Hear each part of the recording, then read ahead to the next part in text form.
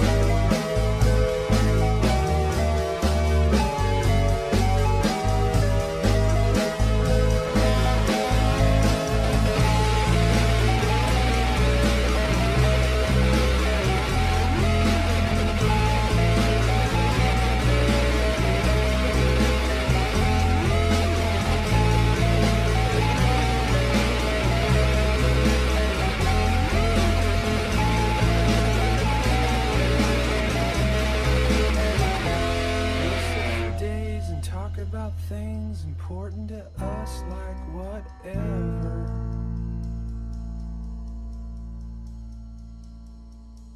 We'll defuse bombs, walk marathons, and take on whatever together.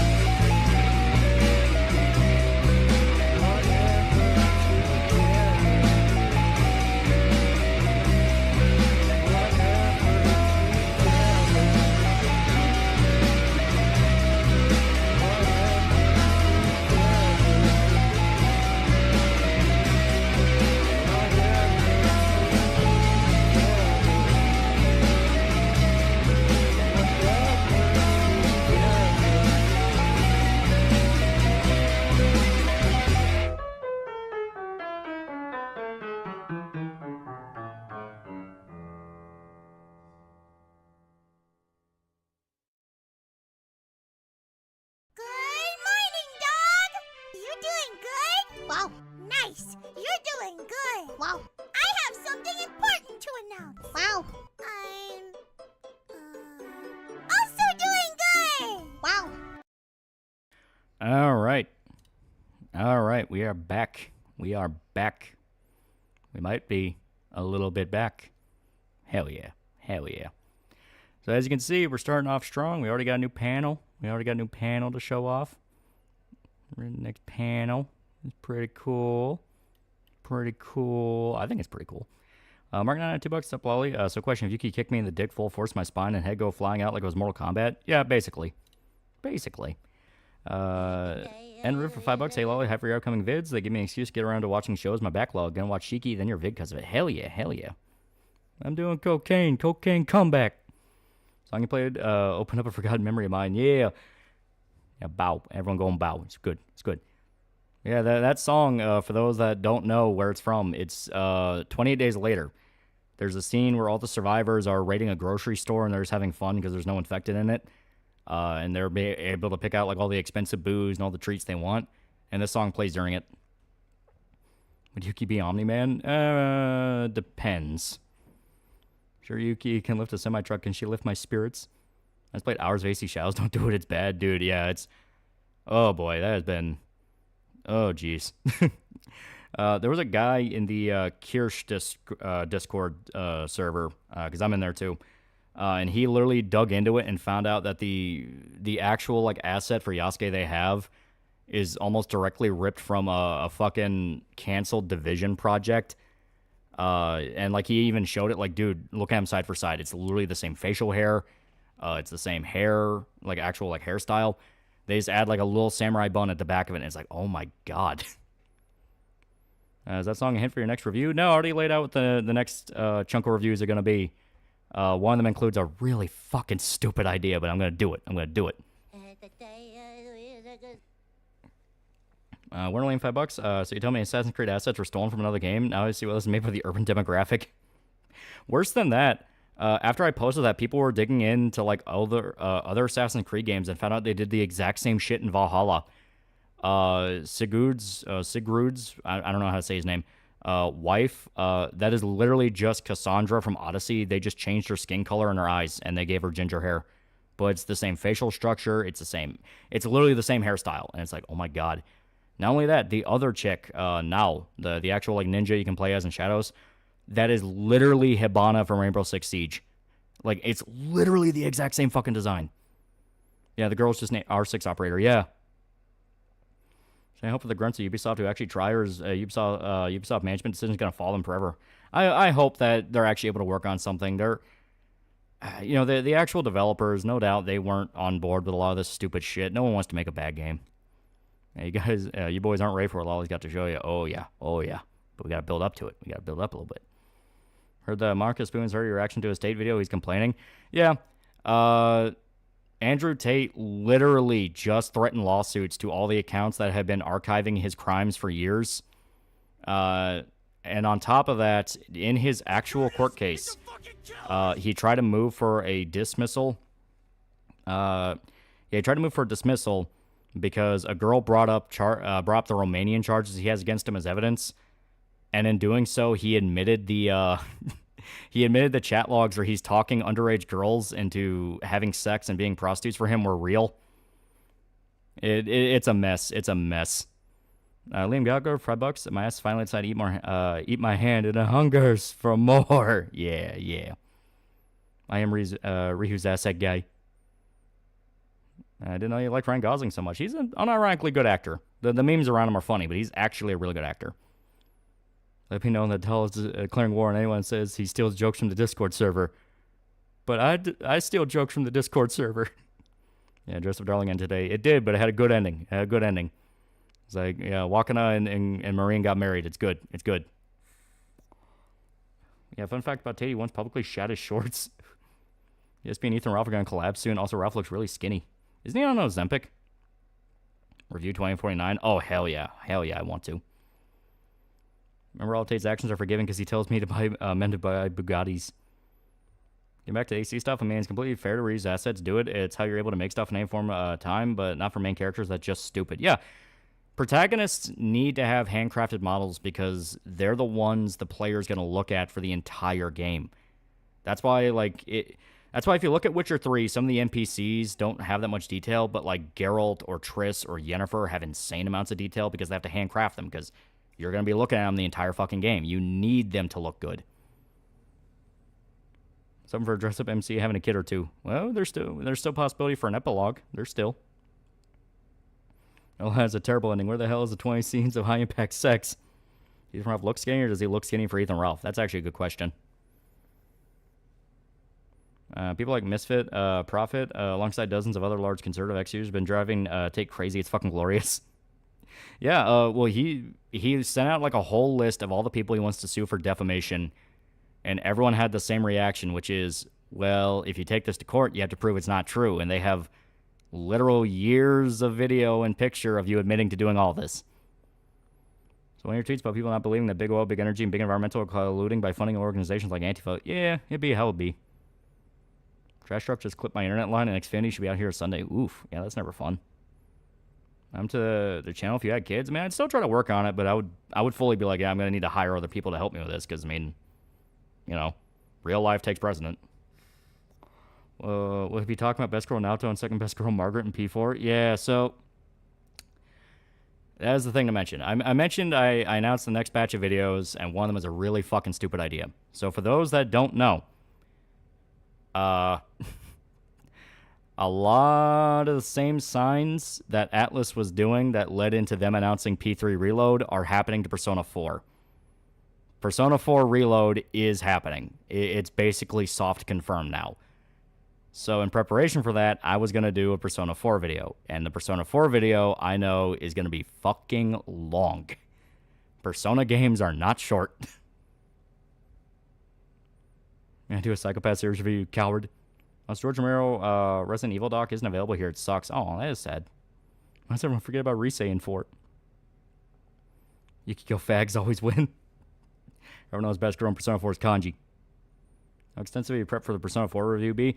While I'm working on other videos, I'm going to need to start recording footage for it, because a typical playthrough of Persona 4 is like 90 hours. NC Shells peaked at 41k, now at 33k, definitely 1 million players. Dibbers, $5. You're not allowed to retire until I get my Duke Nukem video. Best girl is Marie.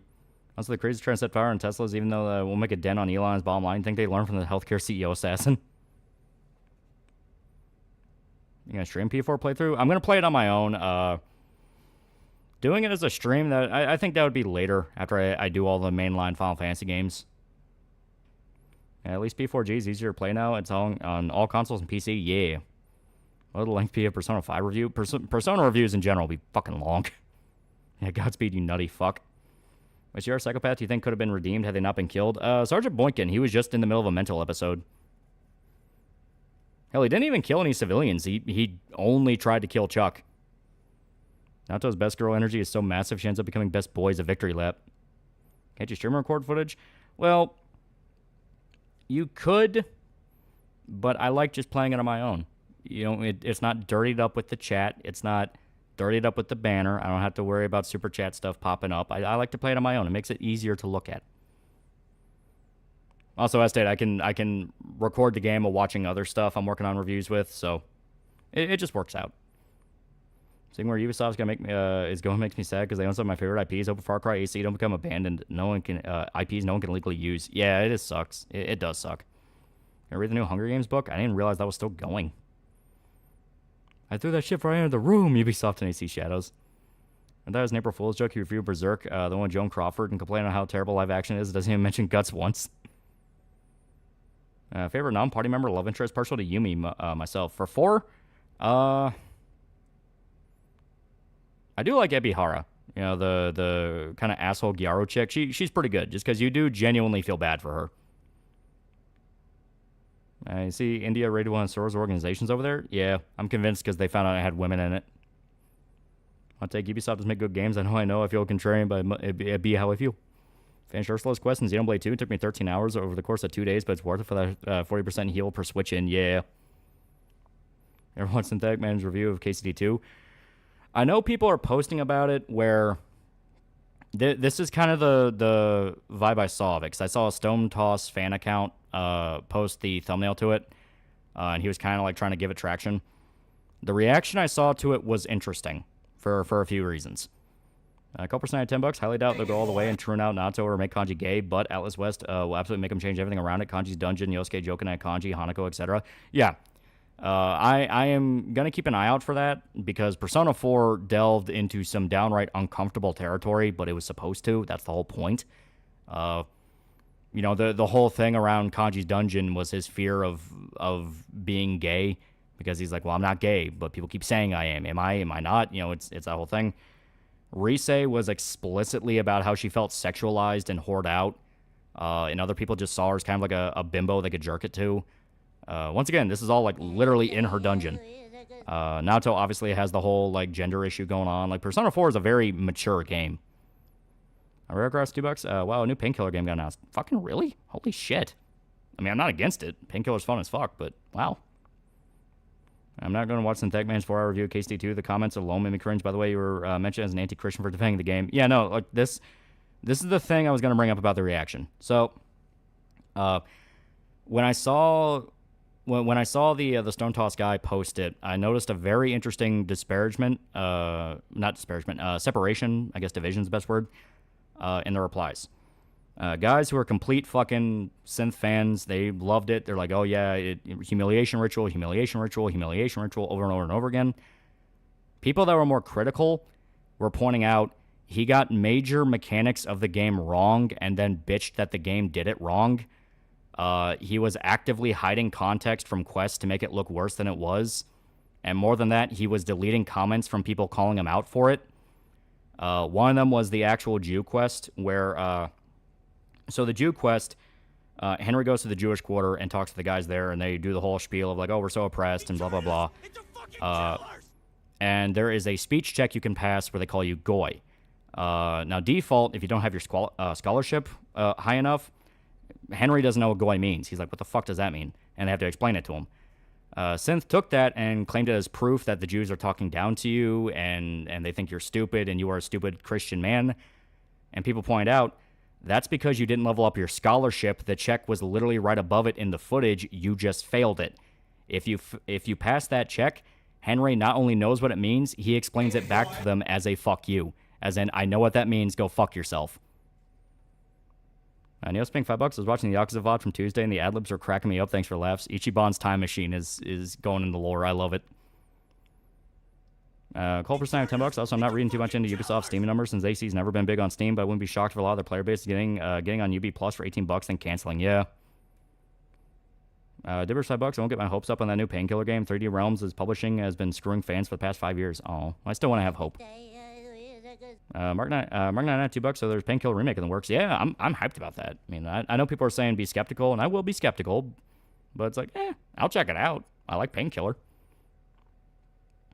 It's finished season 2 of Righteous Gemstones. Pretty good, even better than the first one. Yeah, it's a good show. It's great.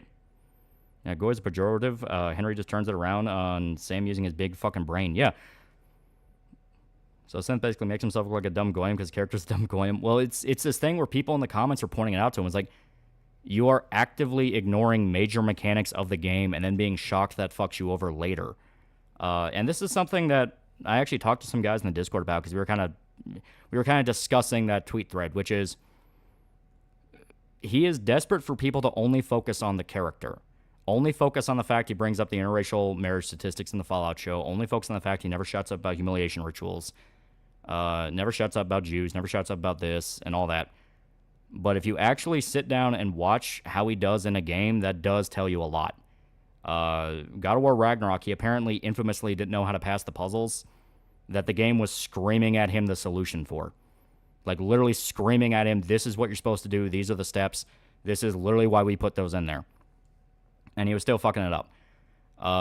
Elden Ring, famously, when he shit on Elden Ring's DLC, Shadow of the Erd Tree, it's because he got his ass kicked by it. And then after he got his ass kicked by it, he started screaming that it was woke and gay and betrayed the lore and all that.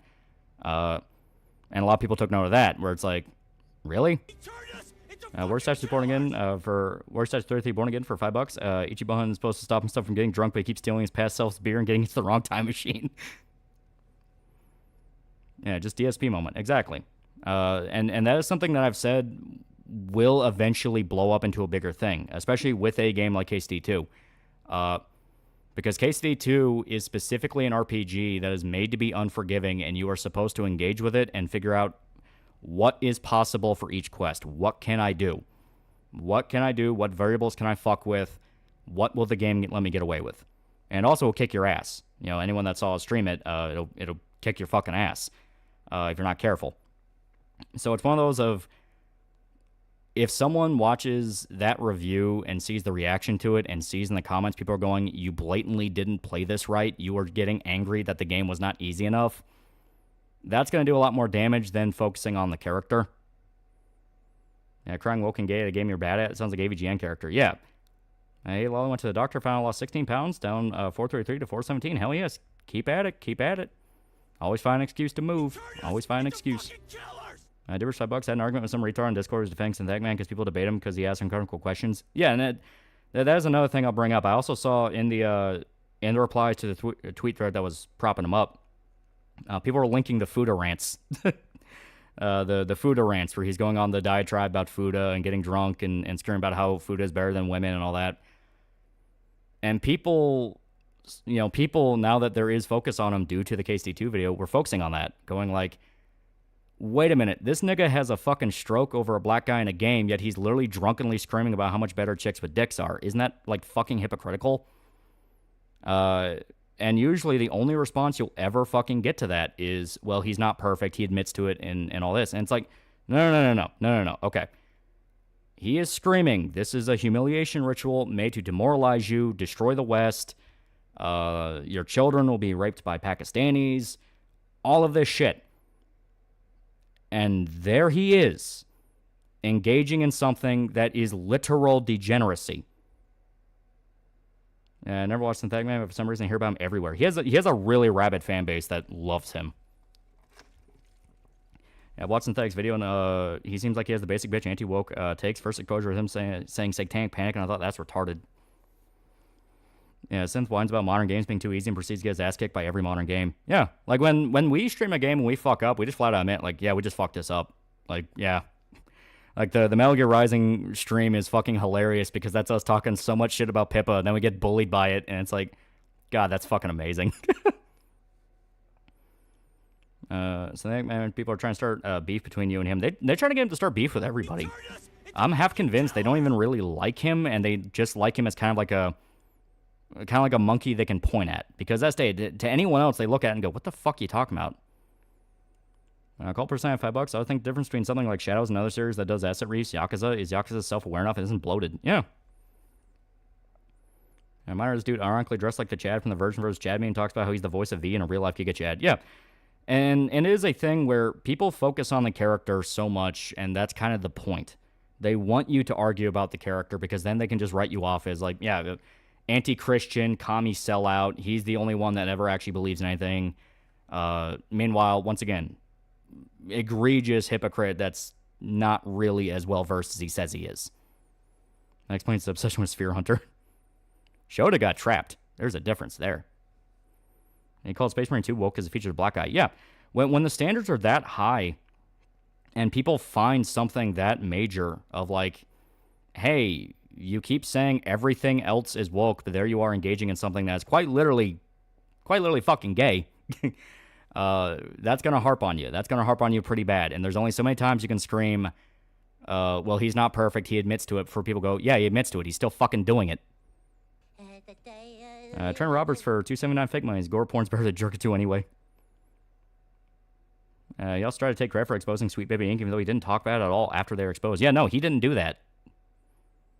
Yeah, Synthetic Man thinks Brendan Herrera and Wendigoons control opposition. I wish I was joking. Well, it's like that is one of those things of you genuinely have to ask, dude, do you really think they give a fuck?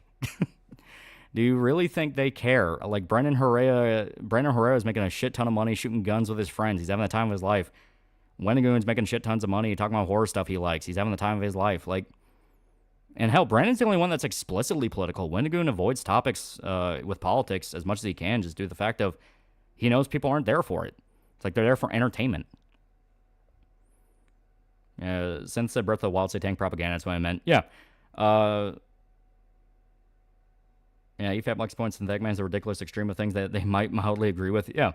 Well, like I said, they had the issue of they played into the character. They played into the character and going like, oh, wow, black person equal woke, when the whole point is it's more just pointing out, dude, you don't have no idea what the fuck you're talking about. Like, You know, pointing out that he could barely do the puzzles is way better because at that point it's like, so you're salty, you sucked at the game.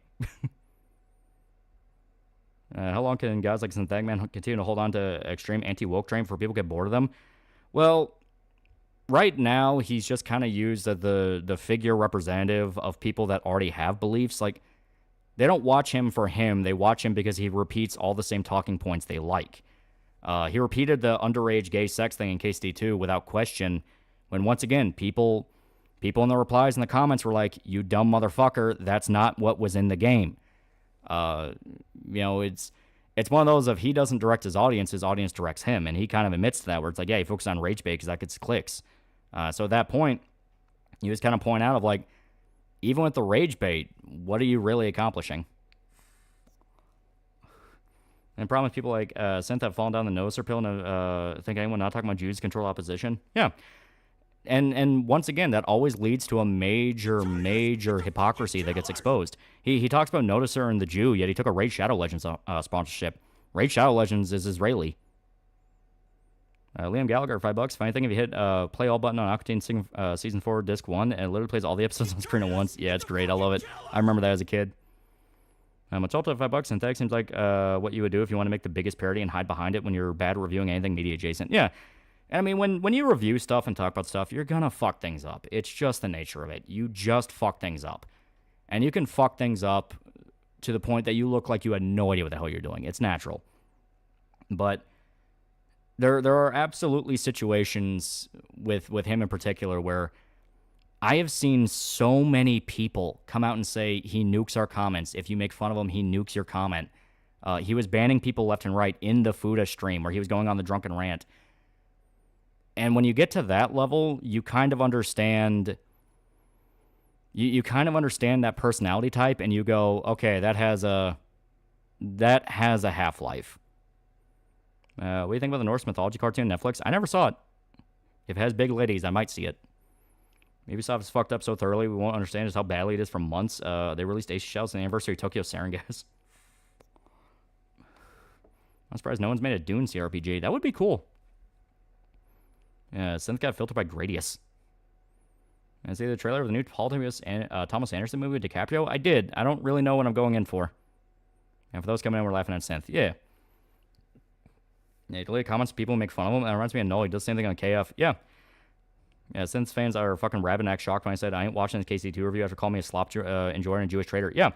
Shit like that builds up that kind of spite people have that makes them want to dig further and go, well, who the fuck are you to start saying this shit? And once again, more and more people are stumbling into the Fuda thing. They're stumbling into the fact he's bad at games. He nukes comments. So it's this thing of how long realistically are those tactics going to work before there's just the big blowout fuck up that he cannot walk back from. To be sincere, I think you fuck up the dates of UMVC3 and Dead Rising 2. Dead Rising 2 is first. Yeah, shit like that. You know? Small stuff that you let slip by the wayside because you're not thinking about it, you know? Yeah, the retard in Discord was calling me a faggot Jew lover for calling Synthetic Man a retard, no real views. Yeah. And voice crack, clip it. Context, I'm currently working on a wooden cross for a local church. Oh, that's cool. I was a fan of the Fallout show, but when Synth reviewed it and went on his tangent about race mixing and criticism, he called the fans shills who thought that was retarded. Yeah, he does that on purpose. He does that specifically so he can just say, well, you didn't listen to my criticisms, you only focused on that. And it's like, that's one of your points. And he's going to have a DM leak of him subbing for Troon Dick. It's inevitable at this point. Yeah. If a guy is full-on anti-degeneracy and you find out they're into stuff like Fuda, there is going to be a leak where they're trying to fuck a tranny. It has happened every fucking time. Like, it's one of those of you just know. You just know. Your personal account starting with your pinky, or is that your artist? That's him. He's Italian. I thought it was cool. So I Persona 4 first. It's my favorite. I love Persona 4. And that's why I bring up Sphere Hunter. Yeah. Wait, I'm cutting a fucking Jews here. God, I love that video. You don't get to retire until you do a video on the Remedy Universe, Max Payne Control, and Alan Wake, and I have to do this till you're 90. And come a moment where he likes again, his fanbase considers woke, and they turn on him big time. He got close to it, Baldur's Gate 3. Baldur's Gate 3, he was like, oh yeah, it's full of woke shit, but I like it. But I acknowledge there's woke shit. And Once again, that is one of those things that will come back and burn him. Due to the fact of if the standards are that high that you're not just talking about annoying shit in a game. You're not talking about just hollow corporate pandering and this character's forced in there to fit a criteria and it's stupid. You are saying this shit rots the West and leads to pedophiles raping kids openly in the street. You are saying this is the death of white civilization and will kill us all. It is that extreme. So if you suddenly go back on that and go, well, I acknowledge it's there, it's okay. Nuh-uh. Other people that don't believe in those standards but know you do will hang you with them. Because that does turn into a situation of, well, why the fuck are you allowed to be the exception? If everyone else consumes slop and they're stupid for consuming slop, and everyone else is a dumb consumer shill, why are you allowed to do all the exact same behaviors? I never understood the hatred towards race mixing. What time period do you think Marvel X-Men game should take place? I think it's the 60s or the 80s. I think 80s work best. Yeah, Sephiroth's been defeated. My late brother sends his regards, you son of a bitch. Yeah, remember when words had meaning? Exactly. That's what I've said. That's what I've said over and over again. It's a very good idea to keep this purity spiral from happening, because eventually the purity spiral will kill everyone. Favorite X-Men storyline? I'm not the biggest X-Men fan. I like Wolverine, but X-Men, I like the Chris Claremont stuff. You know, the classics. I think he's actually a woke skull pretending to be some edgy base guy. He acts too much like the anti-woke stereotype. No, it is a thing we won't know until we know. We won't know until we know. I think he's riding a trend right now and he's enjoying it, but eventually the trend will stop. It's found apparently Holocaust deniers are protected by hate speech laws on YouTube, yet when I, quote, said deniers to rebuke him with evidence, get 24 hours no commenting. Going to the movie soon? Make sure you check out Black Bag, super cool spy film. I will. Don't like using the term woke right because it doesn't really make sense, but KC2 fiasco makes me think of the term. Thoughts? Well, people had a term for it before. It was horseshoe theory. Extremes on both ends will just look like the exact same thing. Even Razor said he enjoyed Baldur's Gate 3. Yeah, that's why me and Shota try our best to go like, listen, outrage has a time period where you're allowed to have momentum, but after a point, people just get sick of it. And if you start getting to the point of trying to shame people over it, unless you have a very damn good reason, they're going to just get resentful, they're going to get spiteful, and they're going to look at you like you're the asshole. And by that point, you're painting a target on your back. And what is with food fetishes being in a train? Is how do you go from cock to car parts? Well, it's the same principle. Chick with dick. No one ever acknowledges how he blatantly lies about gameplay and story in every review because they're too busy praising him for naming the Jew. Yeah. Once again, that is a thing I saw with a lot of the replies to the Stone Toss. It was like Stone Tossers or something. He posted a screenshot of the video and said, hey, if you got 4 hours. And people in the replies and the quote tweets were going, hey, he fucking lies about shit. Like, he lies about shit. Everyone swearing he's the most honest guy is fucking lying. He does not actually know what he's talking about. I like how ugly some of the human women are in Baldur's Gate 3. Shit got me lusting after trashy goblins.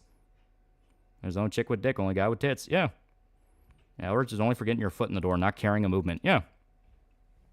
And like I said, the big thing, the big thing isn't even the character. You know, the whole name the Jew and edgy shit. I mean, it's like, who fucking cares? Seth does that all the time and it's funny. ER does it all the time and it's funny. It's the fact of if you are not detailed or at least willing to understand when you fuck up and need to learn from other people, you will set yourself on fire. And with how many times I've seen people go, he nukes comments, he gets angry when people make fun of him, that's one of those of you can already predict the ending. You can already predict the ending of, all right, there's going to be a case where he just gets every single thing wrong. His fan base will try to sweep for him, but it will be the thing to fuck him over. Like in anything with a dick on because it makes you gay. Yeah. Yeah, Baldur's Gate 3 is good women. Shadowheart and Karlach are really popular. I like Karlach. She's great. No one likes being friends with a guy who's always angry and nothing fun with that anger besides screaming about how bad something is. That's basic communication. Yeah. What do you hate most about YouTube right now? For me, it's the comment moderation bot. It makes the comments unusable because it's basically a blind man with anger issues and a shotgun. Yeah, comments are pretty bad. I hate the AI video trend.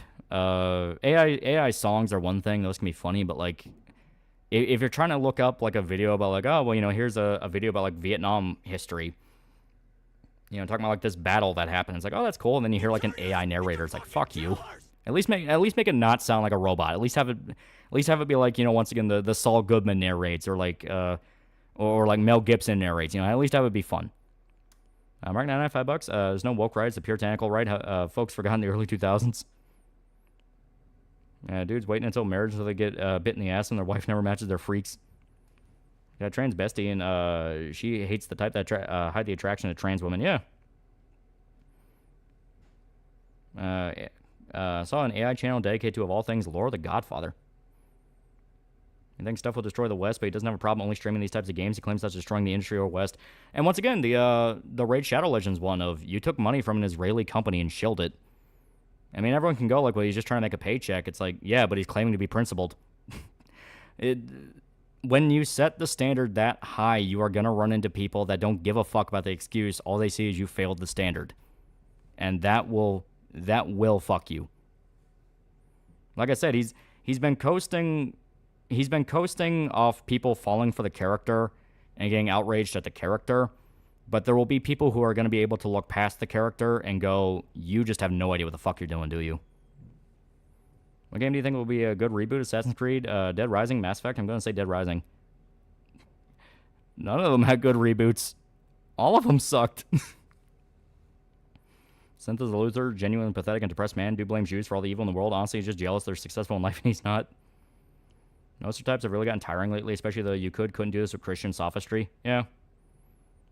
Hell, people were pointing out, in Case D2, you can get a buff if you pray at a shrine, and it's like a Christian prayer.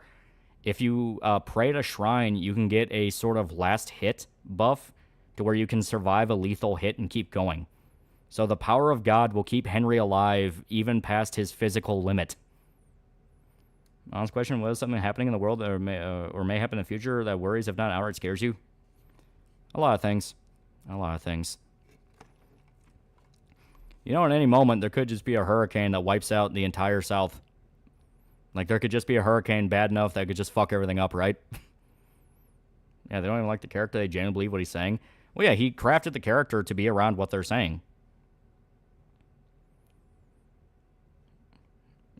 People are praising American Krogan in the comments. Yeah, he's another one where it's like missing large chunks of context because all you see is what it represents and what it symbolizes. And then you end up outing yourself as not having any idea of what you're even talking about. Zim Despot, $5. Well, guys, my Japan saga is almost at an end. I fly home Sunday. It's been a blast. Might come back someday. Hell yeah, hell yeah. It's going to be a topic in your next video. Megasex LR. Megasex LR. Because chicks dig giant robots. And I dig chicks that dig giant robots. Much revealed, Synth is an Israeli plant that's trying to make Christianity look as lame as humanly possible. Yeah, American Krogan's a genuine white nationalist. Yeah. He's one of those, I've talked about it before. There is a growing issue of people that don't see media as media. They see it as slop. And if it's going to be slop, at the very least, they're going to warp it to serve their political end. Yeah, they saved the astronauts. Not only did they save the astronauts, a pot of dolphins swam around them. They welcomed them home. It was really cute. Hair across for $2. Reminder, American Krogan did not play Mass Effect. Yeah. Like I said, they don't see media as media. They see it as tools for politics. If you actually care about media, you just care about child slop. You know, it's crap made for kids. You know, it's like, why are you even getting involved with that? And if people see that, they see you don't give a fuck and you're using this as a tool, you're going to have the same reaction as when the fucking woke people barged in with it, which is, well, you don't care. You don't care about this. Everyone feels it. The thing that forever burns in my mind with him, with Krogan, was when he did the Fallout 4 mod where it made like almost every NPC white to match up with actual race statistics from the 50s. And people pointed out to him very, very loudly and rightfully so, Fallout doesn't literally take place in the 1950s. Muslims are trying to form a caliphate in Texas and no one's stopping them. Yeah, it was nice knowing Texas. Yeah, didn't Krogan waste actual years of his life to remove black people from Fallout? Yeah, I'm talking about it. The Fallout mod. Careful, you live in Kentucky. A hurricane that strong will fuck up your neighborhood with the leftovers. Yeah, no, I'm talking about what I'm worried about. Well, that's like what people spurg about Western politicians kissing the wall in Israel, calling them Jewish shills, but making excuses and pictures of Putin. Yeah. Fallout may look like the 50s, but isn't actually set in the 50s. Yeah. I'm waiting for someone to pirate Bleach Rebirth of Souls. I cannot wait to see the mods people will make for the game. I want to see Rengoku's Milkers even bigger. Hell yeah. You play Fallout London? I was waiting on mods to kind of patch it before, I was waiting on like fan patches before I started it because I heard it was like really buggy on launch. And I just kind of forgot about it. Maybe now if I actually go try to play it, it'll be pretty much put together because I was kind of interested in it. It looked cool. Imagine Yuki saying that one Freddy line from Elm Street 6. First they tried burning me, then they tried burying me. They even tried holy water. A lot of people, especially so-called white ethnats, are really jumping on shell, especially at stuff that did teach good morals for white guys. Cripes, this is dumb. Well, like I said, they don't view media as media. They don't understand how media is actually made. They don't understand how a lot of movies and TV shows and games are literally just a bunch of nerds coming together going, let's throw all this shit in a fucking pile and see what happens. For big corpo stuff that openly brags about being woke, like Ubisoft or EA or something like that, it's easy to assume what happened there. Producers got involved and they fucked it up. But stuff like the Half-Life one, they were really, like, there was that attempt to push it as like, well, Half-Life 2 was always woke because DEI and shit like that. And people were like, no, that's not what that fucking means. And the excuse was, well, the propaganda was there longer than you realize. And it's like, no. Okay. That is a complete fundamental misunderstanding of how this shit works. Do you think media is literally made in a factory where people can like slowly fuck with the recipe factor by factor until you get what you get? It's like, no. The reason BioWare went woke wasn't they were slowly indoctrinating people with propaganda. It was that over time, the old figures left. The guys that actually built the company and gave it the reputation it had all filtered out. They left after EA bought them. They left after EA was managing them. They left after EA was demanding yearly releases for massive RPGs. And over time, they just got the dumbass college kids that were the cheapest on the market that they could throw into a fucking room and say, just do whatever makes money. And they just let them go wild with that. It was DEI. DEI wasn't a thing when Half-Life 2 was made. Slop was a modern-day rebrand of Sturgeon's Law. Midwits used grand terms to look more critical and intelligent than they really are. Yeah.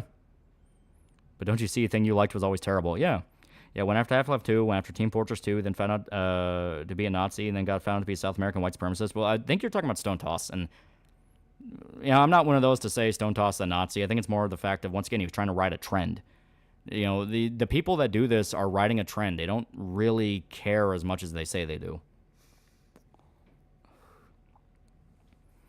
You see the new cringe-ass gay scenes from AC Shells? Those have been funny. Yeah, fringe anti-woke has become literal strawmans that woke pedos have accused people for not liking their garbage. Yeah. To be honest, the Muslims tried to take over Texas over 9/11, and they lost. I like women controlling giant robots. We are not the same. Well, that's in Megas XLR, too. Shitting on Jews, the new fad the kids are doing these days. Be edgy. It's like fidget spinners being goth in 2000s. That's a good question. What is the most woke game you've played? Well, on stream, we played some that were pretty fucking ugh. Like, we played Life is Strange. Night in the Woods was genuinely good, but that was different circumstance than just a quote-unquote woke game. Like, my definition of woke is it's just complete corporate pandering. It doesn't feel real. It doesn't feel natural. They're listing off a checkbox of talking points. That whole thing. Read story for reboot of Dead Rising. What would the story be, and what new psychos and weapons do you put in the game? People have said over and over again they would like to see a prequel in Santa Cabeza, and I heard that, and I thought that sounded kind of cool. So, like, Santa Cabeza, so you'd have, like, kind of South American shit to fuck with. And the ones caused you and Shota to start vaping. Yeah, Jew jokes are, at this point, getting old and predictable. Oh, it's not even jokes. It's just flat out dudes are taking the... They're taking the chance they have to talk about it as much as possible. Never content, but for your sake, just want to tell you to be positive this stream and think of tall women. Well, like I said, it is a positive stream. We are just talking about some assorted goofiness. Dead Rising 3, quick thoughts. Genuinely fun in some places, but it has problems. Is it weird they haven't went against Fallout before since 1? There's been gay people, black people, and poking fun of 50s America? Yeah. Like I said, it is one of those things you can tell they don't care as much as they say they do. Because they start going like, man, fuck X thing in this series here, we should go back to the old ways. Then people point out, well, the old ways had a lot of the same stuff too, just done better. Then they go, well, that's because the propaganda was always there. That's what led to this. And it's like, so wait a minute, you don't actually like it then. You just don't like that it's not your politics. The politics in the new thing is retarded, but you just outed it as you just see it as a political vehicle. And media is not supposed to be a political vehicle. German girl cop is hot as hell in DR3. She's too old. Too old. Yeah, Nomonaga's sister got blacked. All streams could turn to positive streams with enough negativity. Followed series creator's gay himself. Yeah, Tim Kaine. Tim Kaine is, funny enough, despite being gay, he's the guy that came out and said it's not about capitalism, it's about human nature. We were streaming the video 28 days later in white rage. No. Shit like that, you do just kind of ignore. Just have the sense of, it's just trying to be inflammatory with it. Because, I mean, you listen to it and it's like, oh yeah, the reason Frank is dressed up as a police officer because it's police officers reinforcing interracial marriage. And it's like, what the fuck are you talking about? Frank's not even a cop. Frank was a cab driver. He found the uniform. AC Shells died twice because goddamn both protagonists have no character and dead on arrival twice. By the way, I'm learning White Mage to show you how much better I am at 14 than you. Ever seen groper types looking at movies like American Tail and saying the Jewish subversion was in our childhoods all along? Yeah. It is just propaganda. Ironically, what they are accusing of propaganda, they themselves are propagandizing for. The idea of there can never be any sincerity in media. Everything's a mental battle trying to control you. That makes you paranoid. It makes you paranoid. It makes you miserable. It makes you feel betrayed. So at that point, you're easy to kind of condition and point in the right direction. I think my dog is gay, Raider from Fallout 1. Each game open and closes with war. War never changes. Yeah. Hard to find because the definition moves so much, but it's easier to spot something that is woke or gone woke. Well, my definition is always corporate pandering. Like, it is corporate pandering. That is what woke is. You know, it is checking off a checkbox and in your face with it. It's not subtle. The idea of it being subtle right now to me feels like a cope because right now it's kind of been slowly petering out bit by bit. You know, when I say slowly petering out, I mean, like, we're still going to be seeing woke shit for the next, like, fucking 7 years. But, you know, bit by bit, companies are more willing to kind of lean away from it, not be as in your face. And eventually, if it gets to the point if they have to hide it, they're just going to kill it. Because what's the point of spending money on something you have to hide that people don't even like? Zodiac for $5. I don't know if you noticed, but you're at 170k subs. Play Dustborn to celebrate. Hell yeah. Good stuff. Yeah, reviews are saying Snow White live action is unapologetically socialist. Yeah, it's like just complete nonsense talking points people don't care about. It's like, yeah, the corporate Disney movie socialist. Yeah, fuck you. It's like, sure it is. Yeah, Frank Horrigan, yeah. And Fall was never about capitalism as bad as about peace was never in humans' nature. Yeah, people will find any reason to fight each other. You know, it does talk about capitalism. It also talks about communism. It talks about fascism. It talks about, you know, any sort of collective ideology it can because it explores how those ideologies will eventually conflict with each other and cause war. I mean, hell, the whole story in New Vegas was basically capitalism versus Roman-style autocracy. Two completely wildly different fucking systems that are in conflict with each other. Marla, woke shit was first Greenland in 2017, but didn't show up till this decade, so we're probably going to get woke shit till probably beginning of 2030s. That's kind of what I feel. See the British Netflix show, Adolescence? I know that's a literal propaganda show in, like, the actual most literal sense. Because it was adapting a murder case where a black kid stabbed a white girl, and the show changed to be a white kid, and made it about toxic masculinity when the actual story was, once again, it was a black kid that was a refugee that stabbed the girl because he's Muslim. Yeah, even anarchy in Fallout, yeah. The Raiders are anarchy. Side quest in Far Harbor literally has one of the characters say, be honest, for art without honesty is just politics. Yeah. Never forget Synthetic Man saying New Vegas was woke as female NCR troopers. Yeah, shit like that builds up.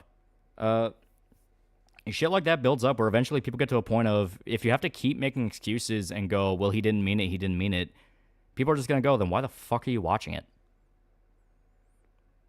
Only taking puffs from his vape, educating chat like a mob boss, smoking a cigar, sensing his lackey to death. Yeah, Caesar's literally fascist. Not saying that, I'm not just saying that, he's literally fascist, yeah. Yeah, Netflix spent $320 million on Electric State, which behind the scenes was treated by execs as a disposable nothing movie, but they don't make enough to keep doing this, but they do it anyway, yeah. Yeah, wokest game ever plays Life is Strange, Dustborn, hold my beer. I remember watching a video essay that said NCR would be a bad choice in New Vegas. His only proof was that January 6th would happen. His only talking point was my January 6th. I agree with him. Because Mr. House runs New Vegas. Are you going to bet against the house? That's never a good idea. Well, let's show you. Blow your minds. Hell yeah, hell yeah. We're almost there. We're almost at the obligatory time frame that I feel is necessary to lead into it. I'm taking smells for $2, but media literacy. Anytime someone have to get upset at live action remakes when they've all been terrible, I'd rather people talk about hidden gems. Yeah. And I put 2 of them out in Mr. House's head. So you want to condemn New Vegas? Okay, I see how it is. I'm Mr. House's top guy. Here you go, Chuds. Gay women angry, huh? Where are they in the Chinese and Middle East release? Oh, we removed the gay women because they don't like gays. Where can I read Sour Pop? It is currently, Indiegogo. As in, we are working on it right now. It's still in production. This is page 49. And page 49, and Magneto is finishing up on page 50. He just has finished inking it. And once it reaches page 72, it'll be done. It'll be finished. It'll be so fucking cool. And it'll be sent out to backers. So if you want to secure your copy, take a look at the description. Take a look at the description. I mean, you're allowed to be wrong. Are you one of those Kaiser fans? Are you? Or are you one of the fucking con retards? Cons are fucking retarded. Yeah, the end. Oh, yeah. In the meantime, Rockefeller in some shit being name dropping our GFK files. Joker $2. See, Panko's got a new game. Hell yeah. Hell yeah. Guilty Pleasure Minds, Tumblr shit, Steven Universe, Has Been Hotel, Life is Strange are all guilty pleasures. And Supreme Cream for $2, he didn't say anything. But he gets a heart. Brotherhood Steel for life. What do you think is a perfect story for a follow game? New Vegas is still probably the top tier for it. You are a complete loner walking into a situation way bigger than you ever thought. I have 10 luck in a golf club. I'm about to turn a vegetable into mashed potatoes. And people that say media has always been political because old World War II propaganda. Yeah.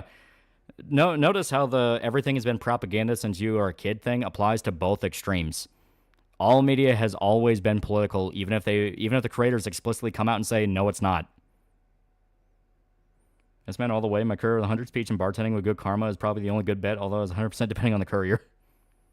I blew up New Vegas. Fuck it. Leave it to the smiling robot guy. That's going to be a topic in the next video. I said it earlier. It's Megas XLR, which if you have not seen that, it's a great show. Bet against the house in a whiskey drinking game and somehow drank more than me.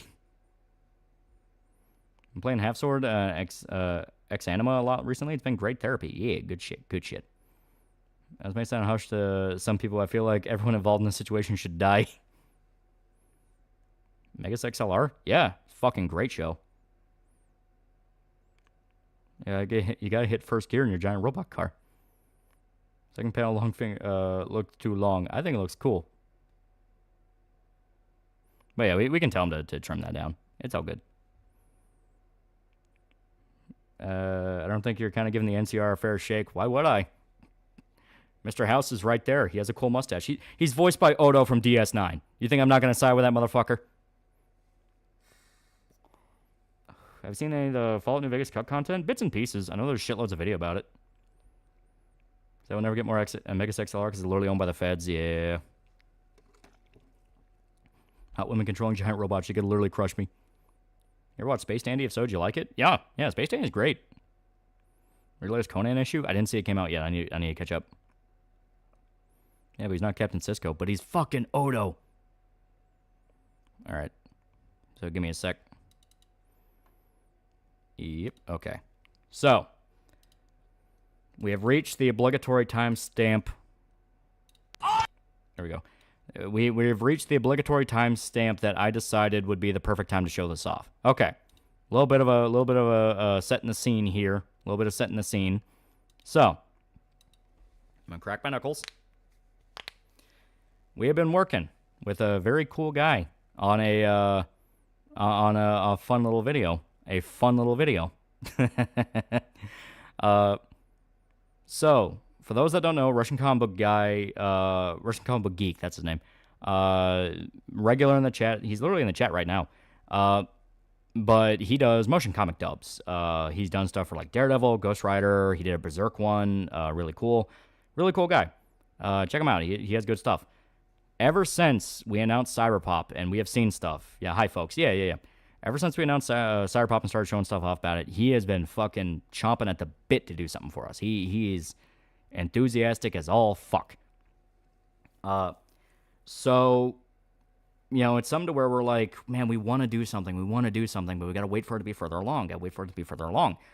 And we finally, you know, got our lettering done, at least for the first chunk of the book, up to page 45. So within that, you know, 45-page thing, I was like, fuck it. We can search for a few pages, search for a few things here and there, give him some stuff to work with to make a promo video, because this will not only go on his channel, I was going to upload it on mine later after he, you know, had enough time to build up with it. And then also we would upload it to the Indiegogo page. That's the idea. So you can kind of see the book in action. Yeah, thanks, fellas. Yeah. So he finally got the promo video done, and this is why I was kind of showing off some stuff. I guess you could say he was rushing. Yeah, there you go. You see Nostalgia Critic review of the Lord of the Rings trilogy? I need to watch that. I know he really likes those movies. But that's why I was showing off some stuff. I showed off the preview video where it was a little side comic made by Sai, just kind of give you a feel of the voice actresses for Rachel and Yuki. I also showed off stream or two. I think it was on Monday. It was on the Monday or last Thursday. It was one or the other. I showed off a little sample of the girl that plays Rachel rehearsing her lines. Just kind of give you a feel of what she was going to do and show that we're working on this, you know, that kind of thing. And now it's finally ready. The promo video is ready. This is not going to be the whole thing. Yeah, Moon's crazy. Frank isn't crazy. He's just sad and angry. Yeah. Yeah, last Thursday. It was last Thursday, yeah. So, now the promo video is out. You can kind of see what it's going for. You can kind of see the dialogue in action. You can kind of see how it's going to play out. You know, things like that. I didn't get to see that. Well, now you get to see the full thing. Explain, rechat, vape, repeat. Yeah. So, the two girls that play Rachel and Yuki, you'll see their name credits at the very end. Really enthusiastic. They fucking loved working on this. Russian Comic Book Geek was showing me the emails he was getting from them, where they're like, "This was fun as hell. If you ever do this again, we want to come back for it." And that made me really happy. Is that I want room service giant mnemonic reference? Yes, it is 100% giant mnemonic reference. Yeah, Abigail and Aaron. Yep. Yeah, my email's in the channel bio. Yeah. So they have been enthusiastic about it, and a thing that I really harped on over and over again is, you know, people in like the stream here, or people that like the channel, if they like it, that's cool. But if there's people that have no idea who the fuck I am stumbling into this and they think it's cool, that is my goal. That is my peak. Not because, you know, I don't want people that like the channel to like the comic, obviously not that. It's the fact of when it's somebody that already knows about the channel, knows who I am, and they're already a fan of who I am doing the YouTube stuff, I get worried about, do you actually like the comic, or do you only like me, and you're saying you like the comic because you like me, you know? That kind of thing. And it's one of those of like, no, I want to get the complete stranger off the street shit. Like, do you think this is cool? Do you think this is dope? Because if they think it's dope at that point, that's not, you know, that is not just this is cool because you have YouTube channel. It is, this is cool because it is cool. You know, honest criticism is key for real growth. Yeah. Are you saying you don't trust our judgment? I'm happy people like it. I'm really happy all the enthusiasm people have about it, but it's one of those of I like being sure. I like being sure this isn't just something that's a fun gimmick for the channel. It's going to last for a year or two and then people forget about it. Like, knowing this is something that has legs. This is something people unironically like. I got my fucking brother to buy shit for the comic, and he doesn't give a fuck that I do YouTube. He doesn't care. Was projected full release date? Summer this year still. I'm going to be vague about it until we know. All I want is honest opinions rather than brown nosing because of the YouTube channel. Yeah. It has legs unlike Rachel. It ended up being the whole, did you even read I something? Yeah, exactly. I don't want that. I don't want that. I want people to stumble into it and love it, and they don't even know I exist. That kind of thing. I'm just the name on the fucking cover, and they don't really care beyond that point. Great cons like a movie Bob loved as Mongolians. Yeah, do you like me for me or my talent? Exactly. Okay, Lolly, does your mom like it? She was not a fan of the Dockies. she said, like, you made money off it, but we could tell she was not a fan of the Dockies.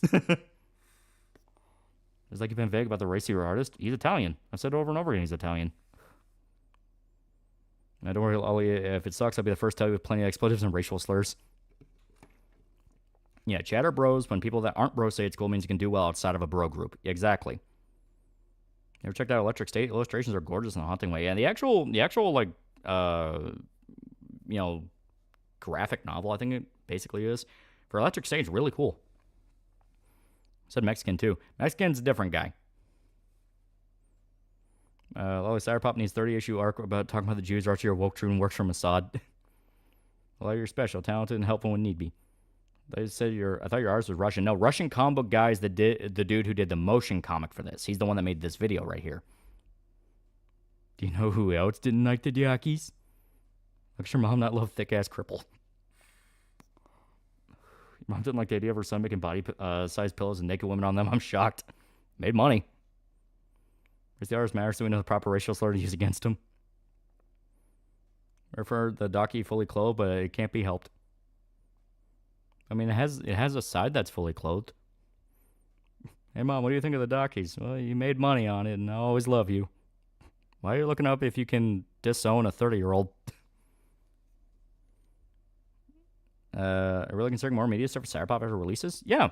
I have a lot of fun working on this. It was to the point where I know I brought my brother. He doesn't really give a fuck. I do YouTube stuff, but my brother majored in English when he was at college. And he's actually not a bad writer at all. It's just one of those he never really had the motivation to do it. Just kind of one of those of I go to college for something. So he picked English, and he actually did really well in his creative writing class, but he just didn't give a fuck about it. So it's one of those I thought if I could like sit down and talk with him, it's like, do you want to help me do more of this? Like, do you want to help me, write more of this out and you can get credit on it, that kind of thing. I think that would be really cool. What does he do now? He works in a fucking warehouse. He's basically just like, I just want to work to pay the bills. I don't really give a fuck.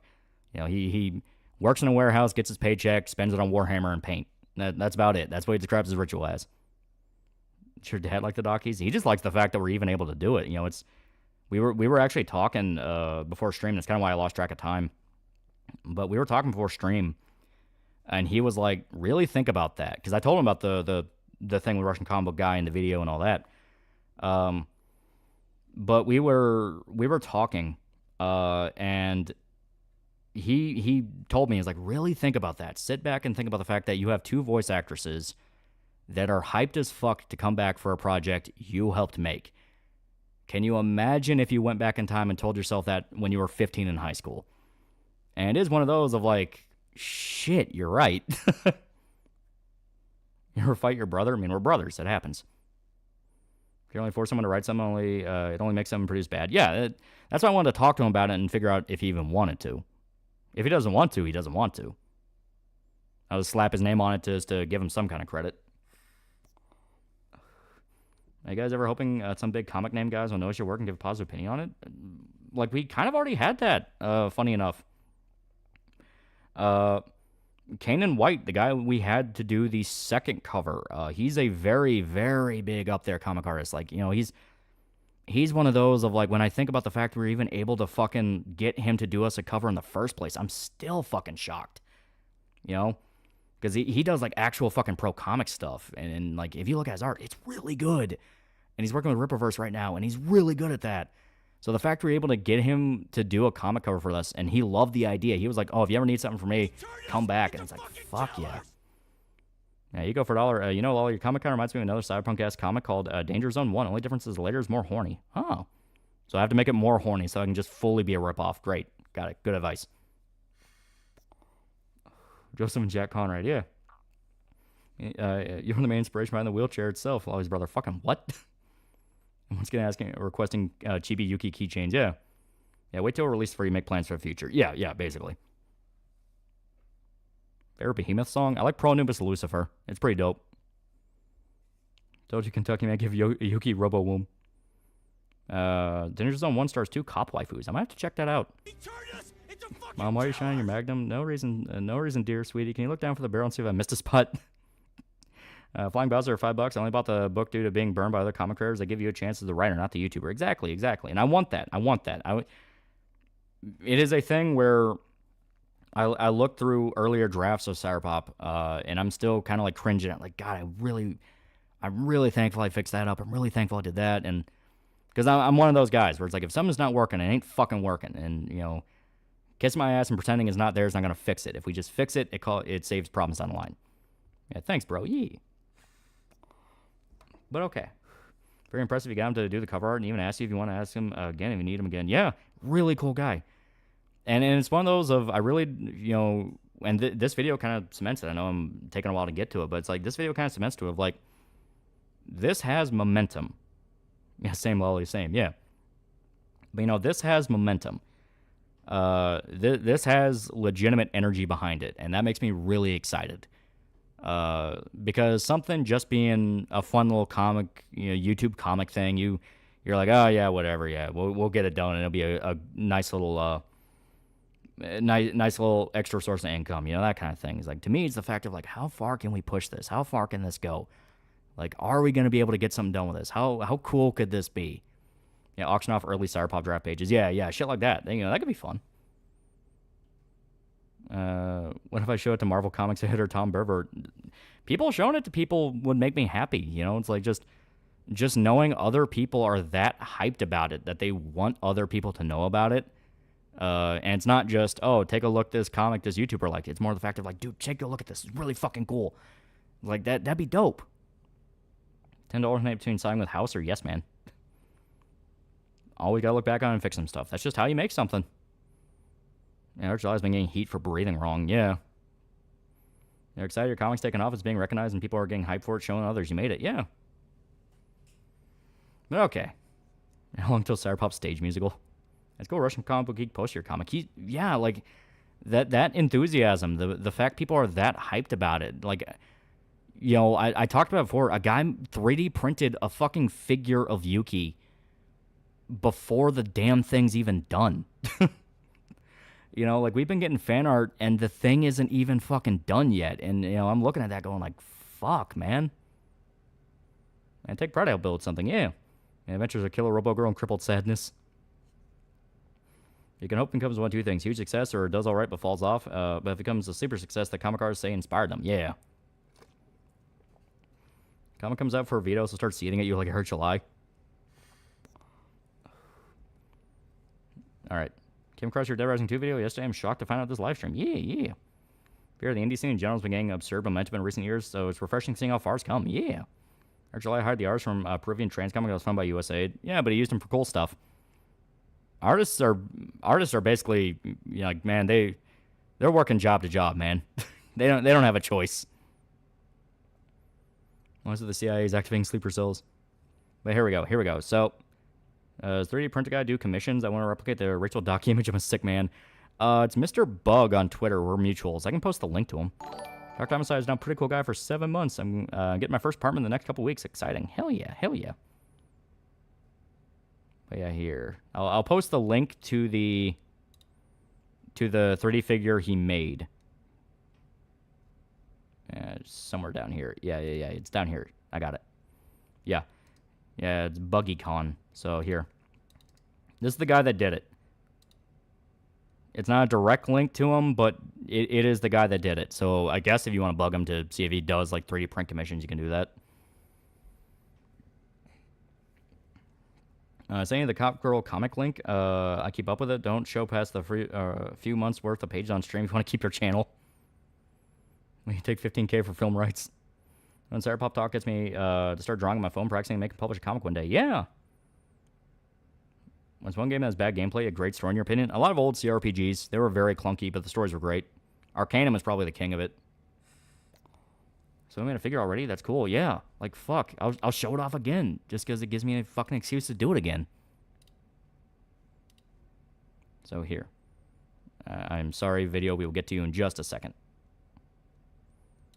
Here we go. But yeah. And here, let me hide this image. Just for now. But yeah.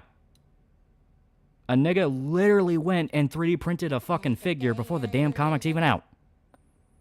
Missy Zetter for $2. Didn't know you had a comic. Next check. I'll buy in. Hell yeah. Hell yeah. Worst nightmares come home to your mother asking why there's artwork of Rachel and Yuki inflated with blueberry by a guy named Andy Dobson. I'll just say what I said last time, which is it made us money. That's sick. Dude, it's so fucking sick. A lot of old CRPGs are clunky. I wouldn't say any of their gameplay's bad. It's just very off, you know. Can you T1000? Oh, yeah. Right now, I'm trying to figure out a good place to post my stories right now. You know any recommendations? I know, what is it? Web Novel is a place you can go? Isn't that where a lot of webcomics or webtoons end up getting adapted? To me, entirely unwise to spend money on a figure before you even see the entirety of something. He didn't spend money on it. He built it. Like, the guy has his own 3D printer, so he 3D printed his own custom figure. Like, we haven't made figures yet. Is it the comic online or like through Amazon, digital only, or physical copies? We're going to do both. We have a whole system we're working on. Be down if someone approached you to work on a Cyberpop game? Dude, it'd be fucking cool. Like, just knowing people care enough to want to do it, it'd be fucking cool. Well, if he doesn't like it after reading it, I'll just impress him with the next one. He's like, oh, you didn't like issue 1? I'll make it better in issue 2. Action Cyberpop adaptation by Netflix win. Hired Dobson Christian to do cover variants. Still have your mom's reaction when you made more money, more than her this year. My mom would say the exact same. Yeah. 35K USD for film rights. Shake $5. Reminder: Andrew Dobson barely lasted a day before he quit the internet game when March started. But yeah, like I said, everything about the project has been going so well. I am legitimately fucking stunned by it. No, for $1. Have you heard the situation when Grum? Someone took the Ember trademark and put it on an NTR game where you play someone who called Mark whose wife cheats. Mark complained and demanded Steam step in and deal with it. They did not. Yeah, it's a whole thing. Read any of the TMNT comics? Not really. I never got super into TMNT. Imagine bomber pinups for both of them. Meals on Wheels for Rachel. Great idol for Yuki. You can even have wheelchairs, the bomb tallies for Rachel. Yeah, I didn't like it. Fine, I'll do better. No joke. That's a great mindset. Yeah. Well, it's like, I fully understand if someone goes, the first issue's too clunky. Because, I mean, I can't stop thinking about that. It's like, God, there's so much shit I want to fix. But that's why you take the second one and you go, well, I'll just fix it there. So when he gets Cyberpop movie rights and makes a bunch of crap movies about the villains instead of Rachel and Yuki for some reason. I think Todd McFarlane knows your comic sometime. I want to know how far this can go. I genuinely want to know, how far can I push this fucking thing? That'll be one of my goals. Then I'll find a comic artist, show them my story and character designs, and hope they have the same reaction as yours. Yeah. By the way, in Dead Rising 2 video, when you said autistic and Sonic, I legit paused and thought this is a Christian reference. But yeah, here. So, I would bring up... It's me or Sony, Kentucky, man. Didn't notice you were streaming since I was playing Stranger Paradise. What I missed? I'm talking about comic stuff. I'm talking about my comic I'm working on. What about a porn adaptation? Fulfill chat shipping. Can't wait for porn parody. Like, I've already told people if they wanted to do like porn shit with a comic, go ahead. I'm not gonna stop you. If anything, it just gets more eyes on it. Hell, one of the guys we got to do the docky, the Rachel docky, the one where she has the big ass, big ass. You know, the big dumpy and the booba. That's a guy who does not safe for work. But it fucking worked. What have you got a deal from Marvel or DC to write a comic for them if it becomes a massive success? I'd have no idea what the fuck I'm doing. Did you write it in a way you could make an arc of multiple volumes? Yeah, that's the idea. Careful when a comic gets too popular, EVS and the Sims are going to start seething about you. Well, I'm not even focusing on them. I'm focusing just 100% on, I just want to see how far I can push this thing. I'm hyped now. I'm excited. You stream anywhere else besides YouTube? Sometimes we'll go on like Twitch or Kick, but it's very rare. Mainly just so we can watch movies. Overwatch 1 2 is unpopular because the porn of its sustained popularity for years. Some people don't even know some characters of the game come from a game and not porn. Interesting what type of fanfiction or dojin will be. The man strip canonically redefine Rachel's whole body type. She's not naturally well defined for being a shut-in paraplegic. Yeah, Because it basically came down to, but it's fun. Okay. Here we go. We're going to start it now. We're going to start now. I've held off on this way too long. But here we go. This is the actual motion comic dub Russian Combo Geek did. So what the hell are you? Like, are you Tweak? I thought you were some kind of weird experimental hitman bot or something. I told you already. I just look like this. But I'm a real person. Yeah, but why do you look like that? Is it for your work? No. You little cunt.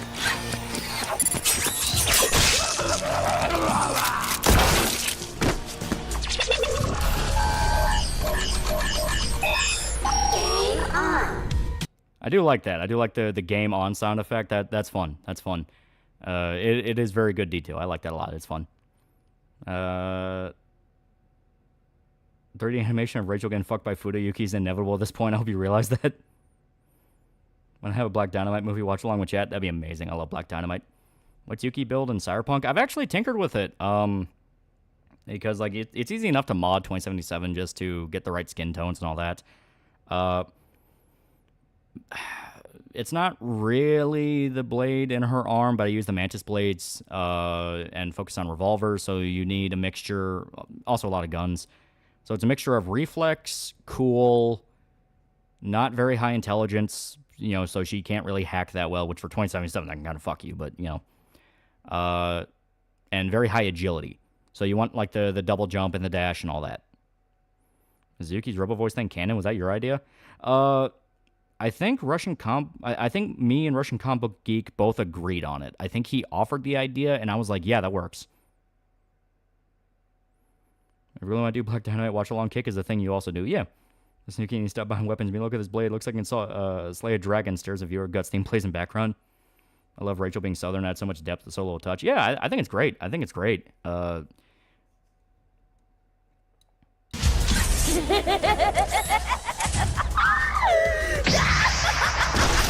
what the fuck? You fucking exploded. Only have 3 bullets left. So you better decide if you want to die quick or slow. Yeah, you said you wanted her to sound like a cyber demon. Yeah. And I think he did very well with it. It's just altered enough to where you can hear it, but it's not like drowning her voice to where you can't hear it. Like the Goon VAs, yeah. That was, I think the Goon VAs are just Russian Combo Geek and his brother. I think that's what he said. That's a great laugh. Yeah, very good laugh. The chick who plays Yuki is very good. Like, she really nailed it. I love that guy says he fucking exploded, yeah. Russian Combo Geek hires the best Goon VAs. Hire goons. Yeah, Yuki's VA is having fun, yeah. Of a comic legend like Todd McFarlane, Jim Lee looks at it and starts reminiscing about the old image days, and you have permission to cry on camera. Dude, I would have no idea what to fucking say. Oh, it's just you? Well, you did well. It sounded like there was multiple guys. I'm the best Goon VA.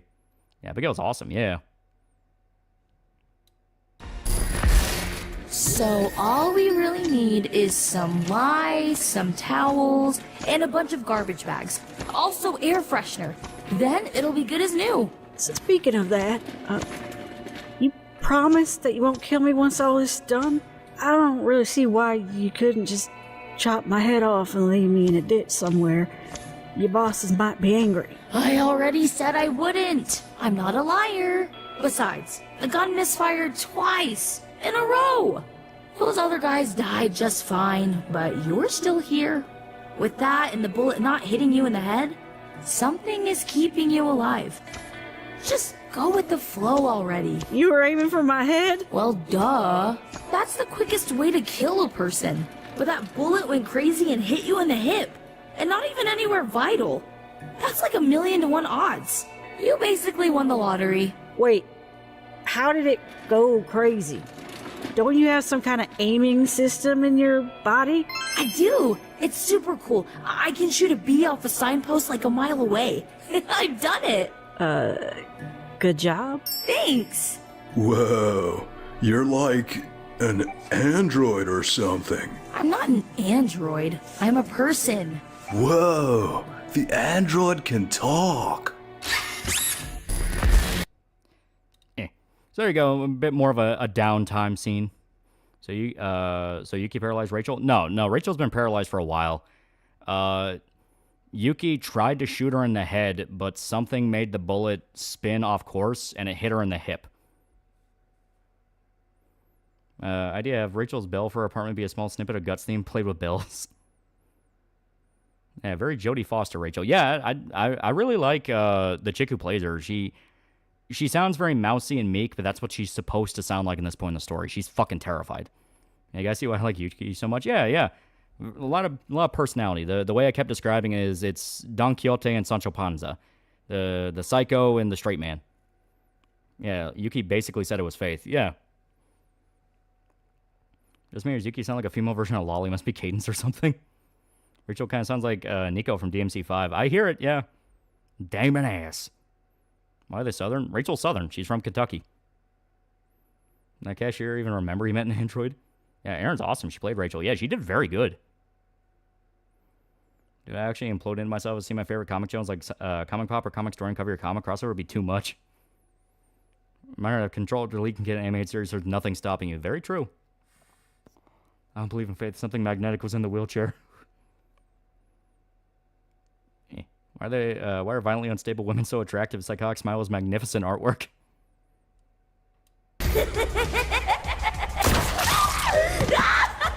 Oh, shit. See, he was smart, but now I have 2 bullets. And that just lowers everybody else's odds. Oh, fuck. You fucking bitch. Someone's been hitting the range. Too bad you went with the 9mm.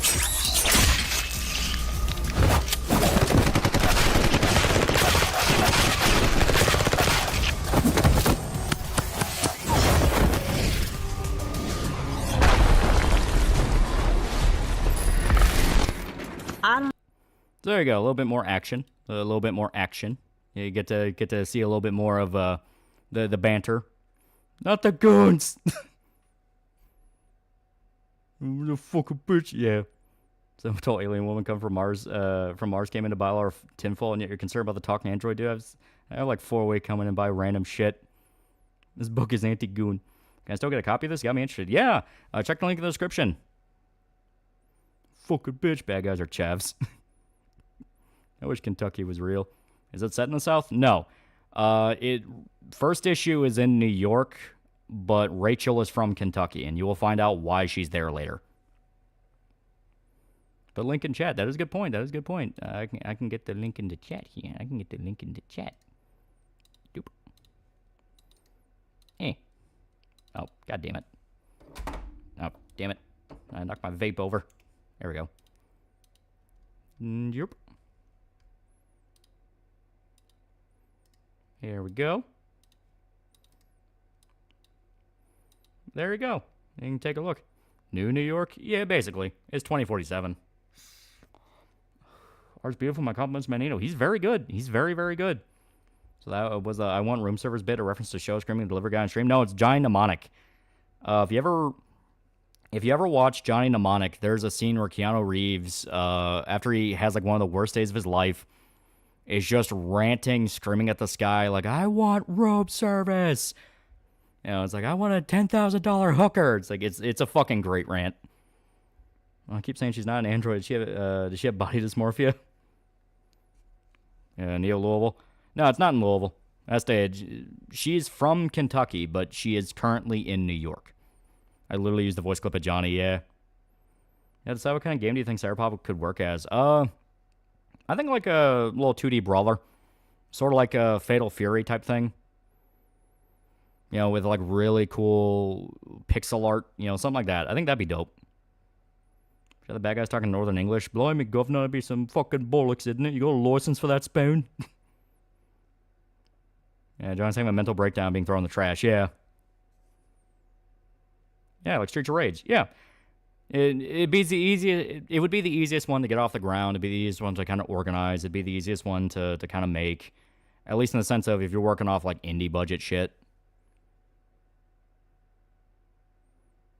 I mean, Final Fight? Well, yeah. Just like Final Fight, Streets of Rage, Double Dragon, that kind of thing. Rachel was Lolly's gender swapped and self-insert. Rachel was Kentucky living in New York. She's the hard enemy territory. You gotta save her, bro. Yeah, Dolph Lundgren plays a Christian fighting man behind demonic rules. Somebody should make a watch list for people of all things that inspired you. That would be cool. Yeah, Slave Zero X Cyberpop edition. Yeah, something like that. Well, it's called GTA mechanic, like GTA 2.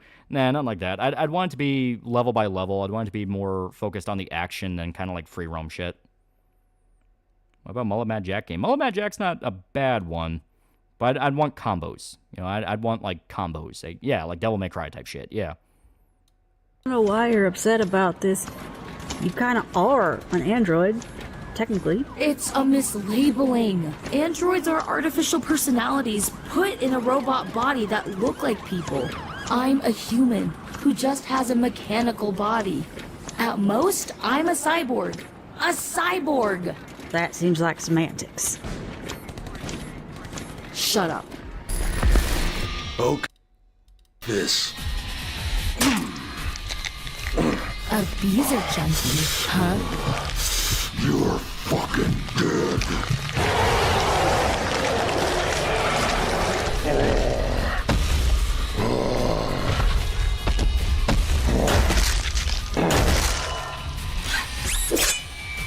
You punched me in the boobs.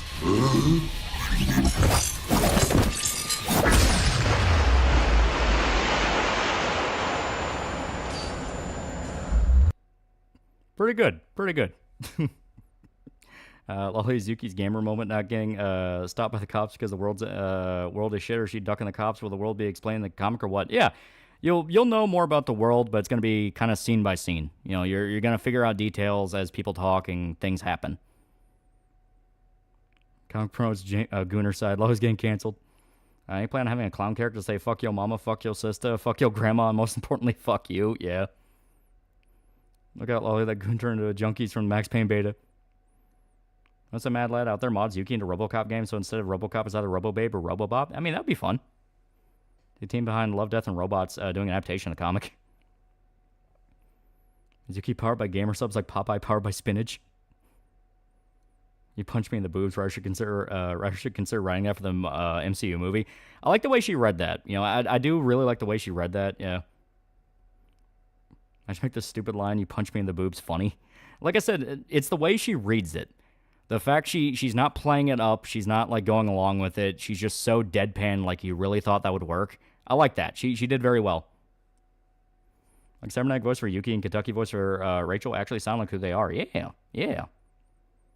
I saw the scene, I realized I got the answer to one of my questions. Are the demons figurative or literal? The answer was both.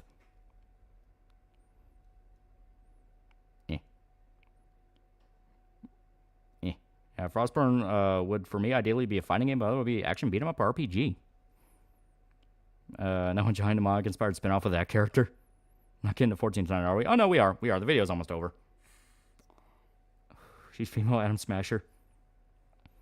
Sounds so disappointing in the attempt. That's good, yeah. Is your booze even made of 95% alcohol, 5% jelly?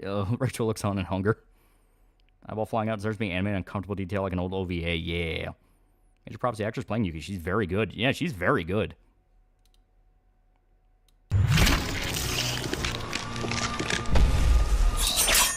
So, who's left? Oh, God.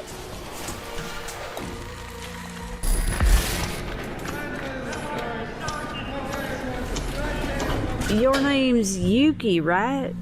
So, you're Japanese? Yep. Born and raised. Cool. You know, you seem kind of familiar. I think I saw you earlier. You mean when I cut the big guy's head off? What? No, earlier the guys were watching a hologram in the hallway, some kind of pop idol. She kind of looked like you. That wasn't me. I love all my fans. You helped me grow so much stronger with all your support. It's been really hard to get here, but that's why I just know what's coming next will be so much fun. Stupid little bitch. Waiting by the school gate, hoping you'll appear. So there you go. You can laugh at me and feel the same way when I heard the French dub of Girls in Panzer. Can relate to hating myself. Yeah, play the credits. I will, but I do want to kind of give people a chance to kind of process what they just saw. Rachel, oh god, pulls off flask and starts chugging. Can your Oshi beat my Oshi? Nice song. Yeah, I'll let the song play out because there's kind of a funny story about it. In fact, it's not Caramel Down Son. We're hearing is a travesty. One of my favorite sequences in the book. Yeah. Manito really liked it. He directly, like, outright commented on when he posted the page. He's like, man, the backstory's really cool. It's like, that's actually really cool to hear. Thank you. I'm a grown man. This is deep. It reminds me of Perfect Blue. I'm curious if you have any references to Cyberpunk. Yeah, on the sticker, the Rachel sticker, that's part of the campaign thing, we have her holding a giant beer can, and it says Pondsmith Brewery on it. That's a direct reference to Mike Pondsmith. And I thought I was going to include that as like a recurring joke of like, that's her favorite brand of beer. That's not me. My outfit was way sluttier. Oh, he ain't my boy with a brother that's heavy. Gave away my position, moved into a Chevy. Yeah. They're good. Team did good. Yeah. That's what we want to hear. That's what we want to hear. I think I know where you're going with the costume comparison. I'm all for it. But here, I'll let it play out. I'll let it play out.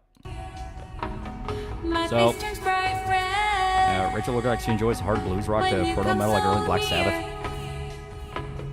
I made you a bento. Those Yuki hater fans, you'll find out a lot about her later.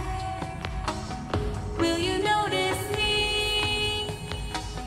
Do you know I'm there? Yuki was son would be shoujo, wasn't she? I'm kind of demand that chat makes fan art. Yuki versus Android 18 or 2B. Speaking of which, Lala, who's best girl in Dragon Ball? Makes my heart go I think I'll go with crazy. Android 18. She's simple. How I want to live. Full version of the songs. Okay, so the song's AI. Russian comic book geek generated an AI J-pop song to kind of go with the end credits. I think it's kind of fitting. It's like it's just kind of a set the mood type thing. So a comically large bottle of booze like the critic. Does that have something to do with the corporate guy trying to create monoculture? As stated, you'll find out everything later. And his tone deaf actually links the character. Uzuki Senpai, she's open notices her. You will find out later. Name's Joseph. That's the pen name, Joseph Conrad. If you don't get the message, if you don't get the reference, that makes me sad. I like the gore in 80s retro style. Hell yeah, that's the point. I hear, Lolly, you wrote this heartfelt pop song. Reminds me, I kept thinking you were saying Magneto. Joseph Conrad, wait a minute, didn't you destroy Dubai? Dagnabet AI done got me again. It's fun AI, though. It's fun. How dare you make me like an AI song? Well, yeah, I mean, it's like, I am perfectly okay with him using an AI song just due to the fact of, since this is specifically promoting a product, like you can't just throw a song onto it like you would for like a YouTube video. You would have to specifically license it for it. So him just making a quick song in like Suno or something like that it sounds fitting enough. That works, especially for the intention he had with it, where it's just closing out this video. And trust me, writing songs are a pain compared to actual writing. I know because one of my characters is a bassist. Yeah, subject matter too, yeah. I walked away from my idol past Rachel. I walked away. Man, fuck you.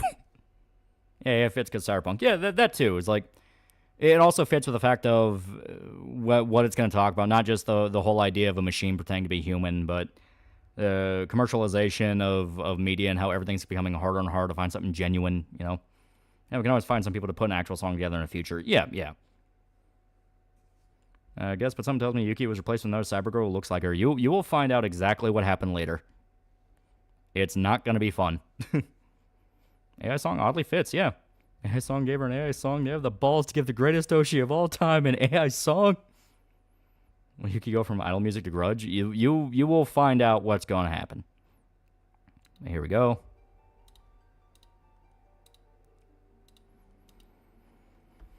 I told you we were going to play it.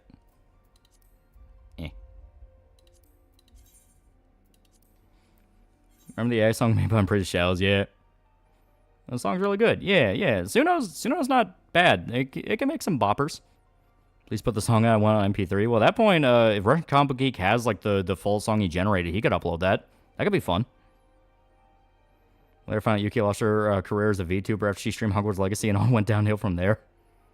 Real question is, Yuki's bento taste good? And you know who made it? Someone who makes Yuki roasting Franklin, yeah. Yuki kept eating, got the beatas, and had body replace the fatty. And I gotta go back to find the genuine stuff. Bringing Tom Clancy executive orders right now. My man literally called 9/11 like 10 years in advance. That's genuine art, yeah. So I make a Cyberpop Theory challenge, make money off that. POV Yoshi P approaches you, wants to do a Final Fantasy 14 crossover or Cyberpunk. Speaking of Suno, we need another AI music jam session. We do. It's been a while since we've done one of those. I sent Yuki about my passwords once this corporation called Niji Sanji. Fuck you mean Megasex is owned by the feds? Yeah, that's gonna be a story to talk about. Now you know about the song Treasure of the Night by Wesley Gray. Yeah, Rachel strikes me as a Steely Dan fan. Listen, Rachel, about my past, there was a corporation called Niji Sanji. We could do a Yuki AI Idol album stream. That could be fun. Yeah, coming up with hypothetical songs for an album. That could be kind of fun. It's not Yuki's fault. She lost her job to sing too many hard R's at a gig in Harlem. Yeah. Yeah. Listen, this came back from the kitchen. Was about Megasex LR being owned by the feds. Long story. Yeah, spoilers. Megasex LR's tax write-off. Yeah. Explicitly. Long song that would be in a movie or anime show or movie has haunting heart to it. Yeah. No, this might sound cringe, but who would want to fight, Yuki or V? How leveled up is V? Endgame V? No. Endgame V is a fucking god. They can wipe the floor with Am Smasher. Yuki voice for super chat donations. I would be flattered if some mad lad out there created a career out of creating theories on what's going on in a world of Cyberpop. I'd be fucking... I wouldn't know how I'd react to it. Chose comic over guitar. You sure you made the right choice? I mean, obviously, yes, but still. I mean, I still tinker with the guitar. I have fun with it. That's why you can't find Megasex LR anywhere outside of piracy. Yeah. Yeah, Megasex LR is written off for taxes, so it can legally never return, sadly. Yeah, Endgame V is Bang Panam. He's a level no one will reach. Joseph Conrad, known for his work such as Hard Darkness, Nostromo, The Rigor of the Narcissist. Wait, no, that's not Rigor. That's... Oh, no. Cyberpunk Titan needs to be on the list, yeah. That's tax write-off where they legally couldn't make money off Megasex LR for over a decade.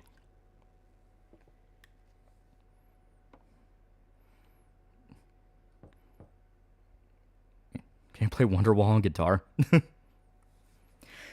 Ugh. Just don't be desperate about getting someone to do a theory vids and Cyberpop into one other Hello Neighbor. Yeah, no. Like, I like that people do the whole thing of they're trying to predict plot beats early, but I say it all the time. It's like, you're gonna know later. You're gonna know later. You will get answers. I can see your magnum opus in the future of this comic, kind of like Togashi Yu Yu Hakusho, where he made Hunter x Hunter. I said we petitioned Trump to restore Megasex LR. You know, he made it if YouTubers make slop videos in Cyberpop. Actually working on an outline for a character action game as well as a story for it, and inspired by Infamous, Undertale, and DMC5 for gameplay. And remember the Cartoon Network Toontown bumpers and Megasex LR? Yeah.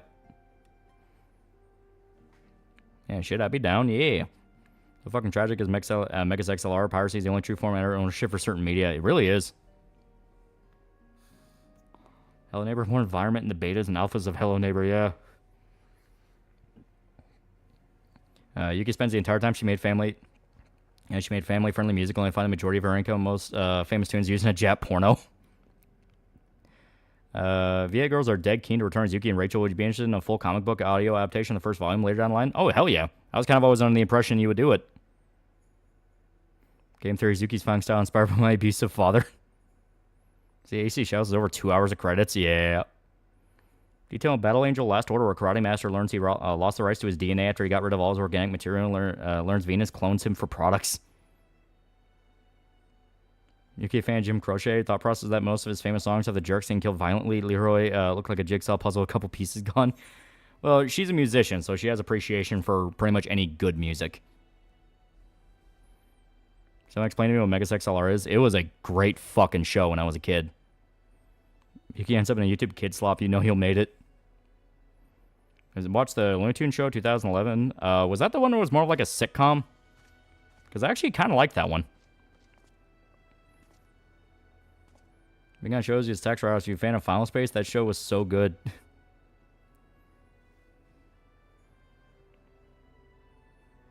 2 hours of credits. How many people worked on that dumpster fire?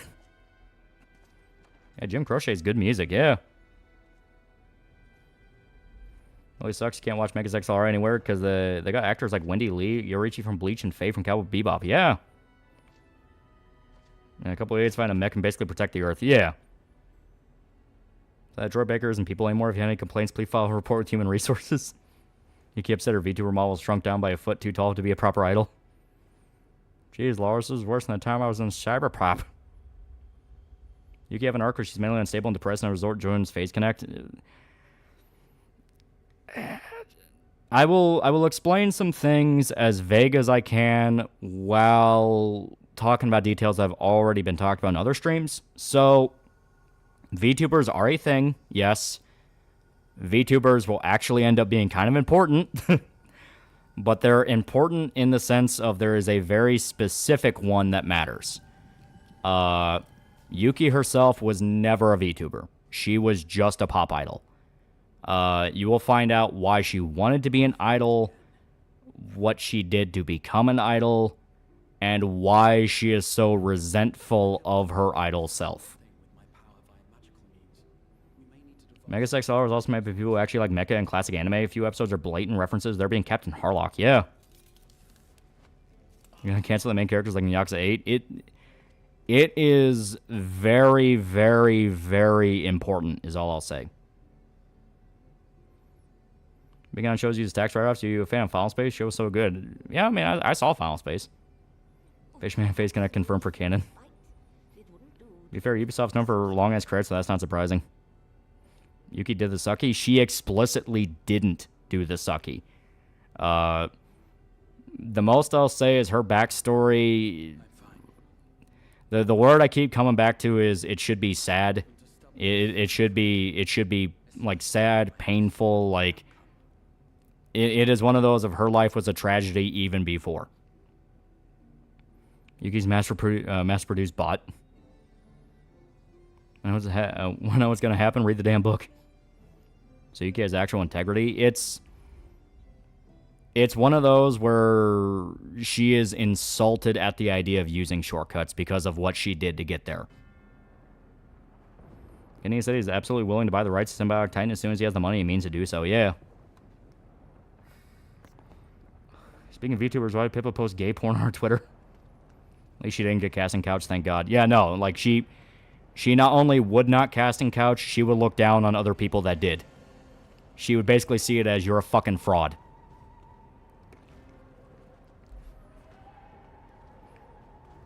She kept getting roofied, however, the Japanese executives kept forgetting which drink they spiked, leaving a young idol confused why executives on the floor spazzing out. This isn't a joke question, it's genuine. Where can I sell hentai comics I no longer want? Maybe Temu? You know, wrong person to get film rights for Cyberpop is 100k too low. And I beat Arendelle. I still have to find the emblems and the flan and the snow sled minigame because I want Ultimate Weapon. Yeah. Yuki is mass-produced in a factory. She was Japanese out and K-pop star. Yeah. With what you just said about tragedies, Yuki danced in dirty bathrooms after each kill. So you're telling me she would hate Kamala. Like, her whole backstory is she did so much to get there that if she sees anyone else do the whole, like, high school politics, I'll kneecap somebody to get myself ahead, she would fucking hate them. Yuki's a more messed up version of Resave from Persona 4. In a way. You can get back shots, make sure you see where the shots are coming from. I think people hate each other, should punch one another, because I feel like that solves a lot more problems than yelling at one another and debating over a topic. Usually works out, yeah. Read God left hand, devil right hand's an older horror manga from the 80s. I need to. I respect her more for that. So Yuki would burn Niji Sanji to the ground. Yeah, basically.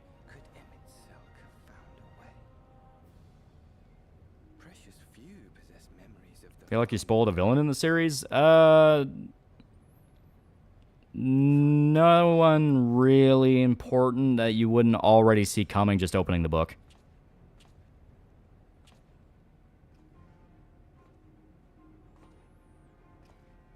So Naoto or Chie? I like Naoto. Naoto best. Open integrity and accountability in my entertainment. How dare you? Make a vague listing for a box of comics online. Hope an unsuspecting mother buys it for her son, because that would be funny. Yuki, Rachel, when I was an idol, it would only get 2%. Then it just became 1% when the boss wanted his second yacht. Well, it's like... without described her hate of shortcuts. Okay, so... The way to explain it is... Way to explain it is her backstory has a very classic tragedy of being an idealistic newbie coming into an industry that she finds out is a lot harder than she realized. And she ends up fucking up a lot of her life trying to make it work. So Yuki would hate the girl that tried to cancel her time-traveling boy Ichiban. Beastio hired mathematicians, scientists, and philosophers in order to craft the best possible female character. Her name is Naoto Shirogane. Weird, the way you pronounce GA is so weird, but I agree with you. GA, best girl. If you took sexual innuendo too seriously, let's go back to my office and lay some carpet. All right, miss, re-copied your entire office. Yuki, I'm too confused to respond. So Starlight from the boys? No, she would fucking hate Starlight. Just the fact that she would even, like, suck dick in the first place. It's like, you're a fucking coward. Your comic and the Discord boys have inspired me to start sketching once more, less not safe for work art. Now, do I draw Rachel and Yuki recreating Sam Hyde's restyle sketch?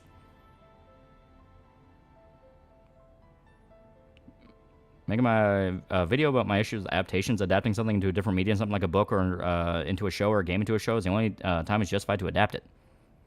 Being a tax write-off in Looney Tunes' widely Coyote movie, Coyote vs. Acme, may actually be released over the recent Looney Tunes movie. Who cares? Megas XLR also did another badass show called Motor City, and Disney killed after one season. Homie can't catch a break. Trump just put a 500% tariff on Pretoria. It's never been more Jover. Come to ask for the alternate version of the voiceover of the characters being done by Face Connect. I'll have my Pippa Rachel. Something tells me Yuki would hate V Shoujo. What exactly she'd do if she didn't pull Starlight? You'll see. You'll see. Just know it's mean. Like, I fully admit, I'm kind of mean. Love that show. Motor City was awesome. Everything about it was just cool. I always watch it growing up. Confirm Guru's main villain.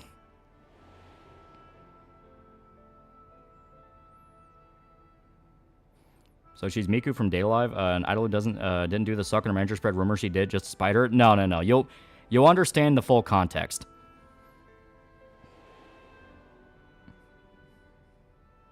How mean we talking? As stated, you kind of see that her life was already fucked before what happened to her even happened. Like, even if it didn't happen, she would never have really been happy.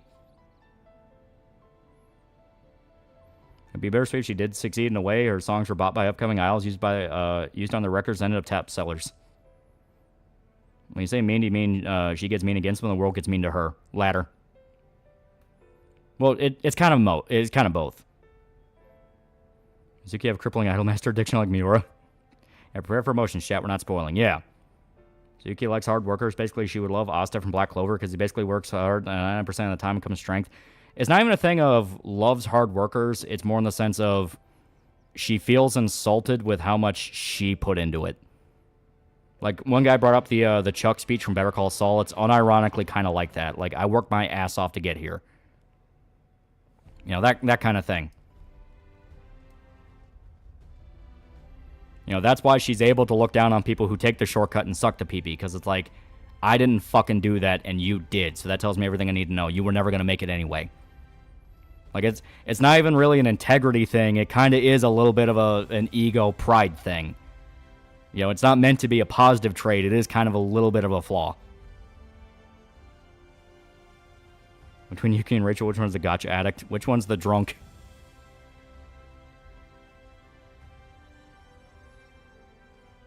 Yuki trumpet guy? Yeah, prideful ego. Yeah.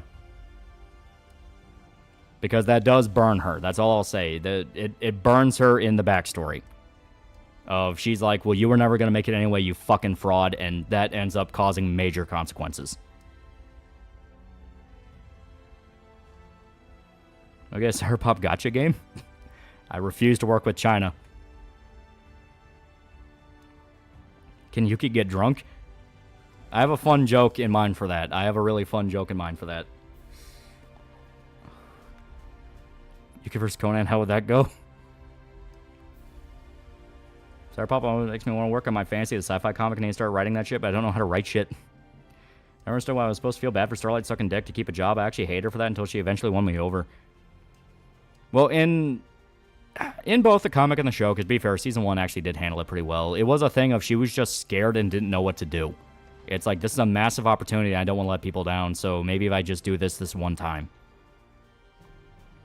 Back when Japan used to be partners with this unhinged fox girl, she was the last straight woman on Earth. Then we have this pink rabbit.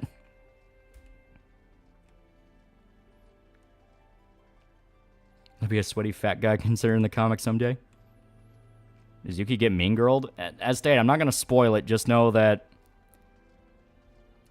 Just know her life was already fucked up even before what happened. Like I said, it's a thing of even if whatever happened, that I have no idea what happened to her there. I mean, I'm still coming up with that, obviously. But no, whatever happened to her, even if it didn't, she would have been miserable.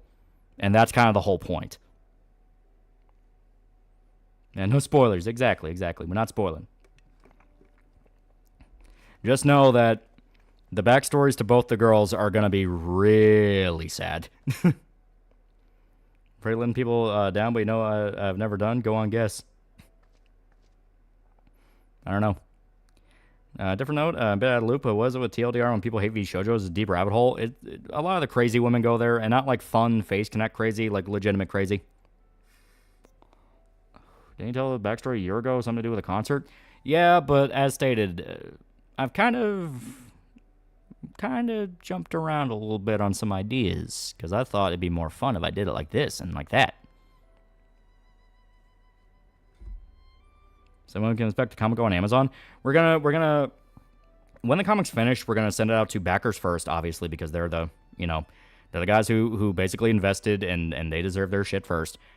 Then later, we are gonna set up a site and set up kind of like an Amazon listing, because I talked with the Black Powder Red Earth guy, and he was giving us advice, giving me advice on how to do stuff like that and how it would help with shipping issues and things like that. So eventually, we're gonna work on that. Yeah, Fruit still under Fee Shoujo banner. Said Rachel is Romero's of the Dead fan. What she think of the Return trilogy? First one's the only good one. You're right, make an outline, use storyboards. They aren't just for showing animation. Some are simply collages. Make character sheets and then start drafts. Yep. Actually, what the fuck was that thing with Starlight about where she killed a guy who had a gun to her in self-defense and she said she felt nothing when she killed him? That must be a show thing. I don't remember that in the comic. So 2026? For Amazon? Probably not that far.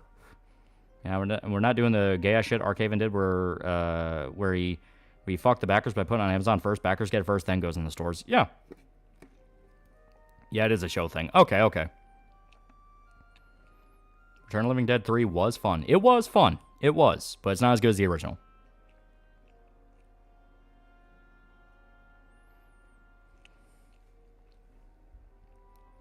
I don't know. Somehow I find most of V Shoujo far more obnoxious than the other VTuber group.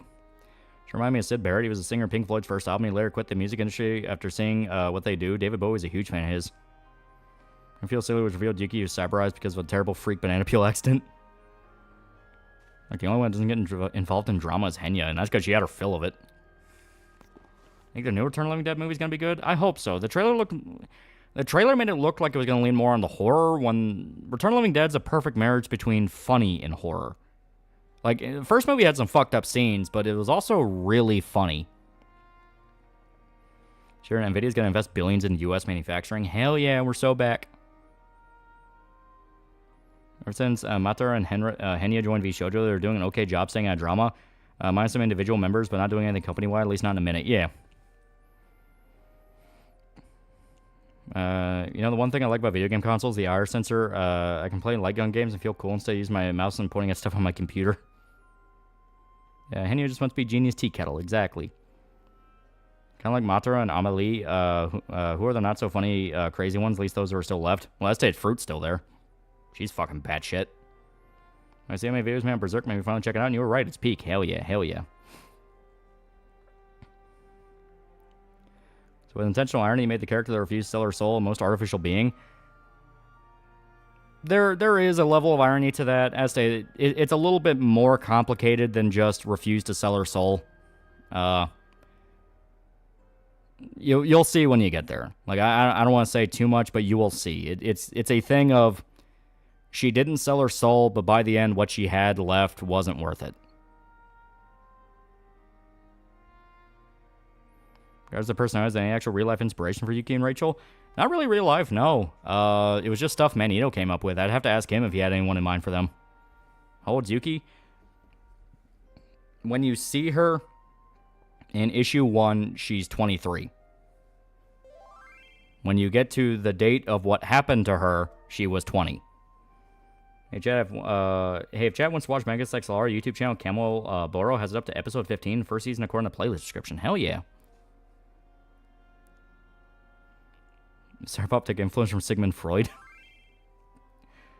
In HD too. Oh, fuck yeah. That case sounds too good for V Shoujo. Speaking of VTubers, hoping Moto wife Shoujo's doing okay. Shando's doing okay. Yeah, what happened to her was fucked. Why do Muslims keep stabbing children? Where you see the Resident Evil doc? George Romero's Resident Evil? It was on Amazon. Visual adaptation is just adapting the same medium, just in live action, like Cowboy Bebop or Avatar, adapting something into an entirely different medium is best. Yeah. What is the Night of the Living Dead series about? Because what I heard about the emotion-feeling zombies in their towns, it just sounds dumb. Maybe I'm missing something. So, the actual Of the Dead films is about the end of mankind, and the rise of the dead is kind of the new master species. It's kind of an I Am Legend type deal. But you're watching it in real time. Night of the Living Dead, it's kicking off. Dawn of the Dead, it's been kicking off for a little bit. Day of the Dead, it has kicked off to the point that there's more zombies than humans. Land of the Dead is humanity is trying to find a way to make it work, but the dead are starting to push more and they're starting to learn. Survival of the Dead is the dead have now officially become human, but not in the sense of they're able to like talk and be human. It's that they have fallen to our exact nature of getting into conflict with each other. And eventually the last of the Dead movie they're going to do, based on the last script Romero wrote before he died, is it's going to be about how humanity is basically fading away. We're down to the last vestiges that wouldn't even be able to repopulate even if they won. And the dead are starting to fight amongst each other. Wasn't Survival of the Dead crap? It's fine. It's aggressively fine. Diary of the Dead's the one that's terrible. Yeah, rip to Shando's mom. Unfortunately, getting into VTubing means you learn more and more about these people and how fucked up some of them are, yeah. Yeah, everything after Land of the Dead was crap. Estate, Survival is okay. See PewDiePie look-alike die in Syria. What specific classic anime-inspired cyberpop? Angel Cop seems like one, same with Genocyber. I can see some Gunsmith Cats, or are there others? So, the exact ones I had in mind when I was pitching it around and talking with Manito about how it should look was Ghost in the Shell, Battle Angel Alita, little bit of Angel Cop, only really for violence, because Angel Cop's not a cyberpunk story. It's actually not. And that was kind of the big ones, you know. Why is Diary of the Dead bad? Watch it. You will see.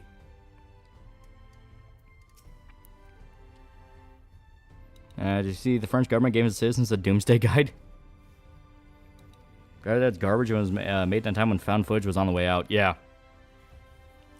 Hell, it was one of the big movies that kind of cemented, yeah, found footage is kind of dying.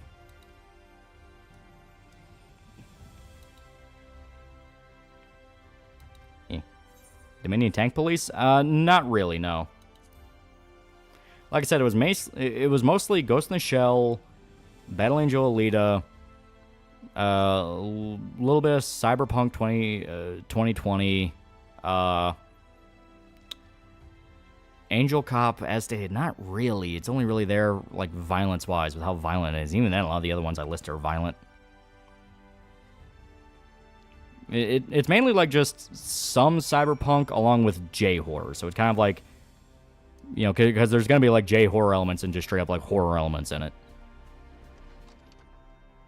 Angel Cop's pretty crazy. That blonde psychic chick gets shot in the head with a laser, lives and grows more muscles. I don't even know that happens. The big example is good adaptation of the world of Cyberpunk, which is a tabletop RPG into open world RPG, and I have no mouth and I must scream as a game adaptation comic. Yeah. You ever play Quake Wars by the same people that made Wolfenstein Enemy Territory? I thought it was dope. I had no idea what I was doing when I was a kid, but I played a lot of it. Yeah, Dominion Tank Police was good. Whenever a girl's called Leona, she's best girl by default. My rumor's true, you look like Quentin Reviews. I'm starting to not. My intermittent fasting is working, bit by bit. Danger Zone 1 inspired by stuff like Dirty Pair and stuff like and stuff the High School of the Dead author made. I become a millionaire because my OnlyFans wife, who I totally loved, died under mysterious circumstances. I would definitely help fund your indie film. Just saying. Hell yeah, hell yeah. Just saying, you know, maybe you just forget to up her prescription sometime. What's your weight down to? I need to check. Soon you'll be free.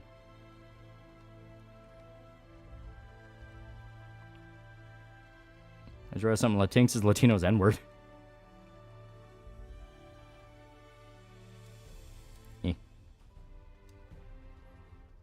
There we go.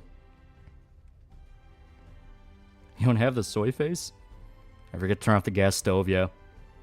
Or again, wait again, I don't know what to do. Cut back on sugars and breads. That's usually the big ones.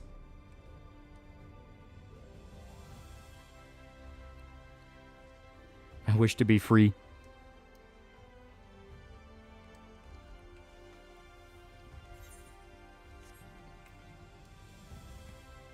Here we go. Eat beef and work out. Run, yeah. Yeah, zero carb wraps are the shit.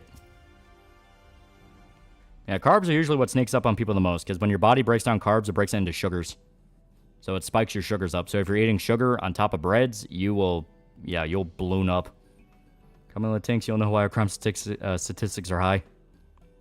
Run until you burn and keep burning. Yeah, cutting soda helps a lot as well. Yeah, I explained kind of my process of how I kind of did it, where you find a brand that you like, you know, of soda, you drink the sugar-free version of it. From there, you kind of adjust to the sugar-free version.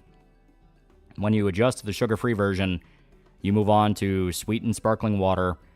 When you do that long enough, you then move to like less and less sweet sparkling water until eventually you're just drinking sparkling water. Cut out sugar and potato chips a few years back and got real fit. Yeah. I should drink a lot of soda, but I'm not going to stop. I stayed. Do the thing I just listed.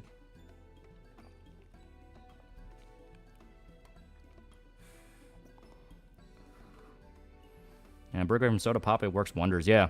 That's why I gave that process of how you do it. Man, use flavoring oil as my water. Yeah. You play Dirty Bomb. It was like a hero shooter version of Enemy Territory. I did not. Sparkling water tastes like rancid piss. How can you enjoy that? That's why you adjust to it. You adjust to it over time. You don't just immediately swap to it. Because, yeah, when you're used to soda and then you drink sparkling water, you're going to go like, that's nasty. But if you adjust to it by slowly leaning into it over a period of time, you're able to get to it. Yeah, carbs with your meals. Eat your food in order. Veggies first, protein, healthy fats, then carbs will lessen sugar spike. Yeah. Weakness is sugar, but I did cut sweets years ago to get my youngest brother to lose weight. Yeah. What was the process again? I'm stupid, Soggy. You know, if you're drinking soda, find a brand you like, and drink the sugar-free version. You adjust to the sugar-free version until all you drink is sugar-free soda. Then you move to sparkling water, like sweetened sparkling water. Not just sparkling water from the get-go. It's specifically the sweet version. From there, you adjust to that, and then you get like a little bit less sweetened, like maybe half sweet, and then adjust to that, and then you work your way down till it's just unsweetened. Yeah, just juice a bunch of oranges. I like vitamin water. The problem with sports drinks is they're chock full of sodium and sugars because they're meant to be an immediate energy spike. And that can kind of fuck you if you're trying to watch your sugars. Yeah, there is a difference between sugar-free and diet. Yeah. I drink soda, but I only get ice cream on special occasion. I can't give it up.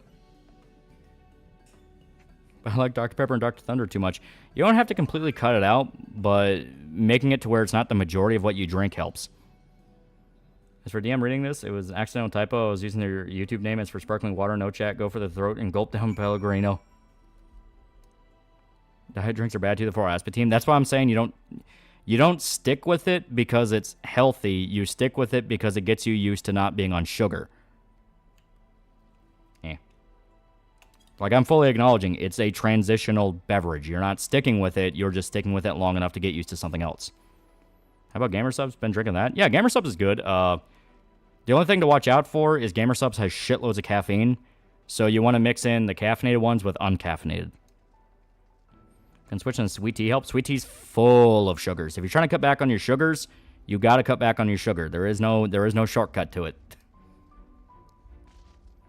And San Pellegrino is great. I have 2 limonadas in the fridge. Thank you, 12 for Persona News. I'll now play Persona 3 Reload, Persona 4 in preparation for P4R. How about Gamer Subs? Use code TALL. I say Gamer Subs does work. I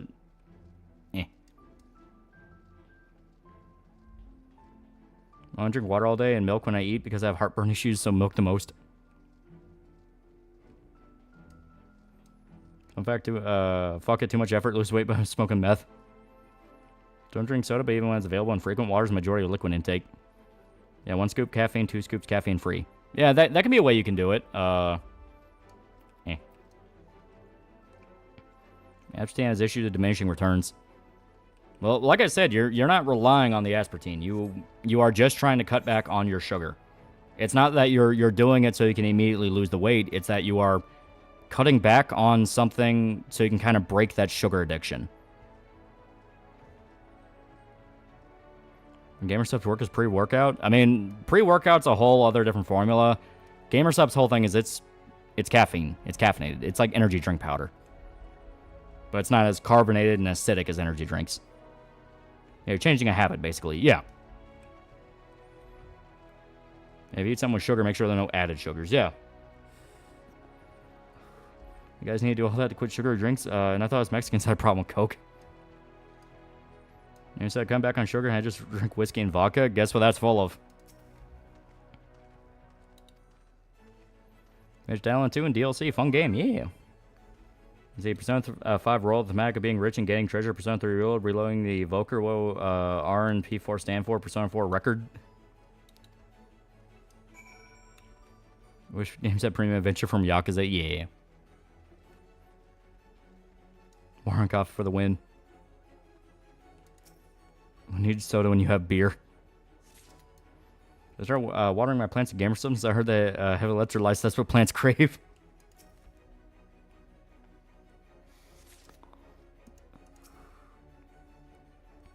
Yeah, whiskey glass is 150 calories. Yeah.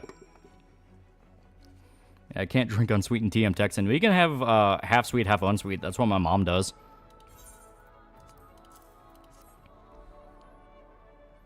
Let's check out Disco Elysium because of you. It's probably one of my favorite games now. Yeah. Keep in mind, sugar from fruit and raw honey is still sugar. Just watch your portions. Yeah. Wish Black Clover a Devil May Cry type game. It would be perfect for Black Clover since later on in the series, characters start fighting demons. Of course, my mom told me when she was having me all she wanted was Grape Crush. This might explain a lot. It's okay to drink green tea and sushi? Well, yeah. Listen to any Italo disco aside from that one meme song? Not too much.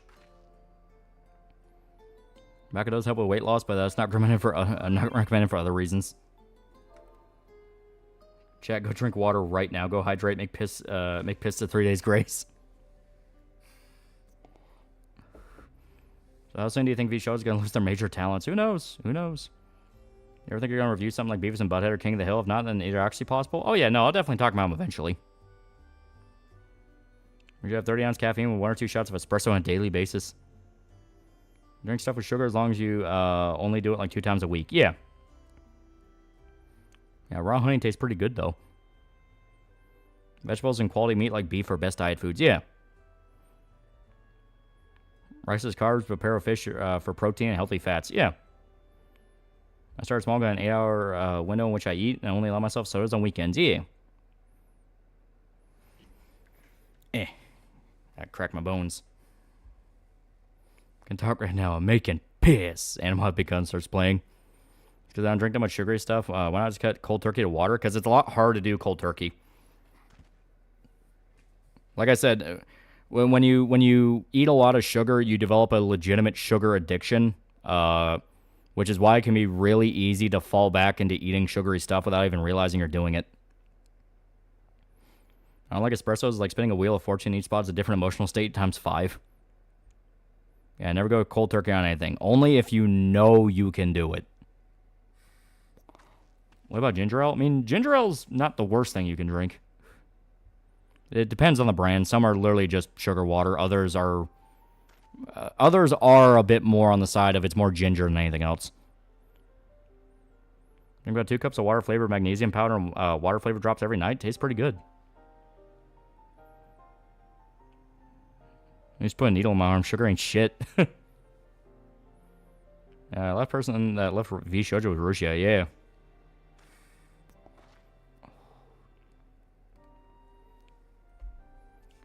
Canada Dry is like 0.5 grams of ginger. Yeah. To be fair, ginger is really strong. Yeah, ginger beer was a better alternative. Yeah. You understand KG of the metric system? Still sorcery to you. I lost 2 kg in a week. I'm an American. That shit hurt my head. I love sparkling ice water, especially coconut flavored ones. Yeah. I drink ginger ale due to its more beneficial effects compared to normal soda. Yeah. I was forced to go cold turkey on caffeine since we weren't allowed to have caffeine during Army basic training. Dark times.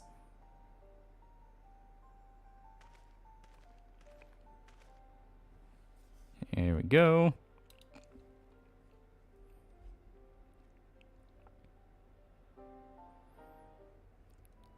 There we go. Metric is for ammo and drugs, nothing else. Amount of people that don't drink proper amount of water is baffling me since I love water. Piss isn't supposed to stink up the whole bathroom, so fucking drink water. One thing that helped my switch from soda to water was I always hated how soda would leave my mouth all phlegmy and dry feeling. Water cleaned that up. Buy 4 packs of steaks from Sam's Club for like 26 bucks and eat that over the course of a week. It's good for like 4 to 8 meals depending on how many I decide to cut in half or eat whole. Yeah. 2.2 times 2 Kellig is 4.4 pounds. Okay. Sure, they just eat asparagus. Let's go cold turkey on soda for 2 weeks. Got one as a reward and fell back into drinking soda regularly. Yeah. It's sneaky. It's sneaky. Please go on schizophrenic rant about V Shoujo lore. I didn't know they had controversy as a Nux Taku thing. Oh yeah, no, there's a shit ton of them that are kind of crazy.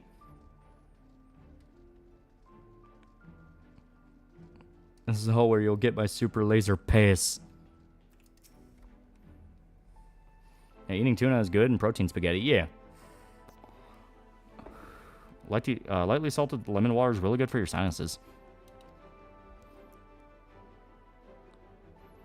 Here's an exercise recommendation: isometrics. Yeah, asparagus didn't do my piss dirty. It's so good and goes with almost anything.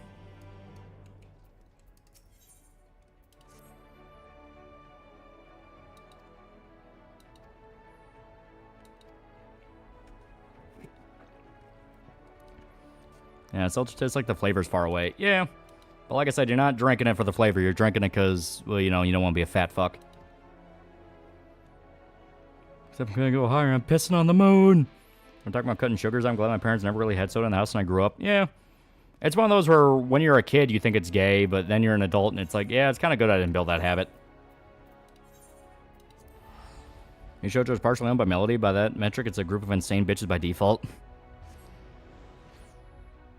It's Friday for me now. It's got to push through work and I can enjoy a family weekend on a resort. Hell yeah, hell yeah. Like crabs or lobster. I haven't really been able to have any that's really good. I mean, we have like seafood places here, but it's like seafood place in the middle of Kentucky. So anything they have is obviously not ideal. I I definitely, if I ever go to like Maine or something like that, I'd love to try the lobster there. Because I mean, I've had red lobster before, and I thought it was good. But it was very spongy. It was very stringy. It felt like this is not what this is supposed to really be. The flavor was excellent. I loved it. You know, lobster and steak mixes so fucking well together. Yeah, let me some good snow crab. Yeah, crab is good. I do like crab. Just as I say, I want like the actual peak of both. I want a legit Maine lobster, and I want a legit snow crab. I know you're fond of me, lobster. Shoujo was partially founded by Gunrun, Lefty White Guy, Iron Mouse, and Melody. Ah. Yeah, food industry, once you get hooked on sugar, catch disease, and have the health industry help you while making bank, yeah. Easy to stop you live by yourself, because you can just choose not to fill your house up with a bunch of sweet shit. Yeah. And also, you only have to shop for one person, so it's actually cheaper to you know, make better, healthier meals. Where it's like, well, you know, I can just get like a combo pack of steak and some potatoes, and I'm set for a week. If we want quick results, we should do like Pam and eat cocaine cookies. For crab, lobster tastes a little aggressive. Scallops are best seafood. Trying to change your diet, cutting carbs, or going full keto will help. Well, going full keto is hard. Cutting carbs is actually pretty easy because it's just don't eat bread. Don't eat bread, cut some potato, all that. Even then, potatoes aren't just carbs. They actually have a lot more in them. They have like vitamin C and things like that. So there is more benefit in potato than just straight up bread.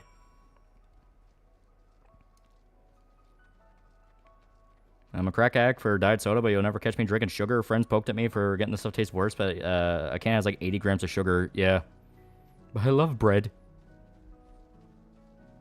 Grocery stores are so filled with garbage. As a man with Irish blood, I cannot go without potato. I'm German, so I'm kind of in the same boat. It's like, yeah, you gotta have your potato somewhere. I hear about Maine lobster. I remember my grandma wanting our family to go from her house in New Hampshire to Maine to get lobster. After a 4-hour drive, all she wanted was a lobster roll. My mom was pissed. Fair to say VShojo, the trashiest VTuber company. Niji Sanji exists, so I wouldn't say that. Yeah, bread makes you fat. Yeah, potatoes are an Irish thing. I mean, they're a Europe thing. Mountain German or Swamp German? I don't really know. Being as someone who did keto for a while, it's very hard and honestly makes working out difficult. Your body does need sugar and carbs, but the key is not eating more than your body's going to burn. Yeah. I'm allergic to shellfish, so I don't know what lobster tastes like. I just get this tingling feeling in my mouth, and I can't really taste any of it besides it being very spongy, soft meat. Oh, okay. Yeah, I'm kind of lucky. I'm not allergic to any foods as far as I'm aware. I mean, I haven't eaten anything that kills me yet, so I can enjoy a lot of different foods. What about rice and peanuts? If I remember right, I think peanuts are just straight up oils, so they can be kind of like actual peanuts themselves can be pretty bad because a lot of time when you get them, they're salted and covered in oil and all that. But other like natural kind of raw. Fuck. I'm trying to remember the actual term for it. If I say raw nut, everyone's just gonna joke about that. But, you know, actual, like, raw peanuts or cashews or anything like that, they're better for you. Honestly, I think raw almonds actually taste, like, the best. You don't have anything getting in the way of it. Yeah, no food allergies, but my yard wants to kill me. Yeah, shelled nut. Yeah. Ever tried shawarma? Yeah. Also, rice is also straight up carbs, but it is better. Because there is a lot more you can do with rice, and rice actually has raw, like, you know, not raw. Rice does have more benefits to it. I know brown rice is far, far better for you than white rice. Personally, I also think brown rice tastes better. It's kind of like an earthier texture. I think tastes better. We're lame, $5. Ultimately, it comes down to calories in, calories out. Yep. It's just about figuring out what causes calories. Tried lobster bisque for the first time, and honestly, it's pretty damn good. Would recommend it. It's actually not true. The opposite is true. Really? Okay. Brown jasmine rice, really good. Albeit different and thicker. Switch ketchup for Asian ketchup, sriracha. Sriracha's pretty good. Like, I just unironically like sriracha. And I don't even like ketchup, so that's not even a difficult switch.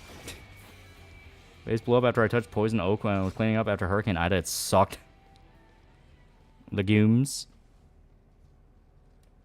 Pistachios? As far as I'm aware, pistachios are pretty good for you. One trashy, that was the dumpster fire Niji Sanji Korean. Who'd you rather be locked in a room with? Every Destiny Orbiter, Shmorky, or Hassan? So just all sex offenders. Great. You know, like ketchup, the fuck's wrong with you? I never liked it. I just never liked it. That's on teriyaki chicken. Teriyaki chicken's pretty fucking good. Carnivore diet made me feel like shit, but it was effective at weight loss. Nigga, don't just stuff your fat fucking gut with whole fucking pizza every day. I mean, that also, yeah, that's also pretty good advice. What about fruit? Is it bad to eat Clementine Day? Yeah, having some fruit's not bad at all. It's if you overindulge on fruit, because some people do that for, like, gimmick diets. People do it for, like, gimmick diets where it's like, oh, you only eat fruit, only drink juice, and then they have sugar spikes, and then they crash, and they feel like shit. Technically, you are losing weight, but you feel like shit. Technically, if you're locked in a room with the sun, you have a chance to take them out. Back in our diet era talk, nice. Who would you rather live with for a week, Boogie or Movie Bob? You know, I'd go with Boogie. At least he brings in money. Tomatoes in general? I like tomatoes. Yesterday, for fucking anime night, Weed Bro made a recipe where he likes taking, you know, the hamburger helpers that you can get from the store and kind of remixing them with his own ingredients and kind of his own recipe. And he had like a Mexican style one that he kind of turned into almost like a Frito stew. And he added in like black beans and tomatoes and things like that. And it was actually really fucking good. Dude's a really good cook. I'm to Sario. It was on the shelf every day at the stores. They've gone for years. Yeah, hamburger helper was pretty good. Yeah. Yeah, butter's actually really good for you. And it just tastes better. What is the perfect burger for you? It's funny when people talk about like the carnivore diet and how they have problems with that, because I'm kind of that. I don't even do it intentionally. I'm just kind of a natural carnivore. I just like eating meat. So usually if I get a burger, it's like burger, cheese, bacon, like barbecue sauce, onion, and that's about it. That's my go-to. Yeah, hamburger helper is actually a nice base for recipes. Yeah. You like mustard? It depends. I like them on Cuban sandwiches. Cuban sandwiches with mustard on them, that's fucking good. Yeah, double bacon barbecue burger is the perfect burger, yeah. Don't you know, homemade ketchup is a whole different beast from store-bought. I fully believe it. Homemade anything just tastes better. No bun? I mean, obviously the bun's there, but, you know. Onions in Spanish, my favorite. Ever tried brisket? That sounds really good.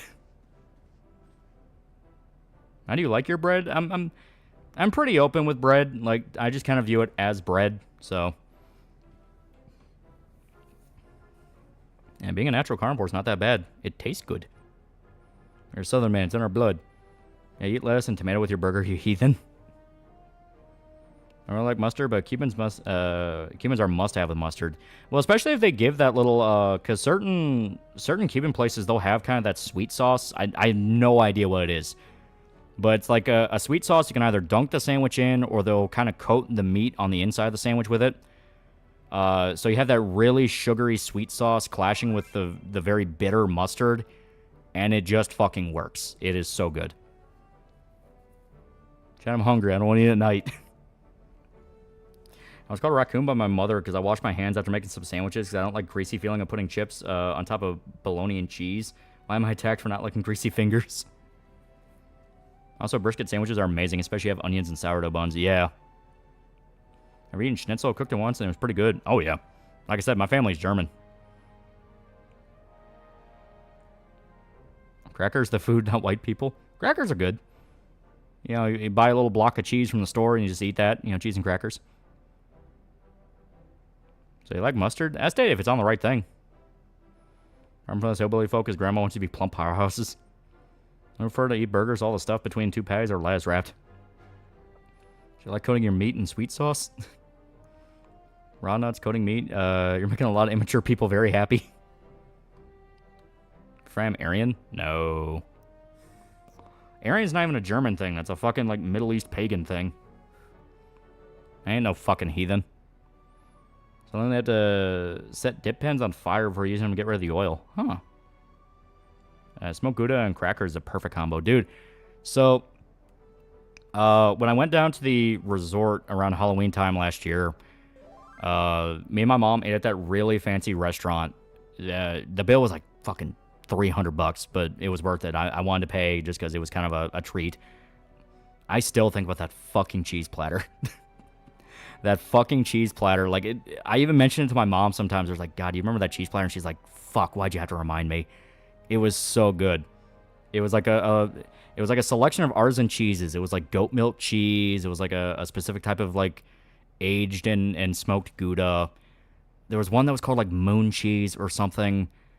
Holy fuck, it was amazing. That's something where I unironically am like, I'm gonna look up where I can buy this, and I don't give a fuck about the price. I want it. Anyway, Chad, if you want a good sandwich, you cut of deli meat. My personal favorite is honeyed ham. Some cheese, get some mayo and tagine, and mix it for spicy mayo. Get some sour cream and onion chips, and on that, and enjoy. I can imagine, dude. Yeah, meat to the cheese and crackers. I do that. Look what dish I have is sarmale, meat and rice wrapped in a pickled cabbage paired with sour cream. Without, it's awesome. Favorite ice cream flavor? I usually lean on like, yeah, I think I usually lean on like Jamocha almond fudge. That's usually the one I like the most. I like chili rellenos. You ever been to Germany? No, I would like to, and that's something my family talks about all the time. It's like, we would like to go when it's not crazy. Yeah, mint chip. Yeah, mint chip and Jamocha are my favorites. Careful, Ollie, don't be like Mr. Sausage. Remember, he spent almost $1,000 on lobster making to a sausage, and he fucked it up. What about potato bread or pumpernickel? I need to try it. I hear it's good. In addition to helium-3, the moon's abundant in cheese. Favorite ice cream brand? I don't really think about the brand. Usually my family gets ice cream, we just go with the Baskin Robbins. No, Goku, you can't eat the moon. It's not made out of cheese. Rum raisin. Rum raisin's not bad. Molly paid for dinner to further flex his wealth in front of his mom. It was a treat, you know, it was a treat. And the food was really good.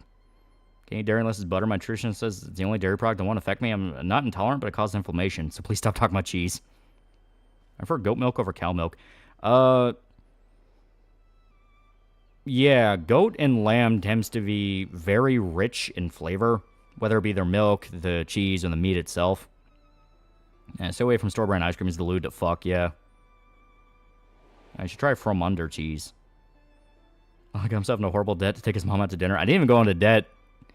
It was kind of a way of me flexing of like, oh, yeah.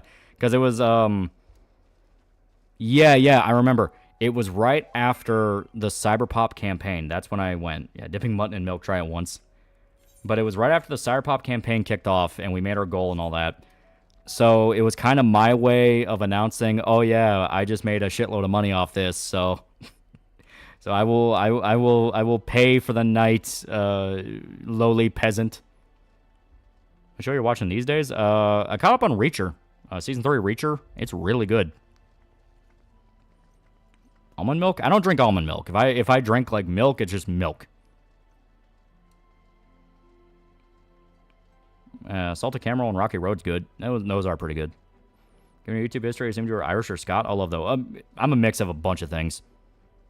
You know, Scots, Irish, German. I think there's a little bit of native, but it's like 1/64th. You know, that kind of thing. Isn't Reacher quite shit? I heard. No, Reacher's fucking awesome so far. Ice cream shop near me has this black cherry ice cream with actual cherries in it. It's so good. Ooh.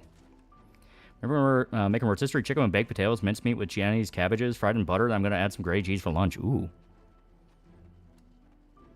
Is it not fully red, man? No. It's like barely there. Italian? No Italian. We are strictly mainland Europe. I have more native blood than Elizabeth Warren.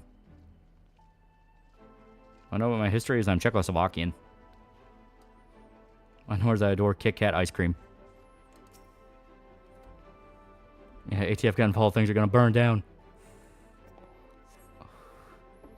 Polish? I think a little bit of Polish. Like, tiny, tiny bit. That's something I gotta look into. Italy is mainland Europe. No, it's the peninsula.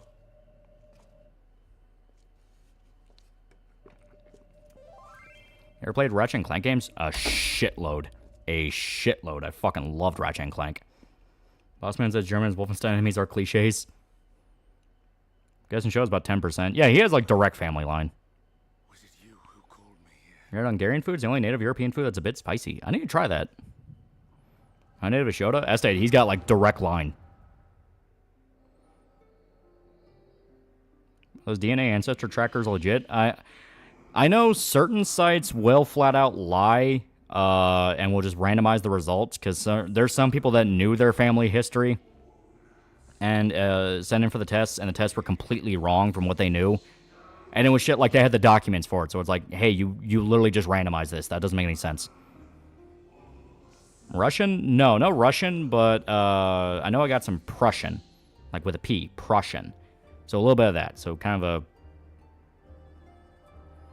What show his opinion on denim jackets? He does own a lot. Your review of Deadlocked or Forever Be Cursed. Having lived in Maine my entire life, definitely get a lobster roll at a stand, but do not buy a whole lobster in a restaurant. It's easy as shit to make yourself. Yeah, Prussian is German. Yeah. It is, but it's one of those weird things of if you get really technical. So Austro-Prussian and German. Yeah.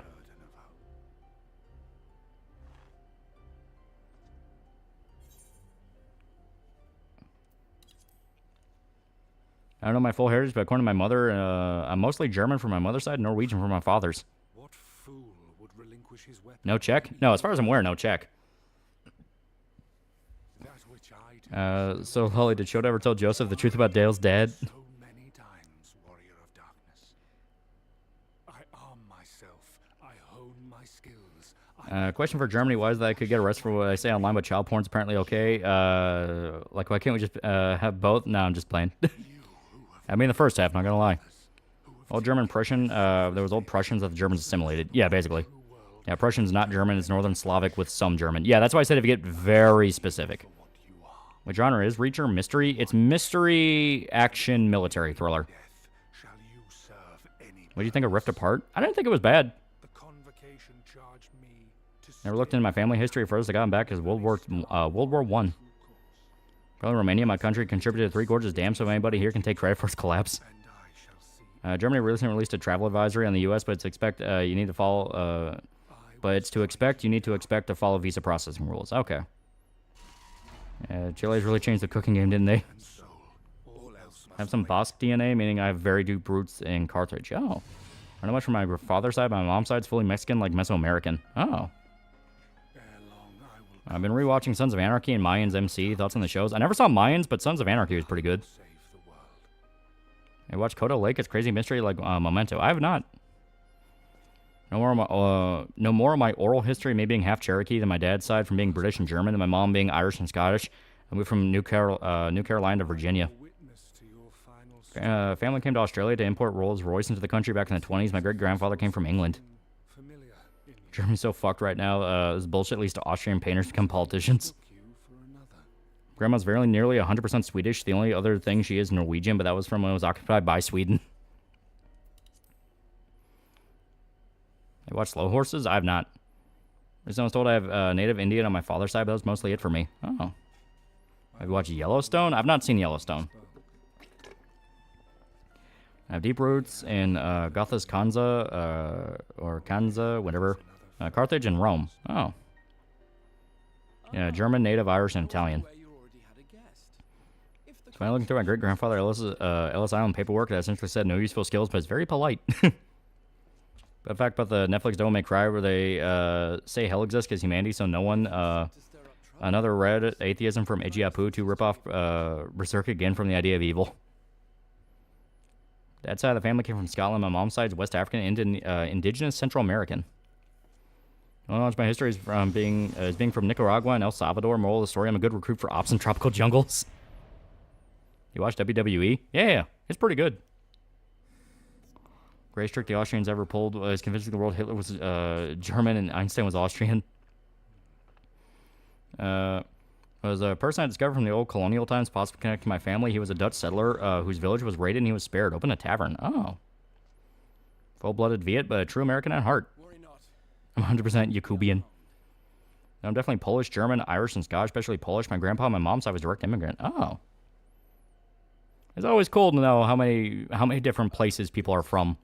It kind of gives you a sense of the world of, man, we're all big. We're all very big. Where's the half Cherokee? Doesn't appear to me. My dad, however, tan as fuck.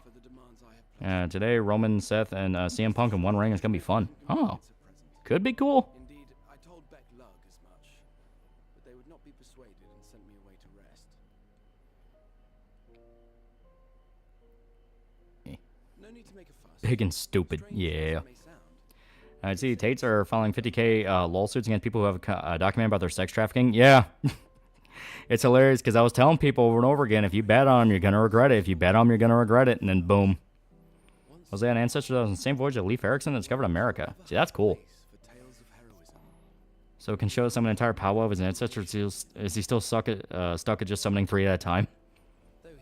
Half Korean, my mother was found in a grocery store in South Korea and adopted into the U.S. Oh. I like the video from Rush Comic Book Geek. Can't wait to read the full story. Hell yeah, hell yeah.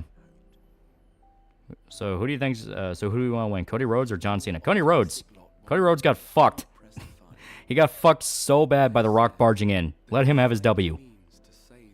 Mostly Med Chad, Italian and Spanish. Spoon has been felted. What time is it there? It's 9 a.m. Here I'm having breakfast. It's a little past midnight here. Both my mom and dad are Ukrainian, but I think there's something hidden in my genes. I'm half Choctaw. Oh. Gothics wasn't the official name for the land of the Goths. It was a region where Rome relocated them. Their home was actually called Germania. I prefer to call it Gothic Kanza. Well, yeah, Germania, like the Goths were just kind of the ancestors who would eventually become the Germans. There's also someone I found that was a mercenary from either the 15 or 1600s. Oh. And Florida opening investigation against the Tates. Hope they press charges. Yeah, nobody cares. Tate traffics. It's just people who pretend to care. Well, clearly they think people care. Bro said he's half Hawk Tua. You know, those moments where you're autistically obsessed over something that consumes your life for a couple months, whether it be a game or show or anime. For me, it's World War II.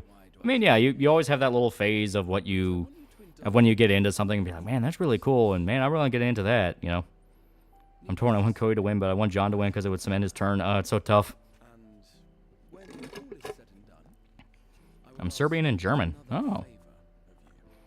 I like how you fuck anxiety. I'm 21. My brain mode is anxiety these days. Main time stupid level.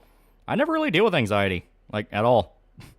You know, I talked about before where I've been trying to talk my brother into helping me out with Cyberpop, and he doesn't necessarily deal with anxiety, but he does kind of represent the difference in personality, where he always kind of turtles up with an idea where he's like, I don't think I want to do that. No, that would be dumb. I don't want to do that.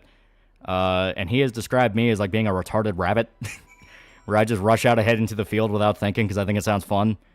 So not only do I not have anxiety, I tend to just jump straight into things without actually thinking.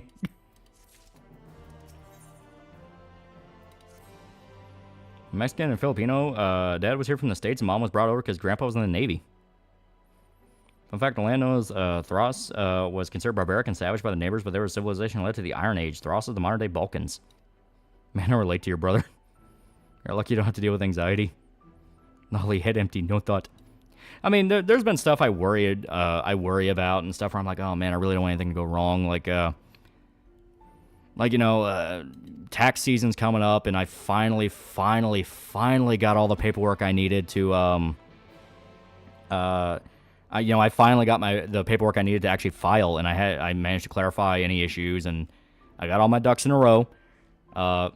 And that, as soon as I realized, holy shit, I finally got everything. Now I just need to fucking, like file, and I'm good. I felt that weight off my back, and it's like, oh, thank God. I had a dream last night where you accidentally doxed your brother and I woke up laughing. Funny part is I could say any name and you can believe it's him. Hi, Mike. Lolly, why don't you use avatar kind of thing like VTuber, like Iron Mouse? It's just not something I really wanted to do. I don't really see myself as ever a VTuber. Be thankful you don't have PTSD. Yeah. My school teacher was directly related to the guy who discovered French Canada, so the same last name. Oh, that's awesome. My brother just calls me faggot. So actually, timestamps Lolly streams, reading or listening. Please timestamp to following. Lolly talks about food and diets. What's consensus on Butcher's Crossing? I'm not sure. And shit tell on your mental state? I can believe so. Not quite. Germans are descended from a number of tribes. In fact, stem duchies, or duchies, I assume that's how it's pronounced, formed the early Holy Roman Empire, coincide with some of those tribes' territories like Saxony and such. Oh, you run? No, but I walk a lot. You know, I'm one of those where I always hear about people that like they're cooped up in their house all day, they never leave for weeks on end, and they just go complete like shut in online. And my first thought anytime I hear that story is, God, I would go fucking crazy. I'm one of those where I get to a point of I just start inventing reasons to leave the house. You know, where it's like, oh, well, you know what, I think I need to put gas in my car, and my gas tank is like 75% of the way full. You know, that kind of thing. You know, I always need an excuse to leave. Not because I don't want to be at home. It's just the fact of if I'm at home for like more than 2 days at a time, I start getting stir crazy. I'm like, all right, I've been here. I know all the walls here. Let's go do something else. One dream I had of you and Shoto where you had a sweepstakes where to enter in, you had to get bitten by a venomous snake. I've seen it at least as Nicolas Cage. I have not. Knowing that as Nicolas Cage, and I'm interested now. I was having an idea of you ending a stream with you accidentally saying your real names to each other. Remember, Josh, to grab your control when you leave. Thanks, Joel.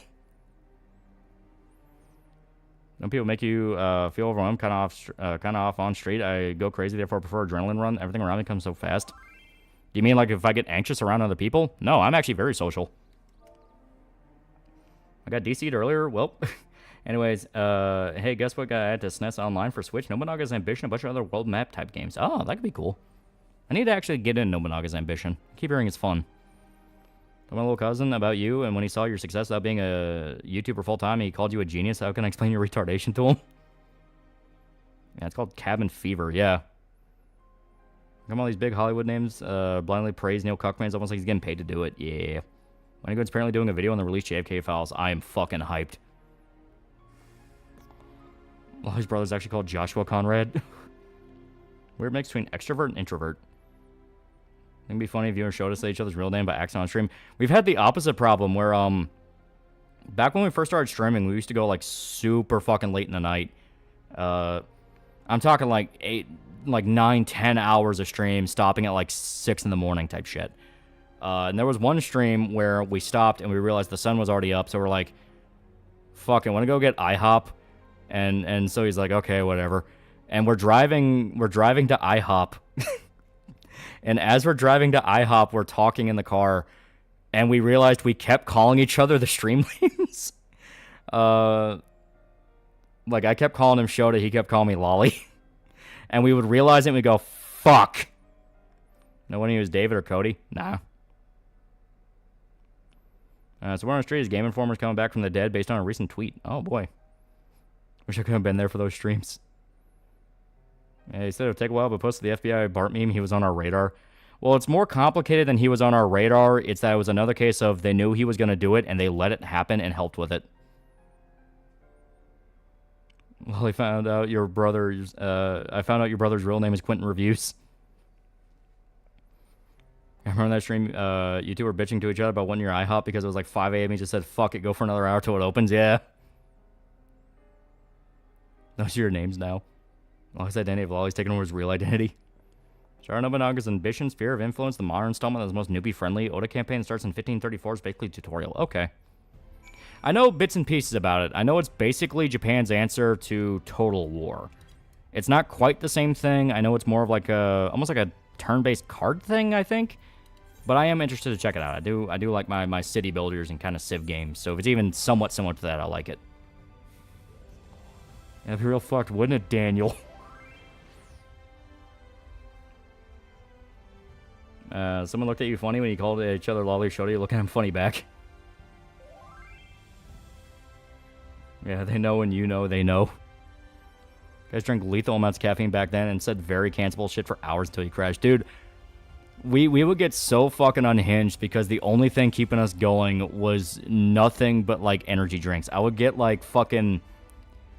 Like, I distinctly remember I would buy, like, fucking 6 cans of Monster at a time.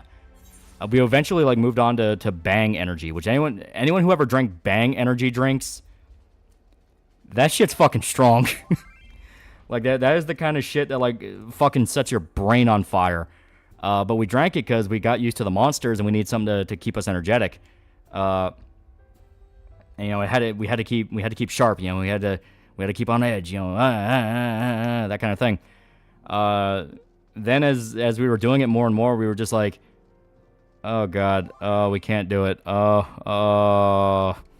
we eventually moved on, and now we're kind of like in a weird in between. Kelly's drink of choice. Bang Energy drinks I have a can here. Let me check. Actually, start stream at 2:30 a.m. where I live after daylight savings. Luckily, I never got an energy drinks. However, I do normal coffee. I like going to the bar. I only do it if I'm with friends. Going to a bar alone just kind of feels awkward. Where it's like, I mean, what do I really do? I just sit here and drink. At that point, I just go to a restaurant and get food. I can just get a drink while I eat. You remember your subs who come and often make one of them paradox by the 12, yeah. And we would drink multiple. Yeah, 300 milligrams caffeine. We would drink multiple. It wouldn't just be one bang, it would be like 2. So per stream, we'd be drinking like hundreds of milligrams of caffeine. We were fucking nuts. Dude, you hit 170k. Good job. Good one, Marcus. 30k from 200k. Michael. How the hell are you alive? You just go to bars alone, drink by myself with some food. Well, like I said, if I'm going to go to a place that serves food, you know, that serves drinks, I just go to a restaurant. I do that sometimes. I was go to a restaurant, sit down and eat. In Japanese Total War is like calling Yakuza Japanese GTA. The actual battle controls are pretty rough for anyone used to Total War. The AI is basically run into your units face first, see who dies. Okay. I have a safe daily intake of caffeine for healthy humans like 400. Yeah, I know. Excuse us. And to be fair, some bars have awesome food. That is true. I kind of consider bars that are more like restaurants to be pubs. You know what I mean? Like if you're going to a place that has really good food along with drinks, at that point, that's a pub. Honest meme is now you do the same shit I did 10 years ago, but the brand is Rain Stem Monster. It'll last for days, won't it? How do you sleep with that much caffeine? I imagine you must have big dark circles. Dude, it got fucking bad.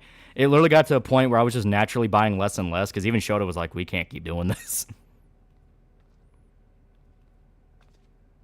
Yeah, the Lineage game you had fun playing is 30% right now. Yeah, Romancing Saga, the game's awesome. Drink without eating is stupid, I'd say. You're not wrong. It just makes food taste better. Let's say I ever start streaming, if I get my older or younger sisters involved, it'll basically be a more insane version of Narissa and her sisters. Yeah, when I was in college, slammed like 4 rock stars in a day. They became combo monsters one after another, just to complete projects. Motherfucker, you haven't lived until you slam full gram caffeine over the course of an hour and a half. You have ascended another plane of awakeness. Is this your main job? No, it's not. Like I said, I work in real estate. Favorite bar from back in the day, great food and good beer. Unfortunately, got close to the COVID. Fuck Fauci. Yeah, banks never worked for me. That's on Black Mesa. Talk about the Half-Life remake. Really fucking cool. How are you alive? You go back and beat Romancing Saga 2. I was on the last 2 heroes. Buffalo Wings and Long Island Iced Tea's pretty good combo. Yeah. I'm trying that much caffeine. Just take Adderall at that point. Upper recommended level of caffeine is 400 milligrams. You reach that plus something like a Celsius or rain. Yeah. So proven white men in their 20s are more right-wing than white men in their 70s. Nope. Thankfully, I didn't have to deal with an internet-savvy server giving you a concerned side-eye calling each other Lolly or Shota. So it was proven white men in their 20s today are more right-wing than white men in their 70s today, yet people are still blaming Zoomers for all the bad shit post 9/11. How have you not had kidney stones? I drink water. Stiff and cold, Like, I do unironically drink water. as if they were made of wax. I like bison and elk meat. You should try them if you can. They're great. I've had deer. I really like deer. And yeah, bison meat's one of those of, if I can get my hands on it, I would like to try it. Never got into energy drinks since I was a kid who had taken stimulants. Good here. I was inspecting a real estate guy. Figures why you have such good speaking skills in your vids. Well, I'm not an agent. I work in the office. I work alongside agents. I deal with their paperwork. My chat deserves to know the truth. The show's real name is Nathaniel Gurkish. Save for occasional signs of etheric instability. I'm impressed you managed to have good liver after this. I also drink. I don't drink a lot, but I do drink. Then, quite without So when I'm an old man, I know exactly which organ's dying first. a change for which even Master Matoya would often Your chili is peak. Anybody gives political labels saying bad thing happening today, dismisses retarded. She could only remind Just for chat's knowledge, you start experiencing heart palpitations is 400 plus, yeah. that much and more lies beyond our ken. I was drinking and hanging out with my brother and his friend one time, and he accidentally shot himself in the foot with a pistol while aiming for snakes, and my brother and I had to drive him to the hospital. More important that we remain positive. Beer, liquor when you drink? Depends. I only like liquor if it has cocktails. You know, I like my mixed drinks. But beer by itself, I drink. I bought a 6-pack yesterday for anime night. And while the others Cow tongue is the best. I would like to try it. remained relatively stable, Scared again to energy drinks, but at the same time I drink coffee and pre-work. my post for a moment. Shoto's native name is Fuck the Pussy. I haven't been to IHOP in years. It's so good. I don't remember. Tail outside. When we went at like 6 a.m. was the last time I went, and it was like fucking 3 years ago. I think elk is more gamey, even more than bison. Oh, okay. 10,000 milligram is the OD, so just hit 9,900. You ever build your own PC? I've tried doing manual upgrades. I never do it right. I always fuck it up, so I buy pre-built. I have no shame in that. I only like liquor if it has cocks. Last time I've been to a Waffle House? Oh, that's been at least like 10 plus years. Big Anime Night had the relaying Oh No story to the boys go. They liked it. They thought it was hilarious. It was funny as shit. Don Julio or 1800s tequila is a good liquor to mix with drinks. Oh, yeah.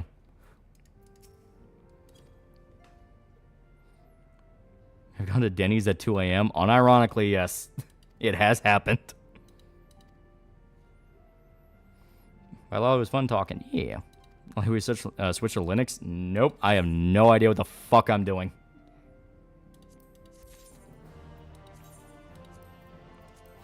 Here we go. Maybe can I carry more than one augmented crystal at a time? What? Let me see that. Denny's at 2 a.m. Yeah. Oh, okay, okay. Oh, okay. That's it. Well, let's try this. Okay.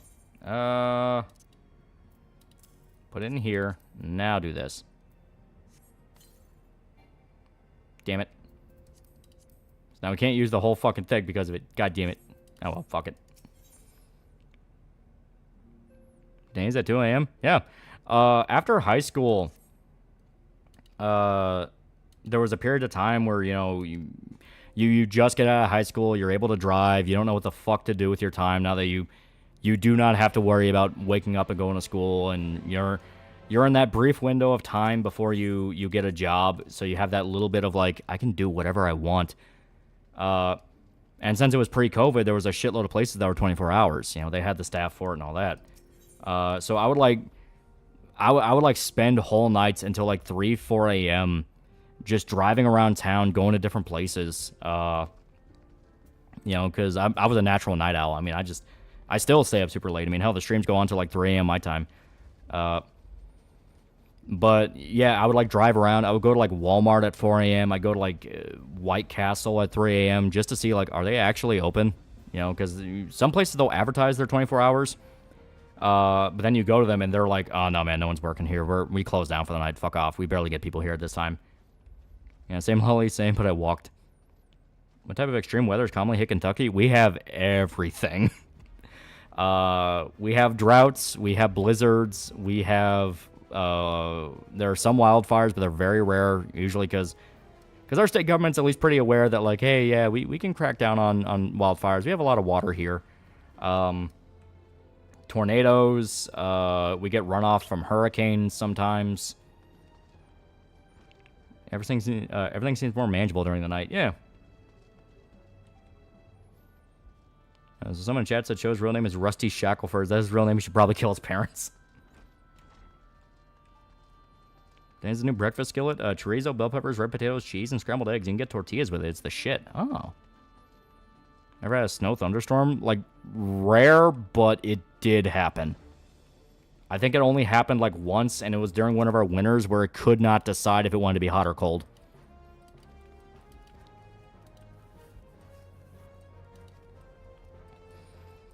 Here in St. Louis, we got smoked by tornadoes recently. Yeah. Oh, how's it get in Kentucky during the summer? It depends on the season. Some are pretty mild compared to others. We've had summers that, like, the high gets up into the 80s and nothing else. We've also had summers where the high gets up to, like, 105. Those are my favorite summers. I always picture Kentucky as a hot state. Didn't know it can get that cold. Oh, I say we get everything.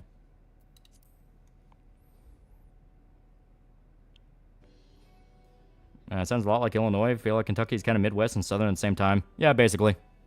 We're right at the border where it starts turning into the South. That's always been kind of the joke with us. When talking about Viltrumites met Dale, they would believe his tale of why his son doesn't look like him. Then accidentally rises a Viltrumite woman. Weather's bipolar here in North Cal, yeah. So y'all get a diet version of Oklahoma weather, yeah. Yeah, 80s summer. We Texans get 100s. As stated, it depends on the season. Urbana Paducah? Yeah. You get earthquakes. Very, very, very rare, but they do happen. It only snowed in my part of Cali in 99.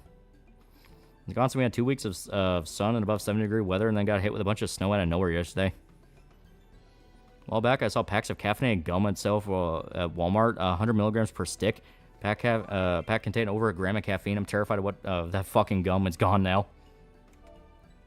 And chat, Yu-Gi-Oh! Is cooked. They just introduced a new werewolf-themed archetype.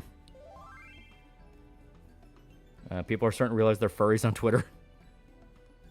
So you're discount south or diet south? At least where I'm basically built on a swamp so you don't get droughts. Also, you should check out the Great Lakes sometimes.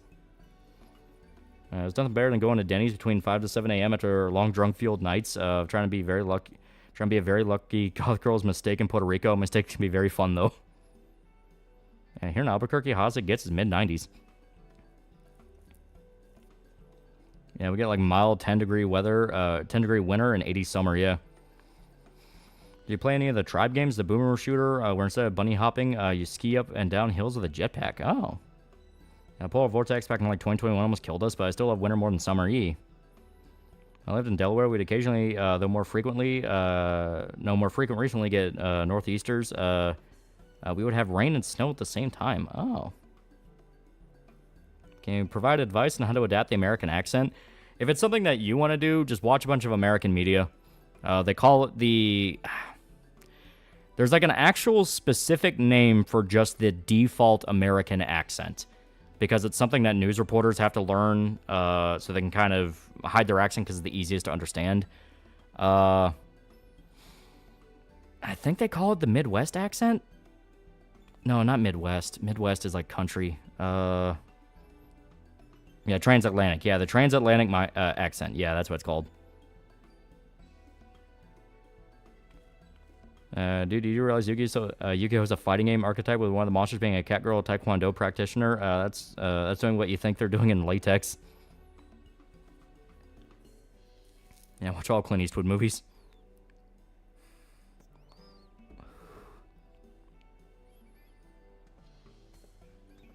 When I lived in Delaware, we would occasionally... Oh, yeah. In Japan, did you ever see the drink Lipovitin? Yeah. I didn't buy it, but I saw it. You wake up when it shows God, what do you do? It sounds like the Menards adds loudspeaker. You master the speech accent. Yeah. Family called it the military accent because everyone in the military lost their accent and end up sounding the same. Yeah. I don't know what a cat girl taekwondo practitioner would do in latex.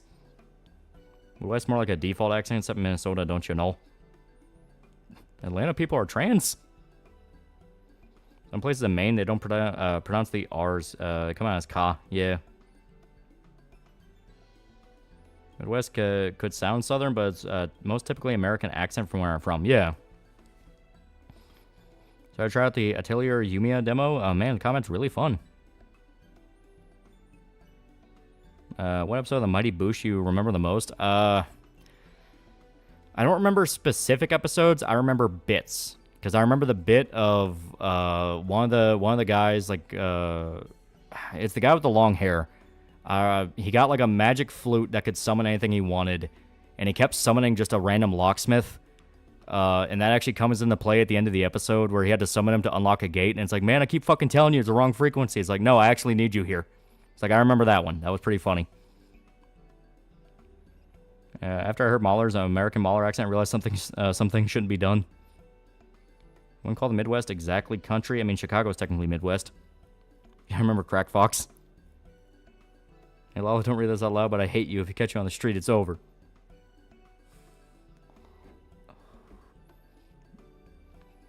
Should I become God? I would imagine him saying to Lolly, give me $20.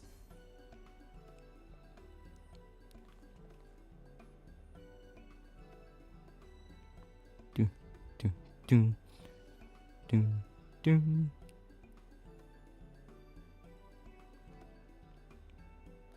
Do. Lolly, back on topic of foods, but quickly, why do so many people still believe vegetable oils are good and lard, coconut oil and butter are bad? Also, people in Mexico believe avocado are fruit. It's unironic propaganda. Like, food companies fought for years to just straight up brainwash kids with the wrong information. Remember Slender Man? Yeah. He'd ask you for $3.50. Do.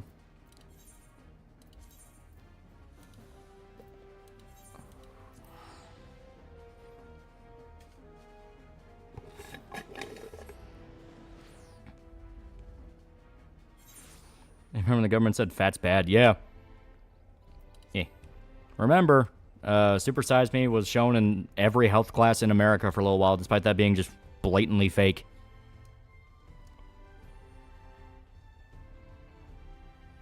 Okay. So, Lolly, with AC Shadows out, what do you estimate it will turn out will be a success or be on the level of Dragon Age Veilguard? It flopped.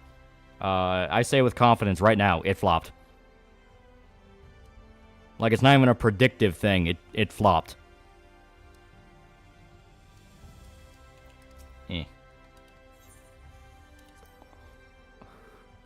Are there unhealthy preservatives in lard nowadays? There can be. That's why it's really important to actually read the ingredients on the back of on the back of whatever you're buying, because yeah, a lot of it can have really, really unhealthy shit in it. Trevor Moore's whiskey diet was more accurate than Super Size Me. He made it specifically to make fun of him. Because the detail Morgan Spurlock didn't want people to know was that he was a drunk. So Trevor Moore was kind of poking fun at that, of like, all the health issues you had come from you being a fucking drunk. Official Assassin's Creed Twitter's posting keys to AC Shadows. They are fucked. Yeah. One of my teachers actually pointed out Super Size Me was incredibly inaccurate. Yeah. I just buy beef fat directly from the butcher because I can do that. Yeah, that's usually the best thing you can do. Go to an actual butcher. Shadow's so bad, the first 2 hours are just stupid. The tutorial opening, and then flashback tutorial, then flash forward tutorial. Second and third are telling you shit you already knew. Yeah, you cannot convince me otherwise. Solar power isn't sunscreen propaganda. Think about it. Who has that much need for more sun? Exactly. Shit, you're right. I was showing Super Size Me back in high school. At least it was a good thing I forgot it. Yeah, I know AC Shadows have less players than Veilguard, and it is launch day. Launch day. Now, obviously, you can go with the whole thing of, well, it is a weekday. You know, it came out on a Thursday, so who knows. However, even weekday numbers for games that were far more niche, like Stalker 2 or KCD 2, you know, games like that where they didn't have as big of a fan base, they had more numbers. They were up in the 6 digits. Kwame 1 or 2? I say 2 myself. It depends. Which Yakuza game did you like more? Did you like 1 or 2 more? McDonald's isn't good for you, but the worst you're going to get is higher cholesterol. Yeah, and there's ways around that. Heard of the man? Have you heard of That's My Bush? It's a show by the South Park guys that was pre 9/11 W. Bush sitcom. This episode is about Dick Cheney. Let you guess the title of that one. This is not. This has got to be my worst physical year ever. Fiscal, nigga. Fiscal. Isn't Super Size Me guy dead? Yeah, he died of cancer. I remember people were already saying Super Size Me was outdated by the time I saw it. Yeah. Yeah, Super Size Me. Your symptoms are close to alcoholism and eating fats. Health teachers, fats are worse than in liquor. You're better off being drunk than eating McDonald's. Yeah. Vibrant Problems, $5. Hey, Lolly, I heard you got blocked by Irish Crack Spoon. Yeah. As stated, the whole situation definitely ended up being silly in his favor. I mean, he ended up looking silly. I don't care about the woke stuff. It just looks boring, and the fact that Ghost of Tsushima exists doesn't do Shao's any favors. Well, I said it before. Arxie's just uploaded the ending movie for Dual Rulers. It's real good and has a lot of callbacks. Unica's depressed. Oh.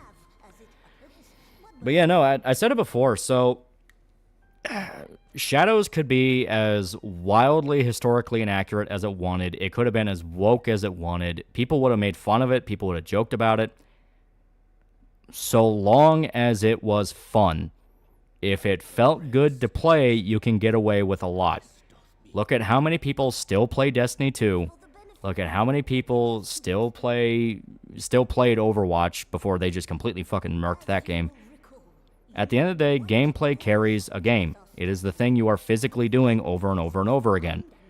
Anything else is just personal preference. AC Shadows has the exact 2 gimmicks that have killed the last several Assassin's Creed games. Enemy levels and gear rarity. Why are those bad? Enemy levels. You make it a grind to fight enemies, and it's not even, there's no point even being stealthy, because even if you go for a stealth kill, it's not an instant kill. You are just going to expose yourself. Unless you take way too much time to grind up to where you're overpowered, to which, once again, there's no point going stealth, because then you can just steamroll everybody. Gear rarity. Why does that suck? Gear will be grindy and not fun to play with until you go out of your way to get legendaries, which even then are only going to be legendary and good for your specific level at the time. And it will be used inevitably for battle passes, microtransactions, DLCs, etc. You are setting up the Skinner box. People know you're setting up the Skinner box. And Shadows Combat's less fun than AC1. Just let me stab Batman in the face. Exactly. So, when you have those 2 massive issues, you get a game so flawed, so grindy, so boring. Even the glowing reviews that are giving it like 100% scores and greatest game of all time type shit, masterpiece, blah, blah, blah, are admitting in the reviews themselves the game is not fun and it's boring to play. When you drop the word boring, you killed the game. People can deal with broken systems. They can deal with not fun systems. They can deal with frustrating systems, because that leads to a level of spite. You get spiteful, you're like, no, fuck you, I can do it, I can win it, and you will do whatever you can to win it just to say you did. If it's boring, you don't even have that motivation. What's even the point? I'm not even going to rage at it, I'm just going to be bored as shit. Yeah, AC Odyssey came out on Tuesday. It had 62k player count. AC Shell's dead as hell. Yeah. AC Shell's microtransaction as a single-player game without co-op. Yep. Yeah, look at Horizon Zero Dawn. They have the things Ubisoft's at fault of doing, like weapon grade system. And everyone calls out Horizon Zero as being boring and not fun. So a video where even the stealth was broken. A person was running around enemies, but they didn't go into alert phase where they know you're there. Yeah. If any of the mainstream reviews are using the same terminology as Veilguard, yeah. They hire media companies to prop them up. They give them a script on talking points to say. Yeah, Black Flag was the last good AC game, yeah. Game was only a half full of hours, but it has like 12-hour-long credits, yeah. Age-old Reggie quote, if it's not fun, why bother, yeah. Spoon looked really dumb when he blocked you, then appeared in chat on Monday stream after we made fun of his Andrew Tate video. Well, as stated, the big thing that now kind of put egg on his face is the fact that Andrew Tate is trying to sue everybody that collected all the information against him, pointing out he is a rapist pedophile, and in the same fucking day admitted that the chat logs of him trying to groom underage girls for sex were real. Because I explained the Tate thing over and over again of when people know somebody's a pedophile, that is all they use to describe them. Nothing else. It doesn't fucking matter if you make a good point on a political debate. You're seen as a fucking pedophile.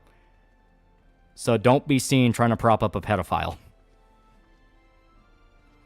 Yeah, Assassin's Creed Origins, Odyssey, Valhalla, sell time savers to skip grind level ups. Yeah.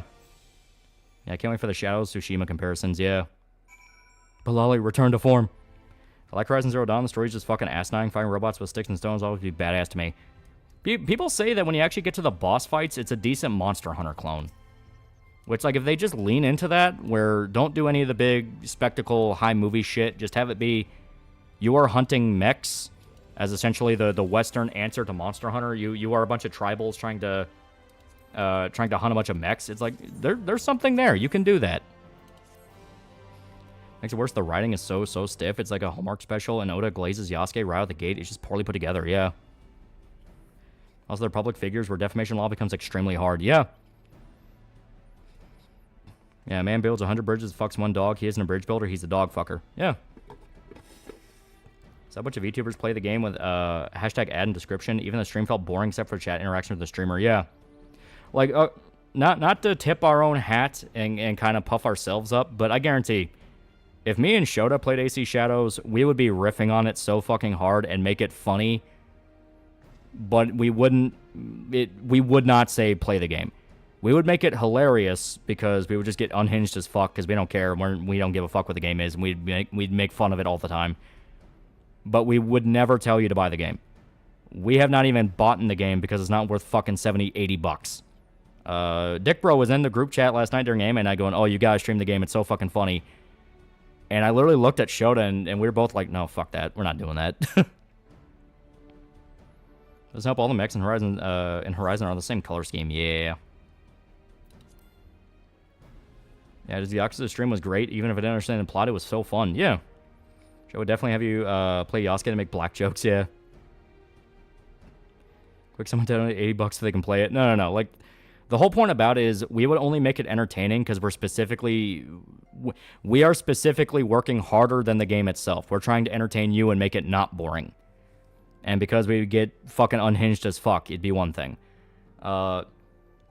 As in actually trying to show off the game and be like, oh, this is cool. Like, we do that with games we like, where we're like, oh, we really like this detail and this one's really cool. There's nothing to say about it.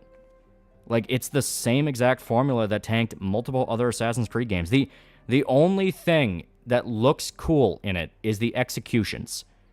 Like, some of the executions you can perform, like the one where Yasuke takes off a guy's arms and cuts his head off. I saw that one and I was like, you know, that's kind of sick. I'm not buying the fucking game for that. I believe you get unhinged with great games too. Ichiban's Lilo and Stitch Time Machine Adventure, yeah. You guys did Suicide Squad, yeah. And we explained our thoughts on why Suicide Squad sucked very, very well. I want to watch the Yakuza stream, but I didn't want to spoil it for myself. We didn't even make it to Hawaii. So buy Loli the game. No. Like, if we're going to do it, it's going to be after the controversy dies down when it's on sale for $5. That is the only ethical thing to do. And you got in better executions. They're much better. Yeah.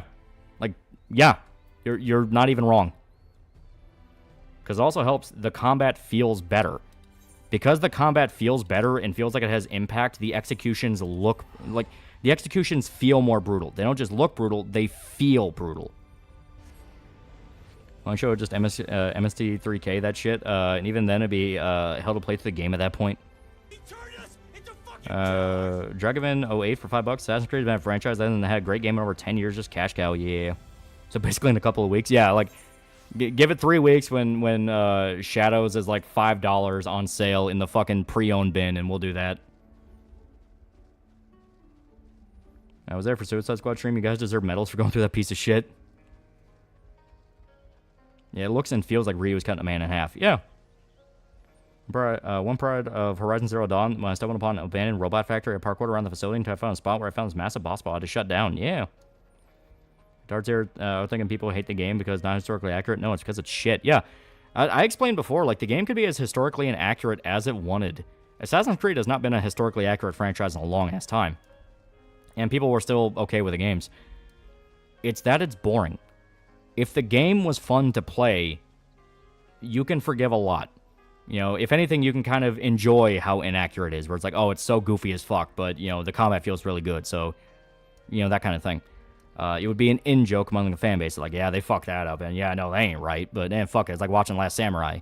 The problem is, when it's boring, then everything just feels worse, you know? It's like watching a really bad comedy that's very cheap, and you can tell it was made for, like, $10. Like, because the jokes aren't landing, you're paying attention to everything else. And because you're paying attention to everything else, like, you see how it looks like it was recorded off a camcorder. You feel how the audio is not working right and everything's paced weird. Like, because it's boring, you're paying attention to everything else, and that makes it worse.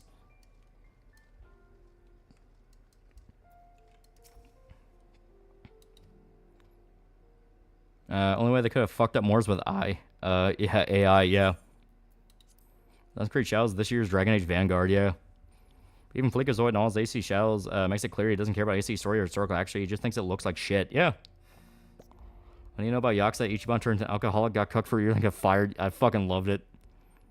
Bothers me when they claim it's historically accurate and respectful, but it really isn't, just like Battlefield 5. Yeah, no, it's like, just lean into it. Just go like, yeah, you know, we enjoy the historically accurate stuff, but we have these ideas of kind of playing it up and having fun with this and allowing it to kind of breathe on its own with its own identity. You know, you'll lose people who love the older games, but at the same time, if you do it right, you can still keep your fan base there. That's okay with this new direction. Yeah, Xenoblade X is much better, yeah. Do you find you two at your funny streams two sound like crazy schizos? Scroll with a gun dev tuned out. I'm not shocked. Sounds great when historically accurate in terms of weapons, and that's about it. I don't think King George was allied with the Templars, yeah. Remember, Suicide Squad was started to be sold at like $3.99 at discount when Mr. Freeze was a new character. Yeah. Tencent Monster Hunter clone looks like it should be sued. And say AC Shadow stream Neo. Yeah, Neo 2. That'd be dope. When AC Shadow becomes a massive failure after the launch week, are you going to do a rant video on the style Hogwarts Legacy talking about the controversy? Not really. It's just kind of another AAA game that fell the fuck apart. No, my big white whale in regards to gaming controversy stuff is the KCD2 one.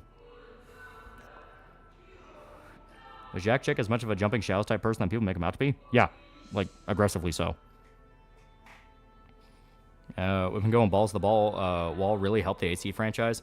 Well, over a long enough period of time where you've been doing the same concepts over and over and over again, it's okay to lean out a little bit more.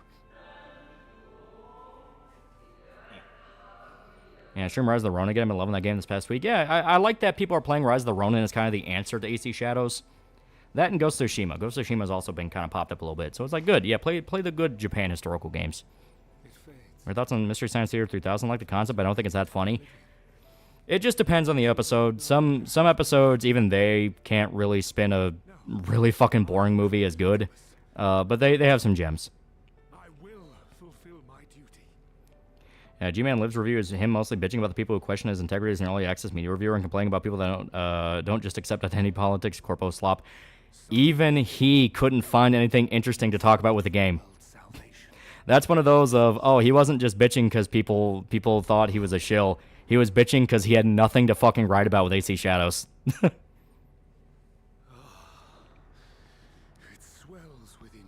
Yeah, 350 million USD, by the way. That shit gotta be money laundering at this point, yeah. Yeah, I finished Space Marine 2 today. Fun campaign. Yeah, it's pretty fun. It needs more maps, though.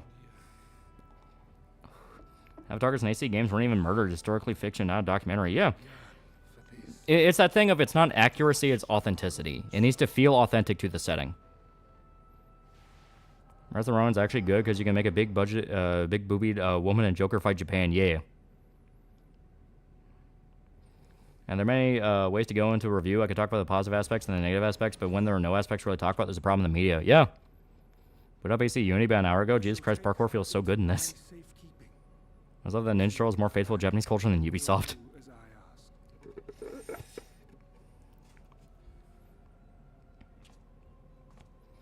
Ubisoft's just fucking corpse now at this point with Assassin's Creed. Yeah. They need to put it on ice. They need to put it on ice and give it enough time for there to be more energy with it. Games whole advertising, except from TV and YouTube ads, was relying on political controversy. Yeah, and the minute they start doing that, you understand they have nothing. Like, they have nothing to sell the game on beyond political controversy. I haven't played an Assassin's Creed game since 2. My sister played more AC games than me. The Ezio trilogy is really good. Black Flag is really good. Some people really dig 3. It just wasn't really for me. Unity is pretty good, but it has issues.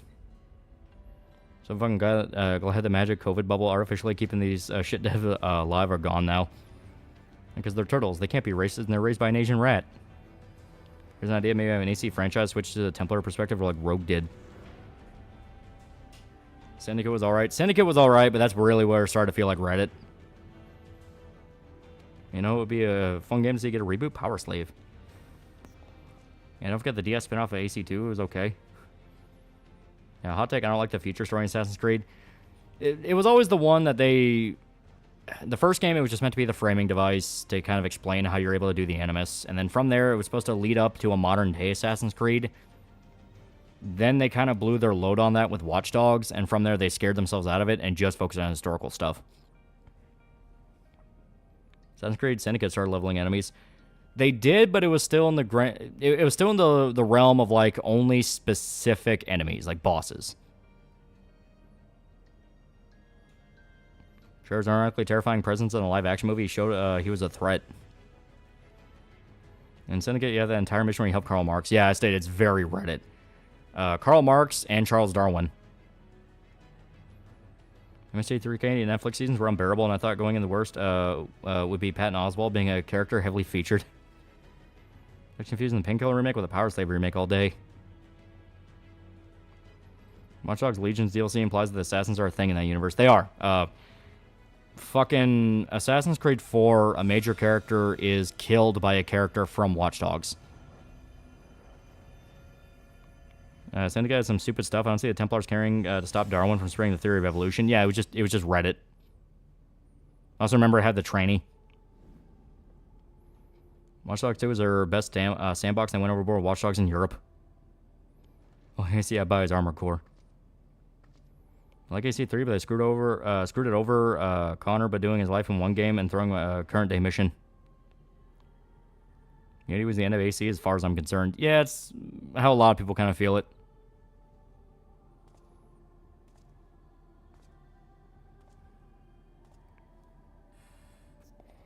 Ace Combat's good too. You should feel ashamed for knowing not Watch Dogs and AC lore.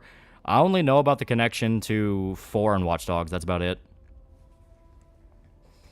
More crimes in space for corporate baby. The thing about AC3 was I could kill all the redcoats I wanted. Wait, training Syndicate? I haven't played it in years, but I don't remember that. Yeah, they're straight up a training in Assassin's Creed Syndicate. Yeah, Good and Evil 2, never. At this point, that's probably a good thing.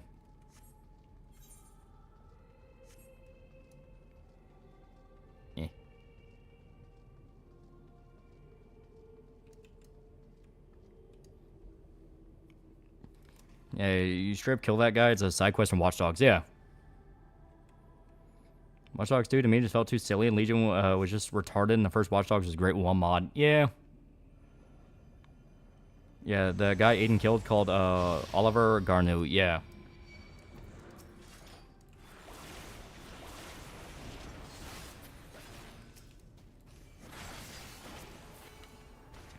Every time I see the Reddit cliche of evolution-based religion icky, I feel pity. Their lives so empty and repetitive. Well, it's always been a misconception that they couldn't exist. Charles Darwin, from what I understand, was an actually pretty devout Christian at the time. So the whole idea of it was even a debate between one or the other. It's like, no, that's just kind of the pop culture. You know, that's just kind of the pop culture view on how it was. It's like, that's not really how it was. Yeah, it sucks they killed Ezio in a straight-to-DVD movie. Every time I see Reddit... Oh, yeah. Doesn't AC also have Templars being responsible for both formation and dismantling the Soviet Union? I think so. It gets weird.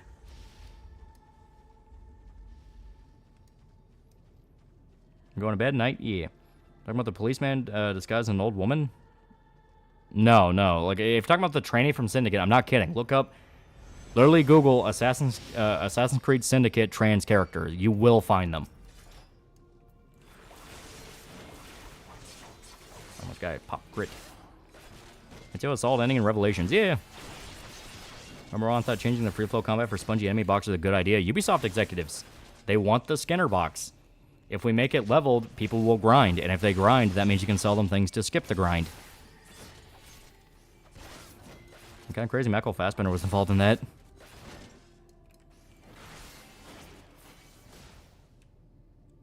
I assume the Templars are puppet master behind every authoritarian movement. I looked them up and they look like they have a Habsburg jaw. Roman Syndicate made you protect Karl Marx? Yeah. I stated it was very Reddit. Like the only real gimmick it had is, oh, you get to make a London street gang, and then there was literally nothing to do with that beyond, oh, you get to take more territory. There's actual fun MMOs to grind like 14 and Warframe, yeah. Given the AC not being historically accurate, but obviously who was in charge of Karl Marx for the game had to be a commie. Not that hard to find Marx being a terrible, being just a terrible lazy guy. Well, they did it for pandering. They do it for pandering. They do it because, oh my god, this will get us so many Reddit updates. That's all it is. AC Syndicate trainee is that ugly woman with the glasses bowl hat. Yeah. Yeah, see, you remember who I'm talking about.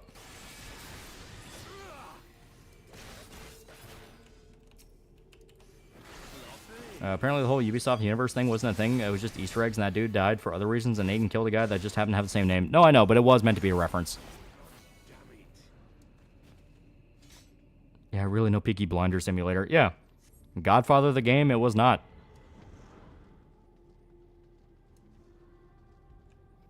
Ubisoft get enemy level ideas from Destiny. It was just looter shooter / live service games in general. Speaking of Reddit, thoughts on BoJack Horseman? It's good, but it is flawed. I think it is one of those of, it has more flaws than most people are willing to admit, because the final seasons really do just start turning into the fuck BoJack show, to the point that it kind of forgets that everybody's terrible. Like, the whole idea of BoJack just being the solo guy that's terrible isn't really right, because the entire point is the whole culture is sick. Every AC game since 4 has basically been, here's slam dunk idea for making money. How can we fuck it up? Yeah. I was a kid, I wanted to see an AC game set during the Civil War, but nowadays they'd fuck the pig with it. Yeah.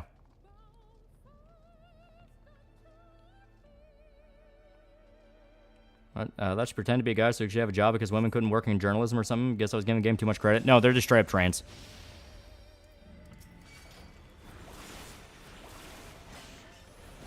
There we go. There will never be as anything as raped by Harvey Weinstein than BoJack. Yeah. Here we go. What's happening in 14? Are you an Asian? Right now, we're discovering that evil gods are fucking shit up again. And we're going on a spirit journey. I put a new Assassin's Creed game during the Meiji restoration because fuck you. That's literally all it amounts to. It's fuck you. You'll buy the samurai game. You like the Ghost of Tsushima. You ever start hating BoJack as someone they hated, like the character? Yeah, Harvey Weinstein. Harvey Weinstein, Harvey Weinstein, before he got Me Too'd, talked about how it was either before or after, but he talked about how he really liked BoJack because he felt really relatable to BoJack. When the writers found out about that, they inserted multiple moments of people telling BoJack that's not how you're supposed to watch it, that's not how you're supposed to enjoy it. Like, people talk about it all the time of like stuff inserting scenes, basically saying you're enjoying this wrong, and a lot of them are exaggerations. BoJack was an unironic example of like, no, they just flat out did that. There are already 4 samurai games that came out before AC Shadows. Yeah, Ubisoft is stupid. That's all it amounts to. Ubisoft is a very stupid company. I'm not in power because seeing chat's retarded opinions that make me censor any opinion that I thought was brain dead. Or so Japanese War could have been cool. Then everyone would directly compare to Rise of the Ronin, and Ubisoft would not come out of that looking good. Yeah. Ryan Weinstein never talked about BoJack when we might have had a good BoJack show. Onimusha is a better samurai game than AC Shadows. There's a lot of games that are better. Video companies really depend on game journals. Do they help sales at all? It's not about helping sales. It's in the sense of... So, game companies have, in no uncertain terms, talked about how much they don't like their audience, whether for justified reasons or unjustified. Because there are cases where people take shit too far and get stupid over shit that really was just a fuck up.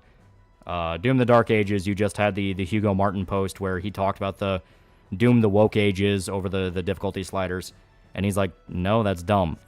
But he handled it very well. He didn't go, oh, you're all idiots for not liking this. He's just like, no, you know you can customize it, right? You know, that kind of thing. Ubisoft is the one where they genuinely think the audience is just dumb. It's like, no, you are the dumb whales. We're gonna hook into pumping your credit cards into this game. You're gonna buy all the loot boxes. You're gonna buy this. You're gonna buy that. I'm not gonna lie, the episode where Todd dated an ex-alcoholic and her mother tried to seduce him because he was asexual was weirdly funny. Jack left Hollywood and his life got better when he got back in and it got worse. They had an opportunity to touch on LA culture being cancer but never touched it because they were cowardly. They didn't want to admit it's LA culture that creates people like Weinstein. They wanted to, at the last second, go, no, we did nothing wrong. You're just a bad person. You're just a monster. You need to take accountability. When forgetting the whole point of the show is, no, people will just find reasons to blame others for their problems, whoever it is. French Canadians, always French Canadians. Hugo Martin's the best CEO id Software had since John Carmack. His only issue was the Mick Gordon thing. Onimusha, Ghost of Tsushima, Fate Samurai, Remnant, technically Muso, but screw it, putting it in are better games. Yeah. I claim Doom and Dark Ages woke as a woman featured on the trailer. Yeah, that's where you get into situations of, nah, a nigga's drama farming. That's all it is. But then you have situations like AC Shadows where there are numerous, very easily identifiable fuck-ups where it's like, you cannot ignore that. That is a problem. And they just stick their finger in the air and go, nuh-uh, nuh-uh, nuh-uh.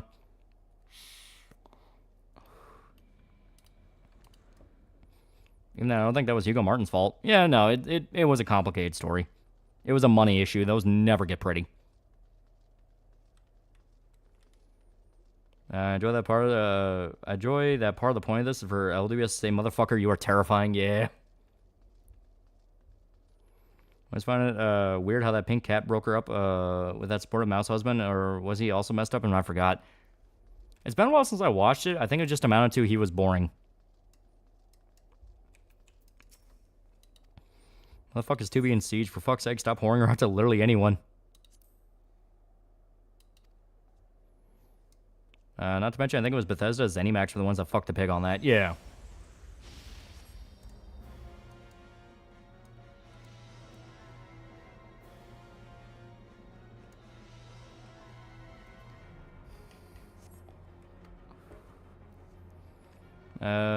Nihilism Bojack is also a problem. The message is basically life sucks and happiness is a lie. Can't stand that outlook on life. Well, it becomes contradictory.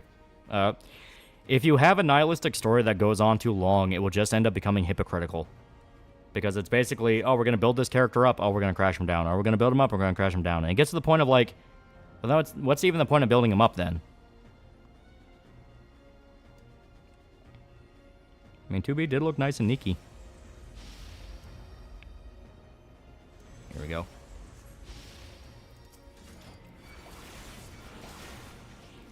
You guys remember the time of the reason why they didn't add crossbows in the first game is because it wasn't accurate at the time? Yeah, I remember when they gave a shit too, yeah. I think Splinter Cell would be better off sold to Microsoft. I think to be better off sold to anybody. Tracking whales is really hard, especially by series that have been around for decades. Well, like, a big thing a lot of the greedy companies do that always backfires is because the exact opposite of what you're supposed to do is they make games specifically trying to hook whales.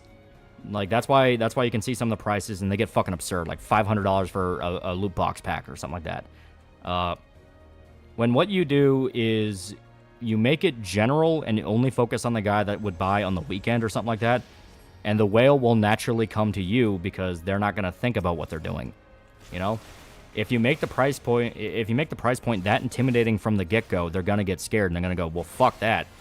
If you make it so insidiously small that they're not going to think about it, then you'll just naturally get a whale.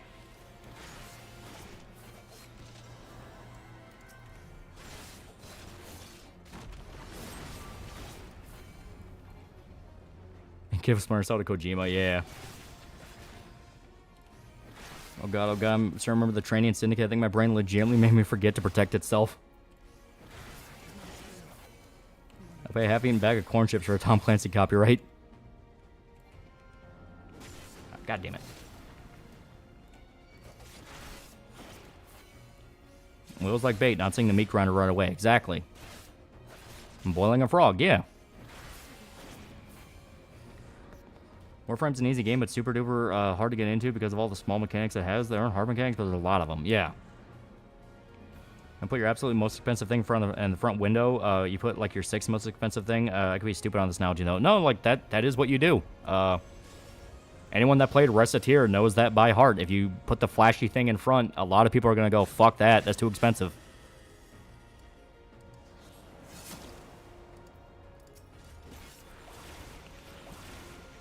There were those weirdos spent like 100k in Diablo Immortal. Yeah.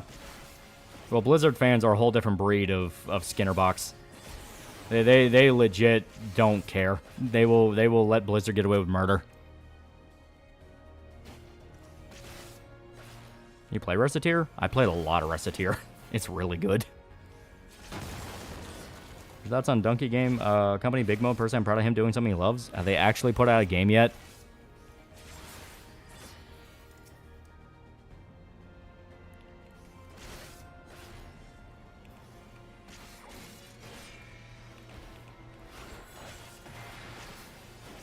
There we go.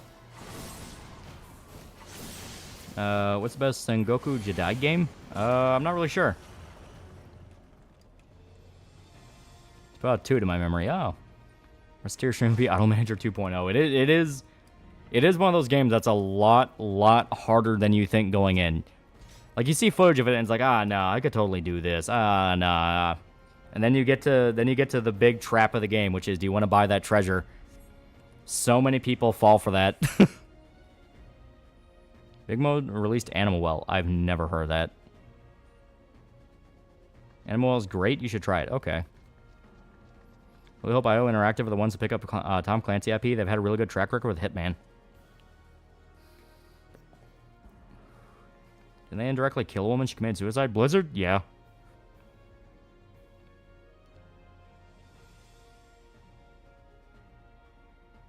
Play Potionomics? I know what that is. I've never touched it. A bunch of old SNES tactics games are now available on Switch. SNES app, Ubunaga's campaign is Ambition is one of them. Super excited. Onimusha is back. Where's my boy Samanosuke? Emotionally invested in his eternal mission to fight evil to the end of time since he was in 3-4 Onimusha games. Reciteer is just evil. Goddamn, I learned to manipulate stock market and scam my rival shop owner.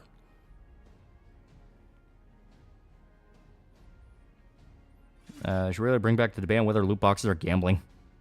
The most terrifying thing I ever saw was when Overwatch announced it was bringing back loot boxes, and people thought, yes, finally, they're bringing this back. And I'm like, what the fuck is wrong with you? The fact the game over is you become homeless, yeah. Ghost Recon, Future Soldier, and Advanced Warfighter could have been like third-person Modern Warfare and Black Ops, but Ubisoft fucked it up with Wildlands and Breakpoint. Yeah.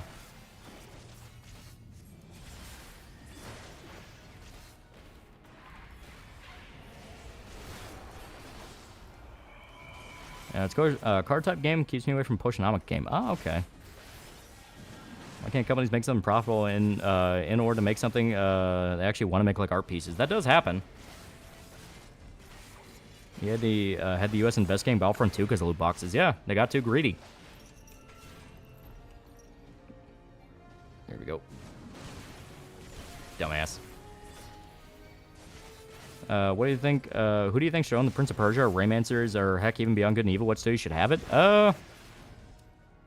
Fuck it, sell them off to Sega. We'll see what happens there.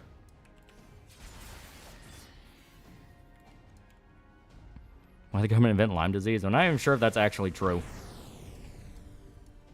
In fact, they took live server shit out of Breakpoint and its quality jumped 200%. Should speak very loudly. Ubisoft somehow it fucking didn't. Yeah.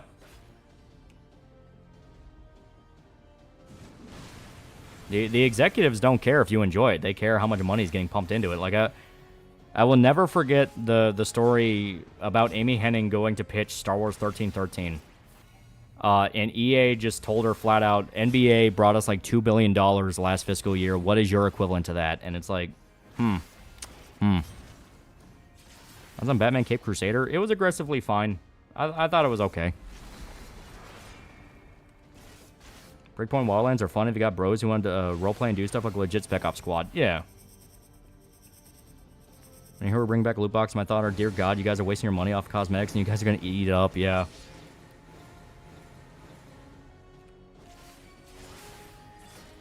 To be fair, I like loot boxes you can earn in game. R6 Siege did that. If you can earn it in game, that's one thing, but it's still a thing of, you know how bad it can get with these.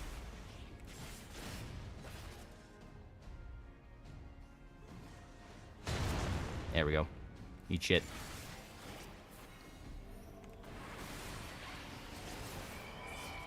I just want Future Soldier 2 and Advanced Warfighter 3.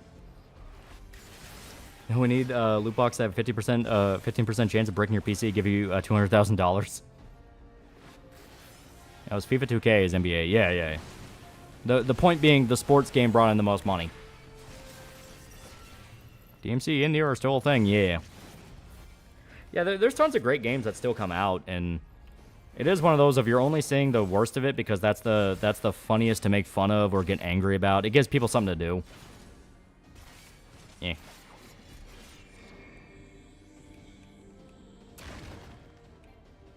There we go. Unless you can render the money element irrelevant with time and effort, live server shit's fucking stupid. I love that in GTA 5 it made my shark cards pointless. Yeah.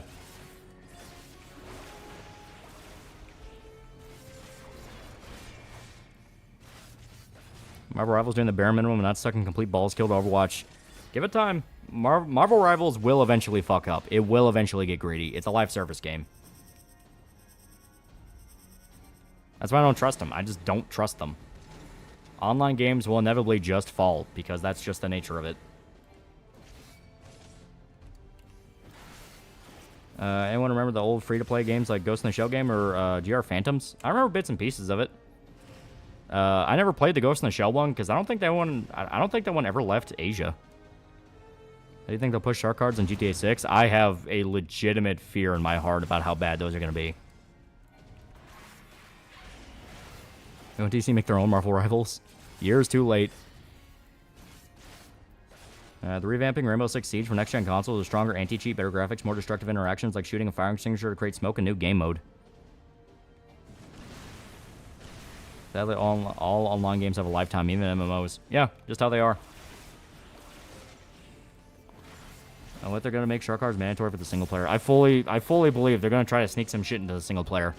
I fully believe it. System Shock 2 remaster. Yeah, there you go. Good video game. Good video game.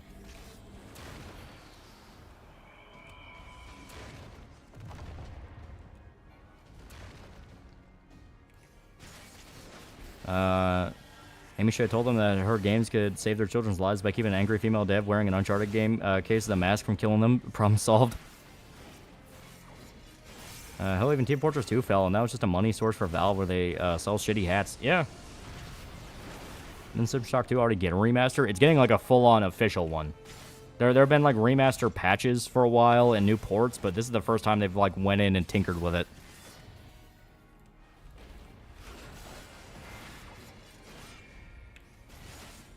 First online MMO or free play game was Marvel Superhero Squad. I'm still pissed at Rockstar for abandoning Red Dead Online. Yeah.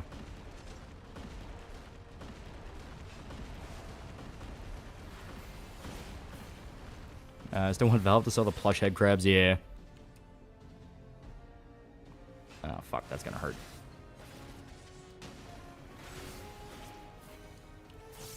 I might be thinking of an enhanced version of System Shock 1. Yeah, you're probably thinking of the enhanced edition. That also got like a full-on remake. You could also be thinking of that.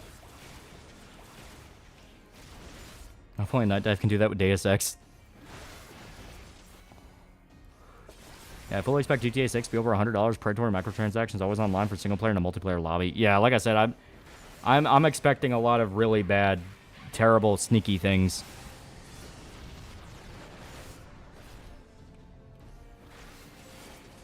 And Dynasty Wars Origin base price in my country is like 80, what is that, 80 pound? Won't be surprised GTA 6 is 100 pound. Indie games are the only games worth playing for me at this point. RimWorld's a crack for me, but then I find low-key games like Examina. Yeah, there's really good indie games out there. I'll play Red Dead 2 for single player. Yeah, that's the best part of it. The single player is good. I haven't touched GTA 5, so I think I'll be safe from winning 6. Like, I've said over and over again, no matter how bad GTA 6 is going to be, it's going to sell 1 million copies. No, it's going to sell 1 million copies in the first minute. It's going to be, like, one of the biggest selling games of the year, if not in several years. Now, record-breaking, you know, highest sales of all time, we don't know. Not in the sense of people being skeptical, more in the sense of just the economic situation at the moment, and at the same time, you have the issue of it being a $100 price point. That will fuck with it. Lolly Newsflash, apparently Warner is selling the Looney Tunes after Coyote vs. Acme, if it even gets released. Yeah. Yeah, Red Dead 2 is great, but sad. I love the ending with playing as John, but building that house just made me sad at the end, knowing how all of it plays out. Yeah. It was a great prequel.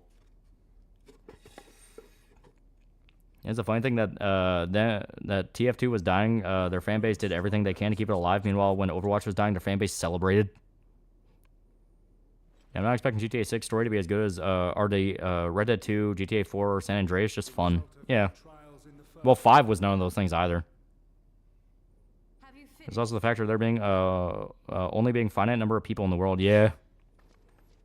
Kind of wish Destiny had an offline campaign. Bungie could have just had Halo with space magic.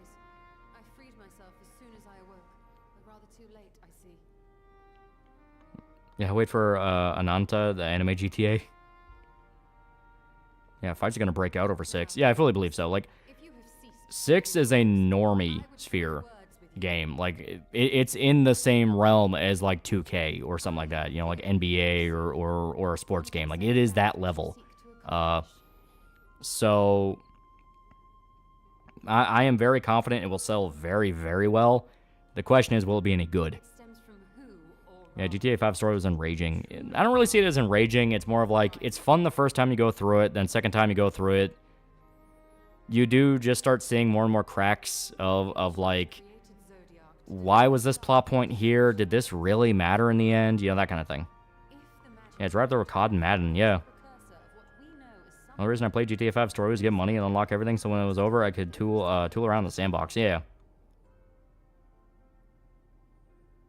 Thoughts on GTA 5 story? That was terrible compared to other lame, compared to the others and lame antagonists. As stated, it is one of those. The first time you go through it, you're just kind of like, yeah, that was kind of fun. And then the minute you start thinking about it, or if you ever go on a replay, you do just start feeling more and more of like how much of it was fluff and did not matter. Fun's not a good way for GTA 5 story. Silly is another good word. Just felt like Whiplash after 4. Just felt like it was chasing Scorsese. Yeah. 5 just felt like I should have just stuck with Franklin. Maybe the other two as side stories. Yeah. 20 trillion sales first month. Yeah, GTA 5 Trevor mission stealing that stupid ass submarine and getting nothing out of it. Yeah, that was like one of the biggest. What was the fucking point of this? We weren't even gonna get paid. At least have him get a cut of it, you know. Her Franklin story has a lot of cut content. I would not be shocked. He feels kind of anemic once you get past the halfway mark. TF2 has basically become a rundown saloon where snipers on Beyblades hang out. Michael's family pissed me off. I was hoping for Trevor, Michael snapping and killing him at some point. I don't know much about GTA 5 story, the only bits and pieces. The only story I know well is Vice City 4 and 3. San Andreas is up there with 4 as having probably one of the best stories. Because San Andreas has the opposite thing with 5, where the more you think about 5, the more you're kind of like, it really was just kind of okay. San Andreas, the more you think about that game, the more you're like, that was actually kind of clever. The only real issue with San Andreas was the very end kind of fumbles, and that's because there was a lot of cut content. Trevor just forgives Michael after finding out Michael sold him out and got their friend killed. Yeah. Apparently Lamar was supposed to be playable, but his VA got arrested, so it was scrapped. Yeah. First part of GTA 5 is the endless tutorials for stuff you use exactly once and never again, not even online mode, yeah. I admittedly don't remember a lot of the middle of San Andreas, more the beginning and end. The ending was pretty memorable despite the cut content, yeah. Been a diehard fan of GTA since the instant saw my friend GTA 3 on PS2. Despite that, I'm honestly not excited for GTA 6. I generally can't imagine them not fucking things up. Yeah, shame Saints Row died a painful death. Devs didn't even want to make it. Yeah. And from my understanding, San Andreas' ending was rushed. Yeah. What was the cut content? So, the ending of San Andreas is you basically go and kill the last of the remaining the Grove, the guys who helped found the Grove, because they turn on you and try to kill you. One of them was actually supposed to be one of your buddies. He's the guy that actually kind of fucks with CJ the most and kind of doesn't like CJ. But by the very end, you find out he was loyal, and he was just testing CJ to see how loyal he was. They had to cut that and make him a traitor because there was a dispute with his VA over money. Yeah, Ryder. It was Ryder, yeah. And he got so pissed off he walked. So that's why at the very end, when you go to kill him, he doesn't say anything. Yeah, San Andreas' excuse, they literally could not fit another texture in the disc. Yeah, it was packed full. I thought devs originally wanted to make the reboot more like Saints Row 1 and 2 and bring back characters like Johnny Gat. Yeah, something happened to that reboot. Something fucking happened.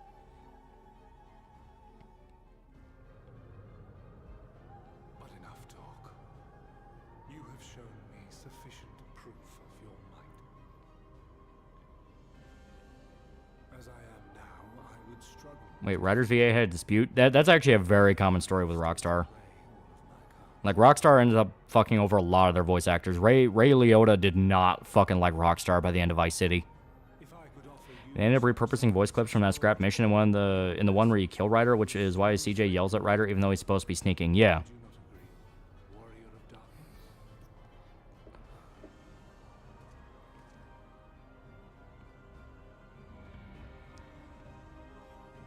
Yeah, GTA 3 was great, but San Andreas really was peak. However, 4 was peak modernized gaming-wise. Yeah. 4, I would say, probably just hands down has the best story. San Andreas is good, but I think 4, like, pacing-wise, like, setup-wise, theme-wise, I think 4 just had the best story.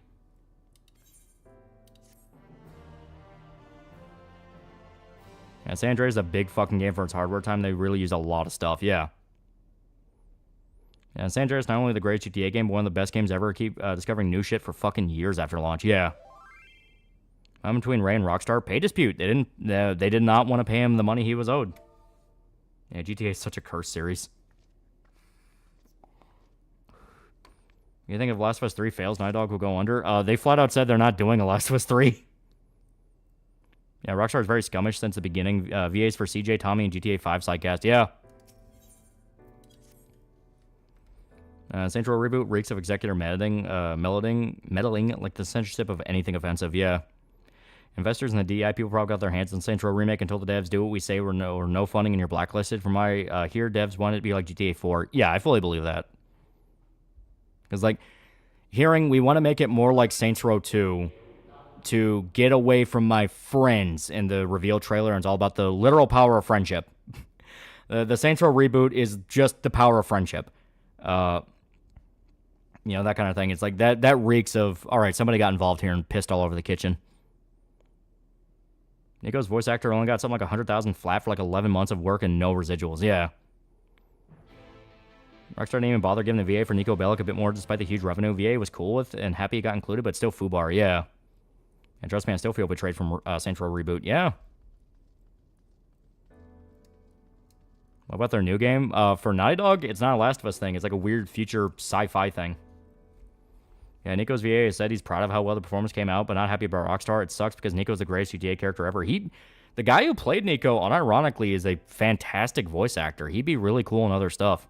Like, some of the more serious scenes in 4 really got carried by his performance. That's on Last of Us HBO Season 2. It's hilarious they're already walking back on shit they were insistent about in the game itself.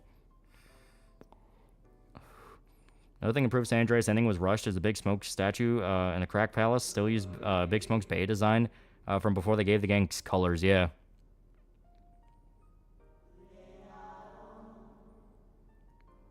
Yeah, the scene with finally meeting Darko, yeah. I remember some people looking forward to Saints Row, like so many people were excited, finally got back to the roots, and then big old middle finger, yeah. Seeing how Saints Row Remake runs its clear it's clear that it was slapped together and essentially told them to make it again from the ground up. Yeah, I believe that. I think it might be a Dead Rising 4 situation. It's called Intergalactic Heroic Prophet, and according to some YouTubers, Naughty Dog has no real idea what they're doing with the plot. So this tells us the quality of the people in the team at the moment. I remember there were plot leaks, and it basically sounded like Heart of Darkness in space, where it's about finding a mythological... It's about finding a guy who has, like, a mythological reputation, and then finding out he became, like, a fucking psychotic cult leader. And I heard that, and I'm like, alright, if this was made by literally any other development team, I would actually be kind of hyped for that. I love Heart of Darkness. Putting Heart of Darkness in space and having it have, like, kind of an anime influence to it, that sounds fucking awesome. Then you see it's made by Neil Druckmann. Yeah, it sounds like it's going to be right atheism. Yeah, there were plot leaks about how it was going to be like religion and like an allegory for Israel-Palestine and shit like that. Yeah, Mike Hollick, the voice of Nico, also did motion capture for him. He's a great actor. Like I looked at that rebooting screen with the tags from the gangs from the entire Saints Row series and I was so hyped. Then the trailer happened, yeah. Yeah, everyone's just going, oh. Yeah, Hard Darkness in space. That sounds cool as shit. Yeah, if it was literally any other team. Yeah, evil space Palestinian sounds hilarious. Yeah, Studio Trigger, quick, steal the idea, make a badass waifu anime of it, make Kill 2. Well, an allegory for atheism in Israel and Palestine. No one gets two shits about that thing, yeah. Well, the whole thing about it is you find out the, I'm trying to remember what it is. It's, fucking... The mythological figure guy is leading the race of aliens on the planet the protagonist crashes at. And you find out the aliens are not actually aliens. They're humans that evolved really fast because of MacGuffin shit and became a new kind of precursor species. And they believe they have the right to return back to human space because they're the true humans. And so it's basically Israel-Palestine. With the idea of like, well, you're going too far and you believe you are owed this and all this shit. Also, I love how chat was smiling for a split second until they heard Neil Druckmann was involved. Never have I seen an audience turn to frown so damn fast. What series talking about? These are the plot leaks that came out about, what was it, the Intergalactic Space Prophet game? Also, Lalo's in the game for some reason, yeah. It is cycle of violence, bad bullshit. That's also childish, one-dimensional. Yeah, I fully believe he's gonna fuck it up. Saints Row reboot still hurts. Hurts even more what happened with the Saints Row 2 remaster. The modder that they left in charge of the project died and is now in limbo. Yeah. That sounds vaguely similar to the Detonator Organ OVA. The Snow White live action was released and it's just mediocre bad, but not worth the rage apparently. I mean, I fully believed it. Who was really asking for a reboot to Snow White? Yeah, it sounds good until he said Neil Druckmann's involved. Yeah. You ever just want Neil to just get kicked out? Like, have one of those people on the team just be so done with the shenanigans, they go behind him and make him leave? Yu Zong Vong War and the Aftermath and the lower levels of Coruscant are a good example of Hard Darkness story in Star Wars. I have an idea of a true sequel to Saints Row 2, and it would be how the boss find out the leader gang member was Carlos' big brother who was pissed at the boss for letting his brother die. That could be something. Yeah, who the hell won to remake a Snow White? Yeah. Snow White 2, Dwarves with a Vengeance. I mean, if you can do it right... If you could do it right, a live-action Snow White wouldn't be the worst idea. The problem is Disney did every single fucking thing wrong. Supposedly there's new religion in that Naughty Dog game that could start in the 80s. AC Shadow credits are over 2 hours long. Yeah, apparently they're longer than the actual game. People are joking that, like, getting to the main story feels shorter than the fucking credits. You seen Raised by Wolves? It sounds like that. I have not. One reason why plot stuff will get leaked, hey, the devil is really excited. He wants to share with other people. The other is to fuck over the guy in charge, and that's Neil. Yeah. We do live-action Snow White, you cast Peter Dinklage and make them play every dwarf. I think the person who leaks plot stuff hates Neil Druckmann. They work at the studio and they despise him. From what I understand, he's just an asshole to work with. That was very common when Last of Us 2 is about to come out. Of developers saying we're being crunched, we're being denied final paychecks. Like, it just wasn't fun to work at Naughty Dog. I think the game is short this time. I keep hearing all Ubisoft games are pad out. I don't know. Everyone kept Neo back from doing his ideas is gone. He's unfortunately able to do his terrible ideas, yeah. Speaking of Dwarves, Toxic Avenger Remake just dropped a trailer.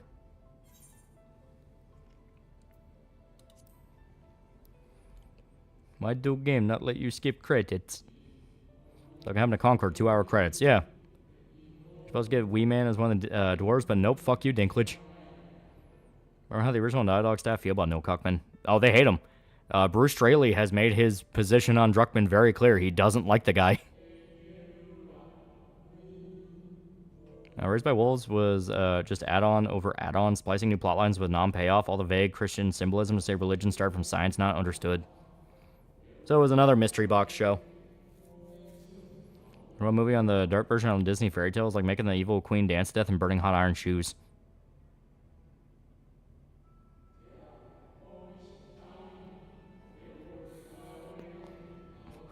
Wee Man is dead. Good. You think Sony will boot Neil? It's hard to say. Like, him just flat out saying we're probably not going to be able to do Last of Us 3 was such a blow. Like, you got to put it in perspective. Last of Us 2 is the fucking Last Jedi of games. And I know that sounds very fucking gay. That sounds very fucking soy face rage nerd. Here's how Star Wars raped my childhood. No, I quite literally mean it is the Last Jedi of games. People are still arguing over whether it sucked or it was a masterpiece to this fucking day. Even after everything that happened to Naughty Dog, everything that happened to the company, you know, all that. Even though it is undeniable, you know, it undeniably damaged the company and their reputation. Not in the sense of like how it ruined the story. I'm talking like effect to Naughty Dog. It was the blow to Naughty Dog that made people go, oh, it's this bad. You know, that kind of thing. And because of that, people have been arguing for years and getting more steadfast in each side of it suck, no it good, no it suck, no it good, over and over and over again for like 5 fucking years now. Yeah, Joel explains it well. See, there was a sequel, wasn't as good. Yeah. But with him flat out admitting, because you got to remember, so the idea was they made Last of Us 2. It supposedly sold very well, got all these awards, blah, blah, blah, made its money back. And then they remade Last of Us Part 1 in Part 2's graphics. And we're basically trying to sell you, hey, here's Last of Us 1, but with 2 stuff. And they were going to remake Last of Us Part 2 for modern systems, and would have included like a Battle Royale mode. It would have included a multiplayer mode, like all these big promises with it. Then Last of Us 2 never drops a single piece of DLC. It never drops a multiplayer mode. It never drops the Battle Royale survival mode they talk about.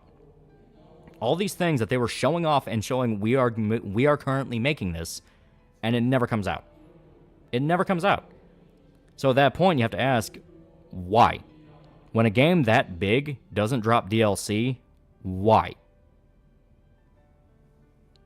Last of Us 2 really was a bucket of shit onto the street. Basically tanked the dev studio and started an endless slop of an argument. Yeah. Fake promises? Not even fake promises. It's just flat out they realized, oh shit, we didn't make as much money as we thought. People don't want this. The hype here is not as much as people have been saying it is. Does Last of Us Remake have 2 Gore's engine? Yeah, it's completely in 2's engine. Yeah, it failed. They didn't have the money to do the stuff they wanted to do. Yeah. But not even that they wanted to do, it's that they realized the fan base for Last of Us 2 was not as big as they were being told. I wonder if there was a Last of Us 2 DLC planned and canceled. It makes you wonder. It might be worth buying at some point, yeah. Part of me wants to say good, fucking part of me feels sad for the fans of the first game, yeah. All I got from Raised by Wolves is Android woman killed advanced humans, cloned primitive humans, humanity, giant flying snake, religion, stupid people seeing robots, Ridley Scott filleting. But yeah, the whole thing around it is you noticed they were wanting to do a Skyrim thing. They would remaster Last of Us every fucking chance they could get. They were constantly pushing Last of Us. And eventually it just turned into people being burned out by it. They didn't want to fucking see it anymore. And especially Last of Us 2, which was divisive at best. Even people who liked the game admitted there were flaws with it. They were saying, like, the way they structured Abby and Ellie was fucking terrible. It was awful. You know, the ending is the one where people get really artsy-fartsy and go like, well, you just didn't get it. And everyone agrees, no, it's just a shitty ending. It doesn't make any fucking sense. You know, that kind of thing. And with them flat out saying, we are not going to do a Last of Us 3, that is them admitting the public fervor is not there. You know, people don't want Last of Us 3. They do not want this anymore. It is dead. It's gone. You burn people out. Yeah, I'm a sucker for a good gore engine. Yeah. Yeah, goddamn Korean streamer broke his copy. Yeah. My audience doesn't exist type deal. Yeah. Well, it's more than that. If you make a game boring, people will not like it, and Last of Us 2 gets boring. Snow White 2, Shayna Vichin, Snow White 2, Dwarf of the Mind, Snow White 3, Queen, Snow White 4, Son of the Mind, Snow White Poison Apple, Snow White P True Love, Snow White's P First Kiss. I have no idea what those are. Yeah, how could they even do Last of Us 3 Income Story? Yeah. Maybe be surprised they started working on Last of Us 2, and then after Trump they rebooted, make it more political, I did Wolfenstein. No, it's just Neil Druckmann. It is literally just Neil Druckmann. All the ideas and concepts that are in Last of Us 2 were what he originally wanted in Last of Us 1. The whole idea of someone traveling across the country to kill Joel for revenge was going to be the story of the game. So I'd make a Metal Gear Saga of Snow White. But yeah, the whole idea of it is halfway through Last of Us 1, Tess would have revealed to have still been alive, and she would have killed Joel because it turns out she was planning revenge on him for killing, like, her brother or something in a deal. Neil Druckmann flat out admitted to all of this. He did, like, conferences about it. So when you see Abby in Last of Us 2, that is meant to be the original concept of what the game was going to go. And Bruce Straley was basically like, that's fucking retarded, we're not going to do that. There's an old channel called GCN, Gamer Care Network. He lays out an amazing way you could have had the same themes and death of Joel by Abby while actually making a good game. Recommend his vid. I thought the original concept for Last of Us 1 was about zombie virus only affected women. That was the original concept, as in, like, the shower concept. Then you think more about it, and it's like, nah, we'll switch to something more general. Yeah, Bruce Straley and Amy had both Tomans fucking retarded. You're going to make the player base hate the game. Yeah. That's why he shoved it into Last of Us 2, where they weren't there to tell him no. How come Sony backs Neil so much to fund a TV show? Because everyone's still riding the coattails of Last of Us 1. Last of Us 1 was a massive game. You know, that was one of those where it once again kind of broke normie containment. People saw it and was like, holy shit, that looked cool. So they've been desperate to recapture that same glory. It's why you have the over-the-shoulder Sony movie game, you know, that kind of thing. Yeah, he asked them from the company so he could do Last of Us Part 2 the way he wanted to do. Yeah. Now he realizes, oh, fuck, I don't know what to do because I wrote myself into a corner. The exact thing they warned him about, where it's like, you will write yourself into a corner because that's ridiculous.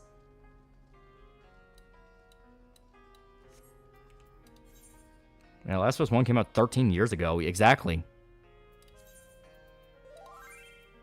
Last of Us 1 was their breakout hit and was generally a good game and good story. Then they fucked it hard and Abby got in the sequel. Yeah. What's the next video about? I said it before. It's Megas XLR. Yeah, Dead Rising 2 is better father simulator. Yeah. Yeah, over-the-shoulder sad dad simulator. Yeah. Last of Us 1 is good. I personally think it still holds up. It is a fun action horror game. But that's all it is. It's an action horror game. It has a pretty good story. It has pretty good characters. It's like, you know, that's pretty good. But the idea of it's this, like, watershed thing that should influence everything, it's like, no, not even Naughty Dog would want that. Chicks dig giant robots. You dig giant robots. Yeah. If you'll remember watching Markiplier's Last of Us Let's Plays as they were coming out, yeah. That was going to be Kane series. Abby's literally Cuckman's male feminist fetish. You'll see. Dude, like, people made that joke for a while. And people go like, oh no, women could totally do that. Women could totally get that body. Then fucking... Then the fucking executives in the show came out and explained, Yeah, we couldn't find an actress that looked like Abby in real life, so we just casted that lady that kind of looks like her, but she's way smaller. They literally admitted, yeah, no, that's not a realistic body type. We couldn't find anyone in real life that looked like her. The credit for that lies with my own capable friend, without whom I might Ironically, the fact they didn't write themselves into a corner for the first game will allow Neil to fuck the sequel. Exactly. Yeah, too bad too many retards get stuck on the but the cure, though. Yeah, no, it's like, pay attention to everything around you. The cure didn't matter. And the show sucks. I only seen Loli's YouTube video of it. There's like 2 episodes that's kind of good. That's about it. My dog saying impossible body standards for women. Shake my head. Yeah. Like, the only episodes I think were good were the cannibal one and the season finale. And the season finale was like 30 minutes. That's how you know Neil was rushing to fucking get The Last of Us 2. The fucking season finale was like 40 minutes long. That does not happen. Okay. To put in perspective, with Prestige TV, which is kind of like the era of like very high budget, very like refined TV, like stuff you used to get in like Golden Age Netflix or Amazon Prime, you know, that kind of thing. Season finales would get up to like 90 minutes. It would either be the season opener or the season finale. They would go on longer because that's the point. It's a big event. You want to see it. Having one be less than an hour tells you he did not give a fuck. I do like Joel's rampage on the show, but honestly, it feels like the whole episode is meant to be that, but they cut it down. Yeah. Yeah, season finale is supposed to be like an hour too long. Yeah. No, Cuckman's a fucking retard. It's a miracle Night Dog's still around. Yeah, Abby's design's literally putting a woman's head on a jack dude's body. Yeah. Sopranos good TV. Yeah, Sopranos did it all the time. There were multiple season finales that ran a little bit longer. I'm shocked when I realized how short the finale was. Yeah. Doom Eternal and Ori and the Will-O-Wisp got robbed of the Game Award. They did. They didn't give a fuck because, you know, journalists dick ride more than a hoe and a hentai.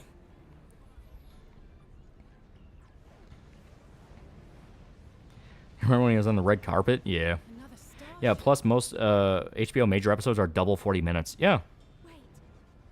That's not a Fallout show. It's flawed, but I liked it. I want to see how season 2 goes. Modern Entertainment preaches body positivity when making movies like Wicked with 2 anorexic female leads for girls seeing aspire to, because they don't believe it. Like, they don't believe it. You know, a big thing about media creation with big companies like that is, oh, they do not believe a fucking word they're saying. Last of Us 2 should have never had Joel or Ellie in it. Maybe you mentioned them, but don't even have them be the main or even side characters. A new story, a new place with new stakes would have been so much better. That's what people kept saying. Ironically, when everyone's like, well, you just wanted the first game again, everyone said, no, we didn't. We explicitly said Joel and Ellie's story's over. Focus on different people. It's a big world. You can do a lot more with it. Yeah, Jim Sterling, Abby's body type is realistic. You may never interact with a real woman. Yeah, but it feels like a fucking retard. Yeah, Nier Automata should be Game of the Year. Yeah. Well, to be fair, I think it was nominated for one.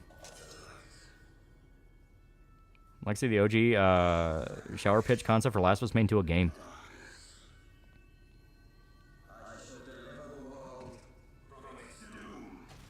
Yeah, Fair Girl was funny. Fat Girl was funny. Frankly, Real Woman was what Jim Sterling would never be. Best music? Yeah, Shadowbringer is such good music. We can do a story with Joel and Ellie with the way Last of Us ended. Obviously not the way 2 ended. It's more the fact that people are like, but their ending was so good. It was so satisfying. We don't want them to come back because we don't want to see them go through any more bad shit. They earned their happy ending. Quote-unquote happy ending. How long would it take to play all the Final Fantasy games? A while. And that Story and PewDiePie both broke character while playing Last of Us 2 to go, what the fuck is this shit? Yeah. I want to apologize, Gabby and Chad. I'm so sorry you have to deal with game designers painting women unrealistically like they do. You outshine Abby in every way. Yeah, there you go. Yeah, Pedro Pascal looks like if Joel recovered from the golf beatdown. We finished 10. Are you playing 12? Yeah, I'm going to go through all the mainline games. I'm done with Arendelle. Fuck this world. Yeah, Abby was just cartoonish Borderlands goon with high-fidelity graphics. Yeah. Yeah, wasn't Last of Us supposed to be an anthology series?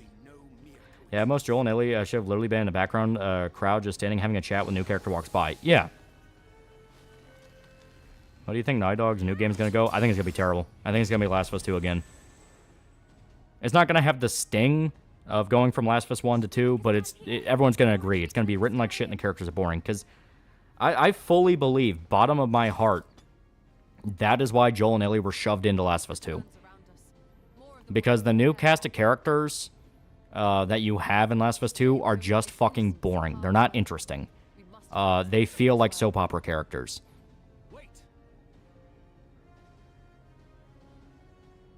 Yeah, maybe skip like 30 years, retcon Ellie being gay, and have it follow Ellie's kid. Yeah.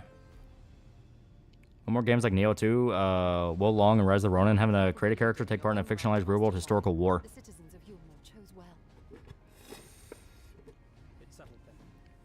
I agree with Neko on this one. They should have made a new cast like in Silent Hill and Persona. Yeah. When Doom Eternal to win at 2020 Game Awards, but I just finished Hades 1. That should have won Game of the Year. Hades 1's really fucking good. 2 is getting there, but it still needs more time. $5 says the gameplay is for the new Naughty Dog game is going to be like Guardians of the Galaxy game. Probably. Trust me, I laughed when Cuckman couldn't find someone with Abby's body type. Like, dude, what were you expecting? Alright. Making sure I'm...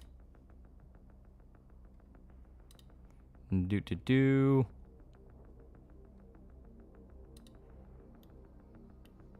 sure I'm caught up on all my pings here. There we go, there we go. Alright.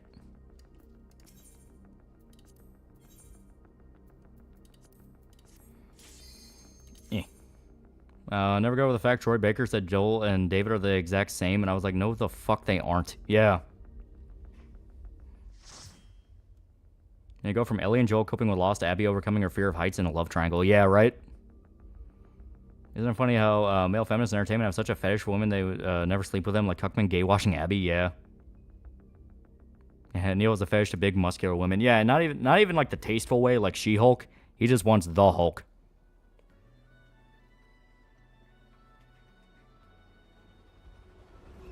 Granted, Ellie being gay was in the DLC of the first game, but everything else, like how the commercial showed scenes with Joel in them, but in game they were the Asian dudes suck. Yeah. That was the worst thing David did. From Last of Us 1, he was a fucking cannibal and a rapist. Yeah, at least be honest with your fetish. Exactly. Yeah, Troy, lay off the weed. I would love The Last of Us was an anthology. You can make endless sequels, new good characters. Yeah, it's a big world. There's a lot you can do with it. Yeah, David's a rapist. Joel would walk into spores before you even consider that. Yeah, it's like Joel's a violent man, but he's not a sadistic man.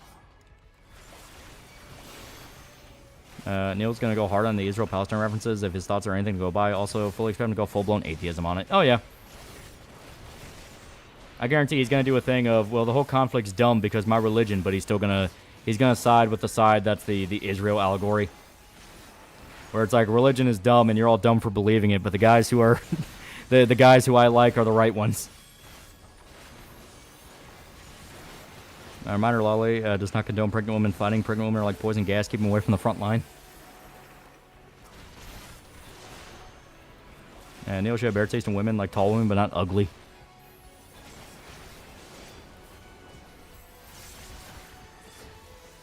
Yeah, any woman with self-respect me in shape would never touch Cuckman for $1 billion. Yeah.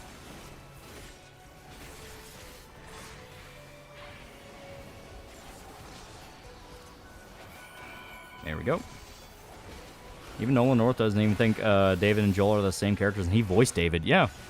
Well, he understood, like, the character's a fucking psychopath. Joel is flawed, but he's not that. He made a game, how many tall wifeys you put in it? A lot. I feel like Neil have a weird fetish putting pregnant women in dangerous situations needlessly. It was a trend for a little brief period of time. People try to say it's like some kind of thing of like making pregnant women like view their pregnancy as like just inconvenient, and you can do a lot more than you think, you know, as like some depopulation thing to cause miscarriages, blah blah blah, whatever. Truth is, I think people are just jerking off to it.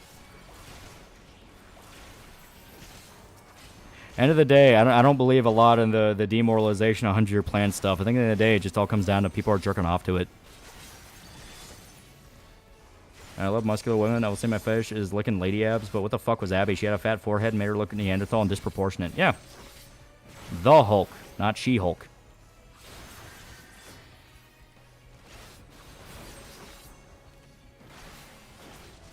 Here we go. Yeah, was the excuse put their fetish in. Yeah. The reason I come to my hypothesis, I played the new Colossus. It felt like someone was jerking off to it. Honestly, I wonder the sheer horror that would be if Joel got to David before Ellie killed him. Oh yeah, he would fuck him up.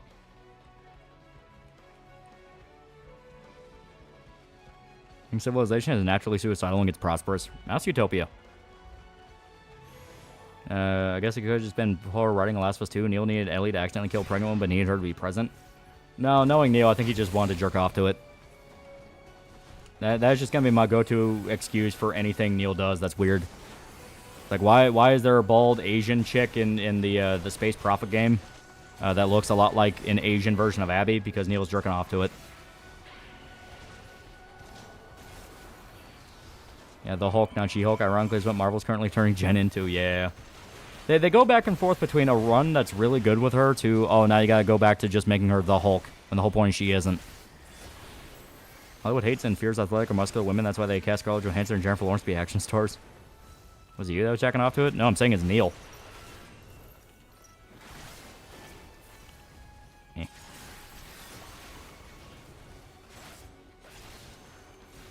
Yeah, defeminization, that's a fetish, yeah. That's why I appreciate Atlas. It knows what it is and doesn't hide it. You know, jerks off to dead pregnant ladies. Probably the least shocking thing if that were true. I'm wondering if Sega got the Prince of Persia.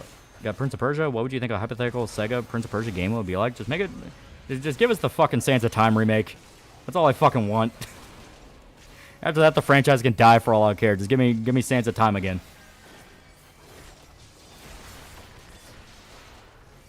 Lady who provides the face for Abby worked at Night Dog is, I think, a programmer or an animator. There's a clip of her watching the sex scene. She looks visibly uncomfortable. Yeah.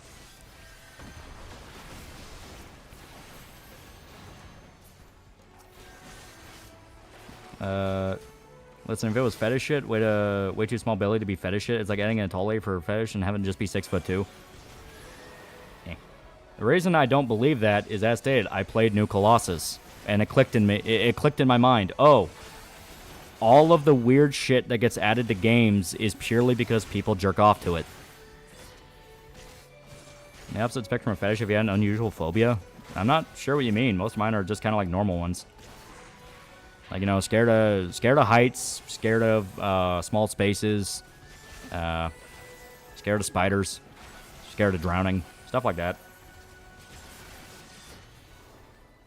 I was on Nolan North, Prince of Persia. He wasn't bad. It was Nolan North.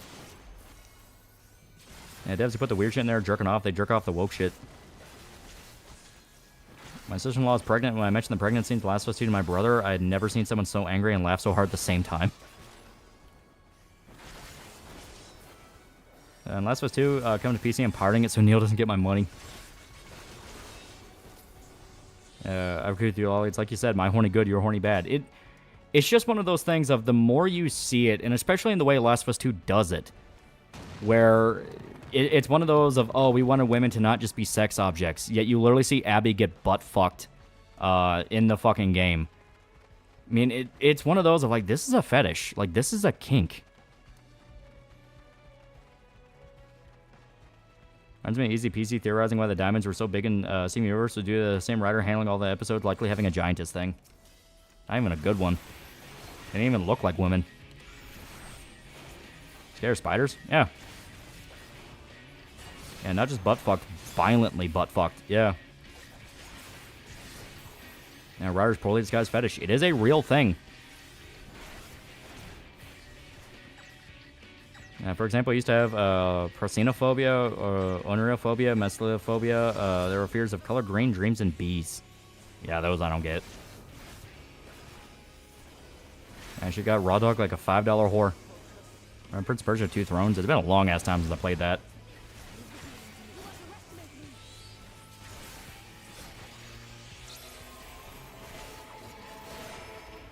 There we go. Yeah, Neil's never spoken to a woman who didn't have a taser visible.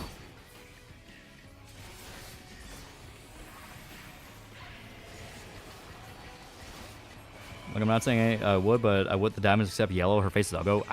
I don't understand it. Like, the art style is just so fucking weird and abstract. It's like, I don't see this at all with this. I swear this is the narrative purpose. You need to get stuck in the scene, so act it out. Yeah, Druckmann probably, yeah. There's a lot of cut seconds for a lot of levels in Last of Us 2, yeah.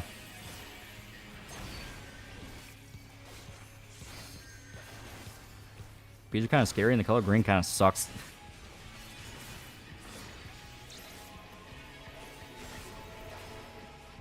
God damn it, get away from me. There we go.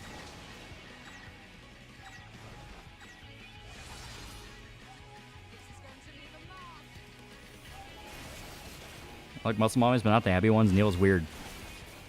Eh. Here we go. The Platinum Spyro 2 on the exercise bike. Life is good. Hell yeah, hell yeah. If Neil didn't have money, his name on a product, he'd never get a woman.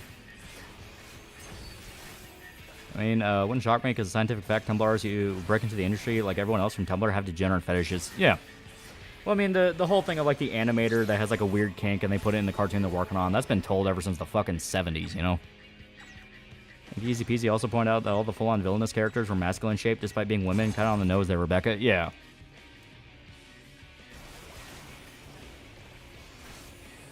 All the enemies in this duty are FF classes. Yeah. Super cool. First showcase Abby, she had, like, reasonable muscles, then in the game they made them bigger. Yeah. And if there's one fetish element in a game, it's followed up by others. It's never standing alone. There's always more. It's about Infinite Wealth and Romancing Saga 2. Thanks to you. Can't wait to play it. Hell yeah. Good shit. That one phobia that was normal, and that was Lilassophobia, fear of tornadoes and hurricanes, former for me. Well, the Abby monster needs to get butt fucked so Neil Cockman could overcome his complicated emotions towards his overbearing mother.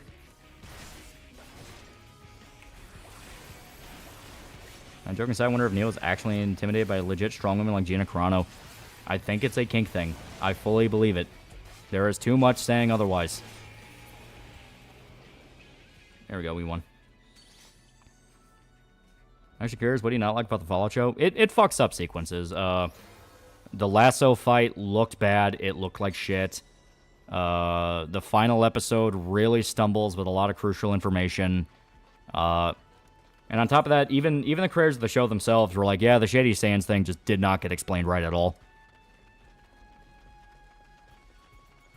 But as stated, I'm going to check out Season 2. You know, there were articles saying, oh yeah, we're going to make our actors actually sit down and play New Vegas to get ready for Season 2. So it's like, okay, they're on the right track here.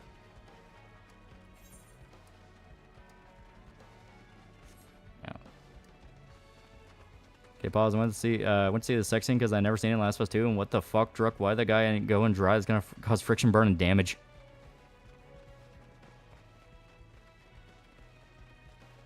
I feel bad for Cuckman's daughter. Yeah.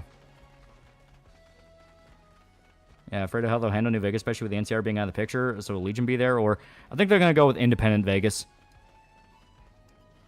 People are saying, like, oh, New Vegas is destroyed. And it's like, if they're telling their actors to play New Vegas, Vegas is not going to be destroyed.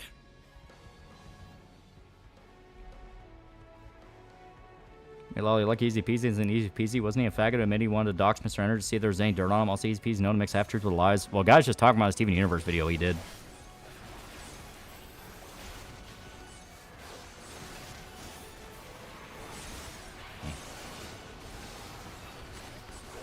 Yeah, Druckmann has a daughter? Yeah. Pretty sure he does. There are actually a lot of sexy built women, and look at the original photo capture of Sonya and MK1. She still looks good to this day. She takes care of herself. Virgin Neil molds that people like in the Fallout show, not as bad Last of Us show. How do you think an interaction between Cuckman and David Cage would go? It would be insufferable.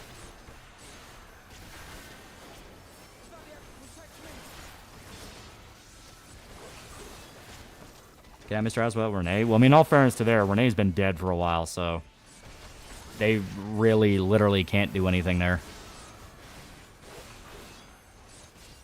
So much about the sex scene upsets me. So much just how the fuck do you make this? Did you make this work? You know, literally, it's the exact same. I'm the sexual predator cuck who's gotten peg face that Destiny has. I remember no Easy Peasy didn't attempt to dox Mr. Enter. If I remember, I do remember his Mr. Enter video just mocking him and his haters. Surprised a Heavy Rain style game for Last of Us hasn't been made yet. Pretty cool.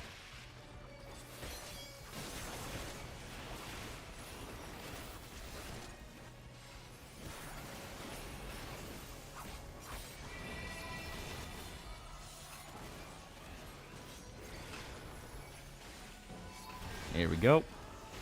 The design for Vash Design Dragon Stargaze leaked. It's a mesh between its Dragon Maxima design and its design for the movie. It's fucking dope. Oh.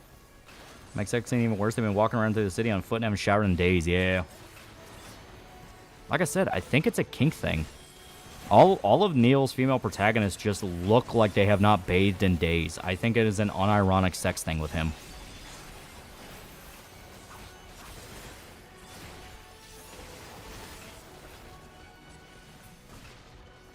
Well, I know the Cuckman has a daughter because he mentioned it while talking about OG concept for Mankind, aka the Zombie Lady Murder Simulator. Yeah.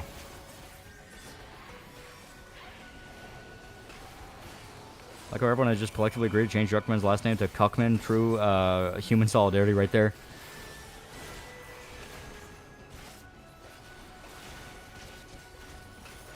Yeah, Nasty Pussy is a weird one of that.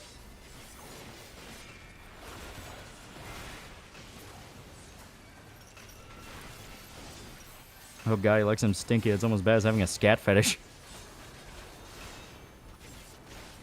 Funny thing is, they could have actually used an AI voice of Renee and it wouldn't be too disrespectful. Oh no, no. People would have fucking murdered them.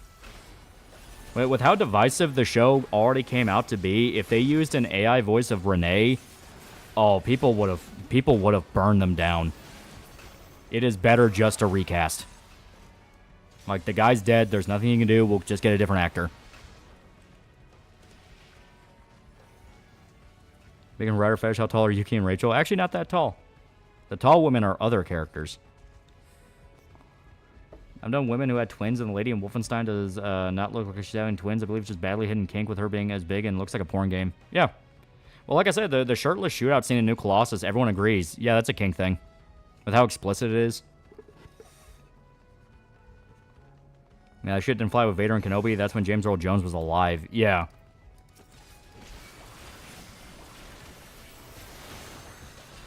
I do miss Easy Peasy. Wish he would upload new videos. I miss my favorite internet-based Jew from a post-Soviet nation shit-talking terrible tumble-made animation shows. I think I've only seen like a handful of his videos. I don't really know who he is. The most I know is, didn't he used to work for Encyclopedia Dramatica? Like, he would talk about that sometimes. I think Yuki's 6 foot flat. Nope. She is 5'8".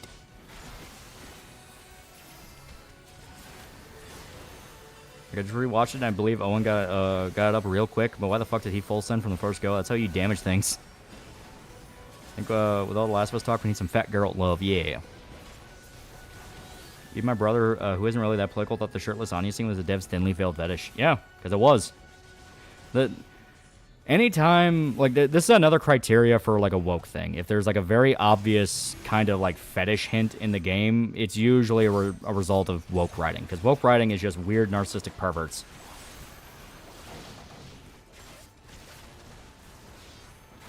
Wondering, who do you think would be a great dev team studio to do AC franchise justice? Any ideas? Fuck it, IO. The guys who do Hitman at the moment, they do pretty good. You know, stop trying to do the massive open worlds and instead do level by level. But it's like really in-depth with all the things you can do. Yuki's 4'11", Samantha's 5'9", Bianca's 5, and Violet's 5'4". Yeah, Yuki's 5'8", pretty tall for a Japanese woman. Well, that's talking about her artificial body. Different thing there. Arn believes the whole talk of, oh, we have our characters playing New Vegas will be... So they'll be appeared as an act in the show, still gonna be mid, but once again, if I'm wrong, I'm wrong. Just the fact they're willing to say it, you know? How many times has there been an adaptation of like a game or a movie or a book, blah, blah, blah, and they go, oh, we didn't want them to touch it at all. They weren't supposed to know anything about it. We wanted our own take, you know, the fucking Yakuza series. Which I was stupidly like, no, the trailer, like the trailer showing off more from the games than they want to admit, and then you watch it and it's nothing like Yakuza at all. No, the Fallout one, the fact they're willing to go, no, we want them to actually know how the games play and what they feel like before we start the season. It's like, that's a sign. One joke that Steven Universe has a giant fish. Steven literally sings a song called I Want to Be a Giant Woman. Yeah, it's like... Everything about Steven Universe just looks fucking weird. Like I've said before, the colors just hurt my fucking eyes. Woke Dragon is basically Tumblr, kink, fanfics, gay, queer power fantasies. Yeah.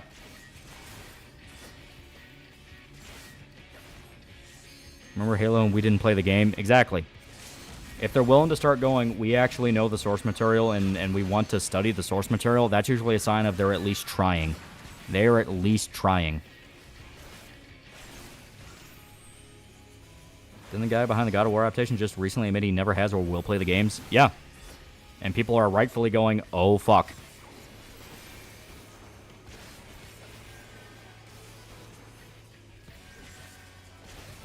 Fun update, Asmongold clip discovered AC Shadow stream numbers are half of what Dragon Age Veilguard did on launch. Accidentally used all my data and said Wi-Fi was worth it. Yeah. I do like that people are even pointing that out. Like, if it's half the numbers fucking Veilguard did on launch, and Veilguard was a hilarious flop, then yeah, fucking Shadows is dead. It is buried dead.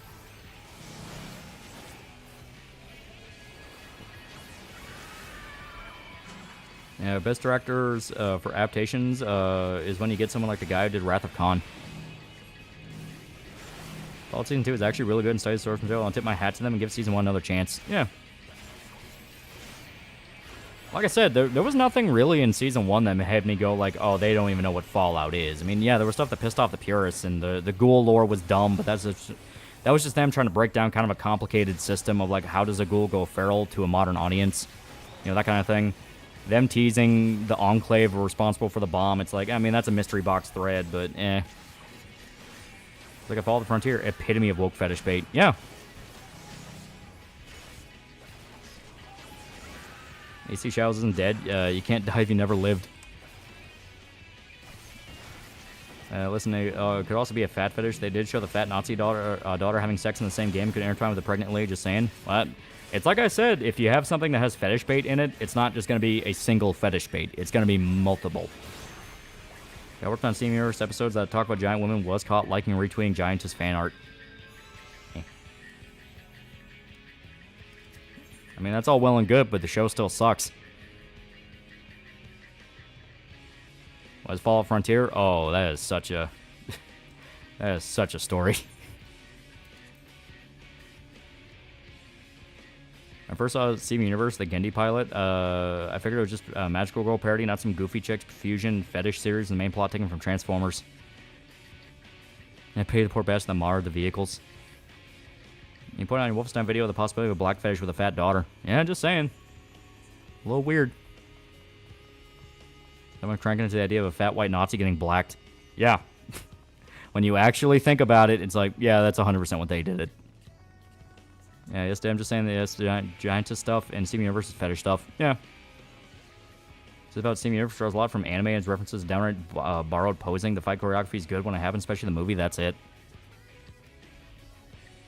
Yeah, Steam Universe had an episode confirming fusion was rape. You gonna play a day one version of Frontier someday, right? Something people don't know what piece of shit that mod was. Oh yeah, I still have it on one of my hard drives. I just gotta figure out where I put it. Yeah, don't forget Black Panther constantly breastfeeding. Yeah.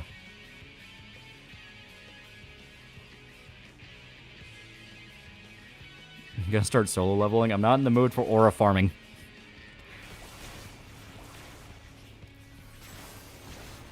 I think the reason woke US shows a secret fetish page is that they only get away with it because it's woke. Otherwise, they get Me Too and canceled. At least Japan's honest with its fan service. No, I think it's just degen perverts. You know? My philosophy for woke stuff has always been, these are people that are lying at every single level about who they are and what they like. But behind closed doors, they're just nasty, unlikable people. You know, they're narcissistic, they're egotistical, they're aggressive for no reason. And they have all these degen fetish issues. So when they're in a position of power, they force everybody to go along with it and like it because it gets them off, because they like having that feeling of control. Where it's like, haha, I slipped this in, fuck you. Yeah, filthy perverts. Exactly, filthy perverts. I've said over and over and over again, the whole woke ideology and woke mindset is fake. They don't believe this shit. Like every single fucking week now, it feels like people that are considered woke are doubling back and being absolute fucking hypocrites about shit that they swore up and down they cared about just the week prior. I mean, look at the Tesla thing. It went from save the environment, global warming's gonna kill us all, to set electric cars on fire. You know, it's just like, it's ridiculous. Yeah. And so I see every political extremist tard. It's usually the kind of people that become politically extreme. Yeah, woke perverts hate conventional fan servers and sexuality because it reminds them they have antisocial perverts. Yeah. Just power-hungry gay gooners. Yeah. For a copy of Fallout Frontier, Lol hates Pandora's Box of Cringe. Oh no, I'm keeping this. I got the 1.0, and we're gonna fucking play it one day. You'll stand for nothing and fall for anything. Yeah. Going to bed now. Yeah. And shame people just have normal hetero attraction towards men and women while they're just filthy degens. Yeah, because they get off on it. They get off on the idea of forcing other people to go along with their kinks. Hey, I'm antisocial pervert, and I'm not like that. The idea of an alien race being sentient gemstones, human appearances made of hard lights cool. Would rather it not be used by the same lady who drew gay porn of Ada and Eddie. Would you Riz the Deathclaw? Don't worry, the thing said about Alex Hirsch is wrong. Damn it.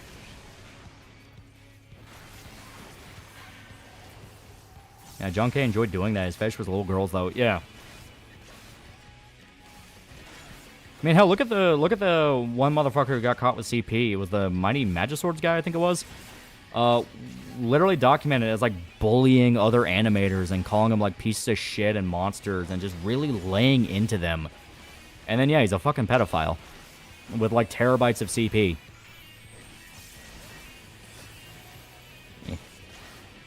I like Steven Universe when it started off, but after season 4 or 5, I dropped. Music's decent. The movie was good with good fight scenes, but it fell apart so fast.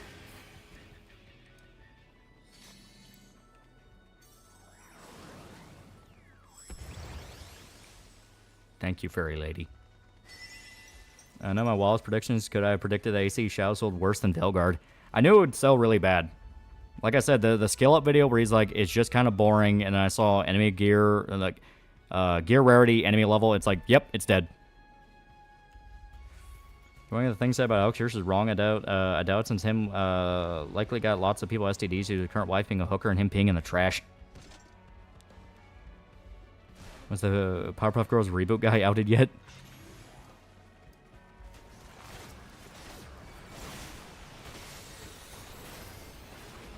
Yeah, Veilguard's already on Game Pass, yeah.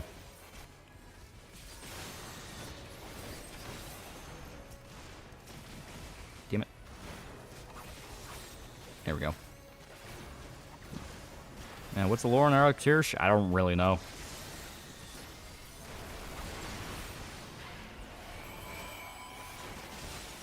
Ugh.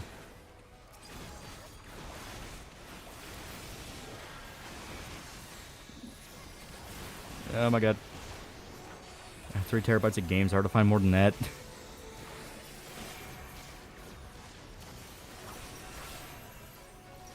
Yeah, so once Ubisoft falls, who next? I don't know, like, that is a legitimate question to ask, because Ubisoft used to be one of the big game companies. If even they declare bankruptcy and fall, I am genuinely curious what the ramifications are going to be. Because at that point, that's telling all the AAA game studios, you are not immortal. You cannot bank on that 100-to-1 bet actually saving you in the end. You will fuck up, and you could probably fail. My Medswords guy should have been obvious to be a pedo. Look at him, he has the look of a pedo.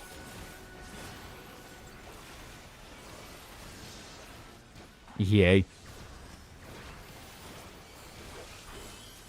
I do find it super funny that Steven Universe Soul is a woman-led show and was produced by dudes and had storyboard boards drawn so poorly character change scale like 5 times an episode.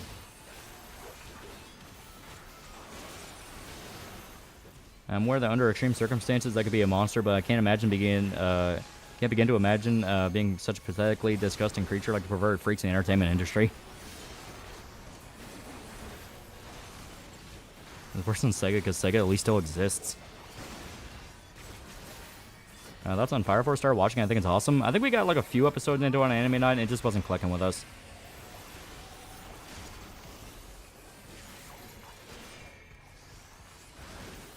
I wish I have an Activision Blizzard and EA, but that won't happen.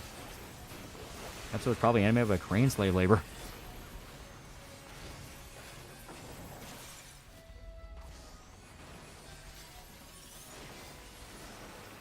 That's on Kaiju number 8. I know my brother started it, and he said it's pretty fucking dope. So eventually I'll start that. Good morning, Lolly, across the pond. Fun fact, if you're up to date with Hildebrand questline, at this point in the MSQ, he shows up as one of the Warriors of Light dragged by Elizabeth. Oh, that's pretty fucking... That's actually pretty hilarious. I think Machine Game's gonna reboot Wolfenstein. That is a good fucking question. Because you see, ever since I made the Wolfenstein video, people would swear up and down, no, Youngblood's not the third one. It's not the third one in the trilogy. It's a spin-off. They said it was a spin-off. Ignoring the fact it literally closes out the story of it, and you can't do anything else with it.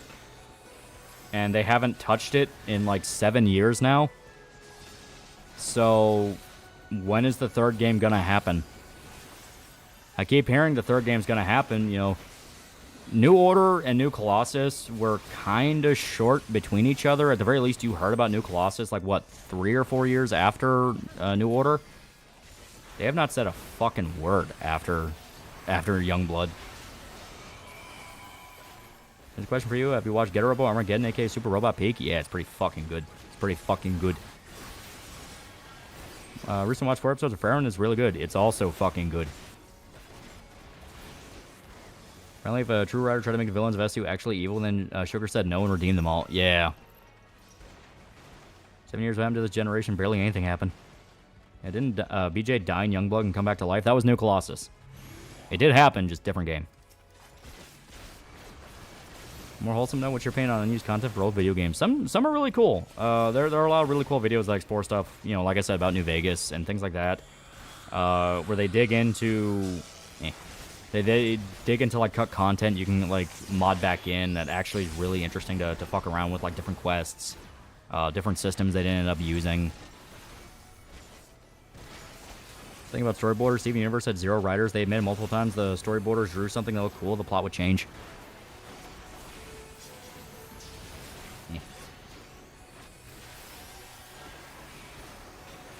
Thoughts on Has-Been Hotel and other Visipop work? Like, I respect the fact they're able to take it as far as they did, to the point that it is just a legitimate animated franchise now, but I ain't watching it. Personal favorites, unused stuff for PS1 era Spyro and Crash Bandicoot. I Love Wasp was annoyingly melodramatic and sappy. Wolfenstein joins the multiverse fad by having BJ jump from multiverse to multiverse, killing every Hitler. Yeah, it's like... And that pisses me off. They kill Hitler off screen for the fucking New Order timeline. It's like, no. You... Let us kill him on screen. Like, okay, you kill Death's Head, replaced by Pharaoh Angle. You kill Pharaoh Angle, you replace him with Hitler. That's the fucking escalation.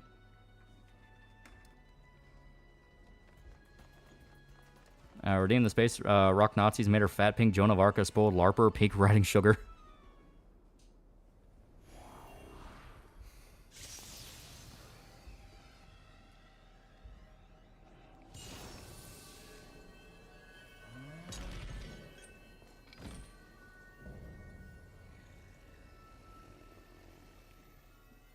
This is a pretty cool fucking fight, not gonna lie. I'll kill Mecha Hitler on Saturn, damn it. Yeah, exactly.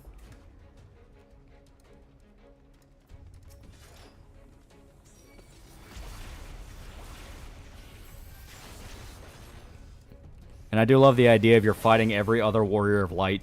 That's pretty fucking cool. Yeah, Mecha Hitler will make the game 100% better. Yeah, it's like...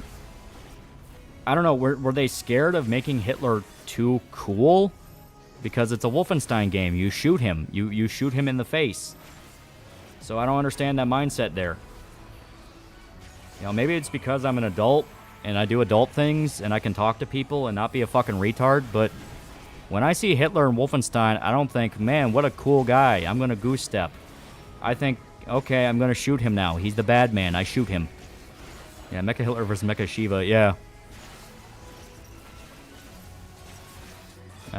Next Wolfenstein game is a co-op extraction shooter where it plays a different BJs from a different universe to cause you to get with microtransactions. You're joking, but that might actually just be where it's going. BJ's dad, Lolly, goddamn Jews didn't help my business. Dude, that was so fucking funny. I don't know how anyone could take that shit seriously. The only way I can see people taking the shit with BJ's dad seriously is just if you actually dealt with child abuse, and just covering the subject at all fucks you up. But to me, it was just so goofy, so fucking dumb. It's like, this is a fucking South Park bit.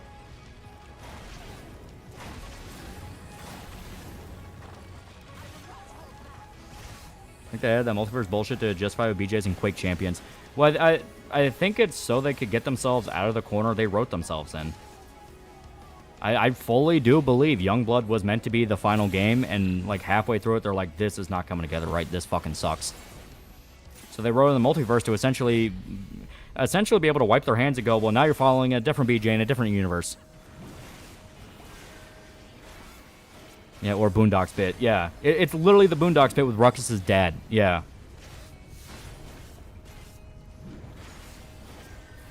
Probably an insulated writer's room thought Hitler's got dementia and pissing himself that the right will hate this. Yeah, it's like really? Well, like, if you're gonna do that, if you want to do the like dementia-riddled pissing himself Hitler, at least let us like break his neck or something. It's like, oh yeah, he's like an old man sleeping on the fucking ground, and you can just have, you know, BJ bend down and fucking snap his neck while he's asleep. It's like, do something.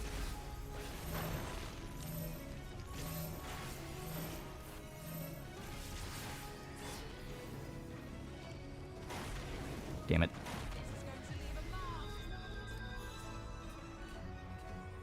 Yeah, Wolfenstein Multiverse sounds dumb. It's really dumb. That's curb stomp the bastard. Yeah, it's like, it's a Wolfenstein game. You show us Hitler and you don't let us shoot Hitler. The fuck is wrong with you?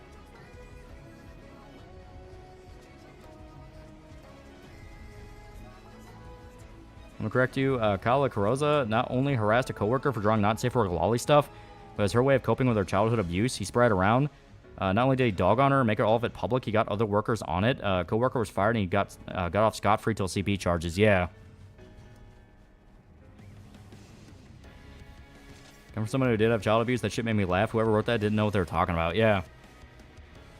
It was a bunch of sheltered, insecure, narcissistic perverts. And does the green AoE get inside the blue crate or dodge it? Oh, you go inside the blue. Okay, okay. Inside Multiverse only works if there's a universe where BJ kills Stalin, Mao, and Pol Pot.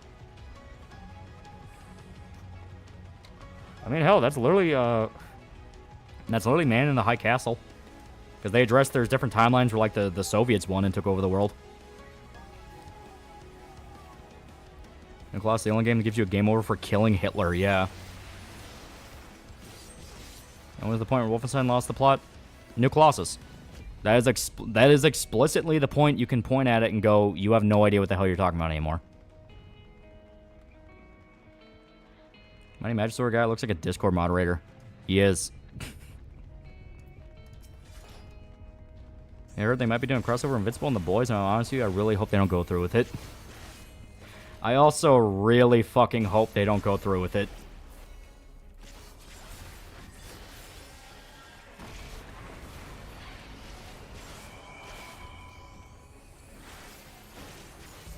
My god, the world was Soviet one. That's horrifying. Man in the High Castle is a pretty good book.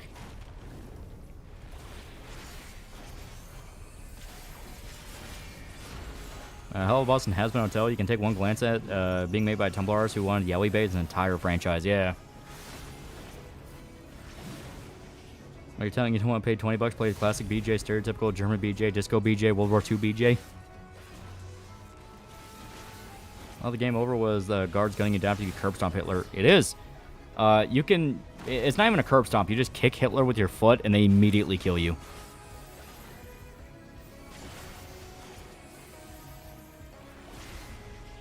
Unless it's the original of the Boys, it's not going to be. It's going to be the Amazon Boys. Oh. Oh, that immediately killed me. Fuck. Got a little too close. Cast the boys to watch Mark get raped and say, girls get it done. Homelander will look at another screen and say, enough said. Well, the fact these freaks would ironically call the men that fought against Hitler and his army actual Nazis. It's just stupid, insecure man-children. Yeah, woke people hate normal sexual attraction and nuclear family because it reminds them what they can never have. As they is just stupid, insecure, narcissistic man-children. That's all they ever are. Like, trying to ascribe any kind of, like, malevolent, malicious, high-concept scheme to it all gives it too much credit. At the end of the day, the people in media right now writing really stupid games are just themselves really fucking stupid.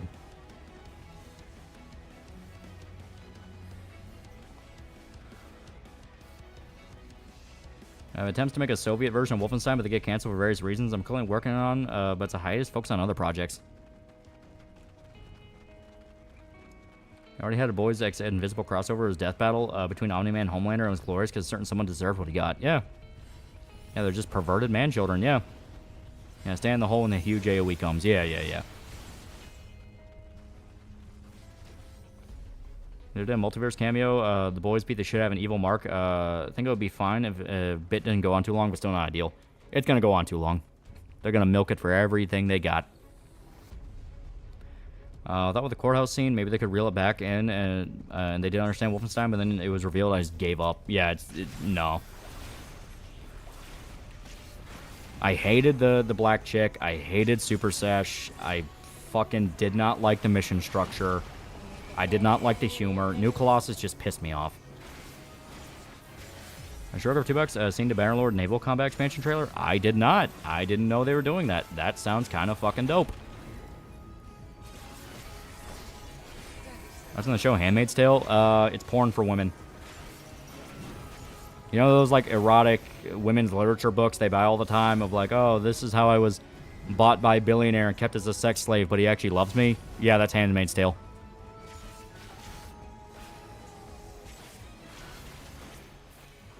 I'm to the Boys spin-off series. I think it had like it was the Gen V one, right? It had like a single season, then it just kind of disappeared. Yeah, rape fantasy stuff for women, yeah.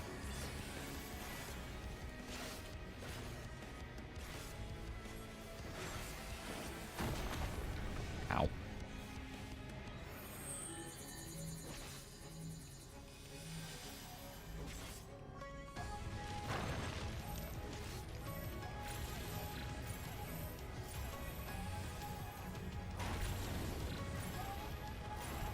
Okay. So you debuff yourself a little bit, but it saves on the damage. I get it now. Leave me out of this. It would have been interesting if they showed the different groups slowly transform into the Nazis in America, have the black chick one ethno-state, and others try socialism. Or, you know, just not include the annoying characters in the first place. They could have also done that. And catch up on my sleep, yeah.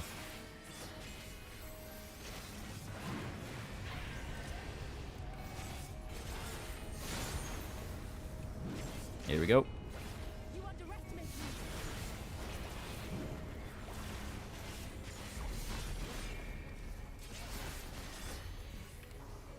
Man, for the last time, this is a Wendy's. I've seen a teaser for Dragon Stampede. I did not yet. Ow.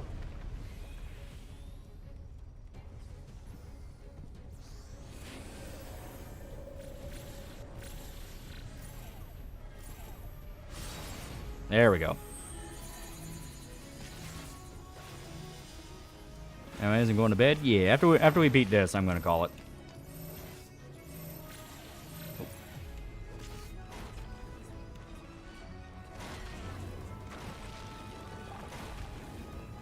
There we go. I will say, this boss is pretty fucking cool. I do like him a lot. He is fun. Not just because he's a blatant Guts reference either.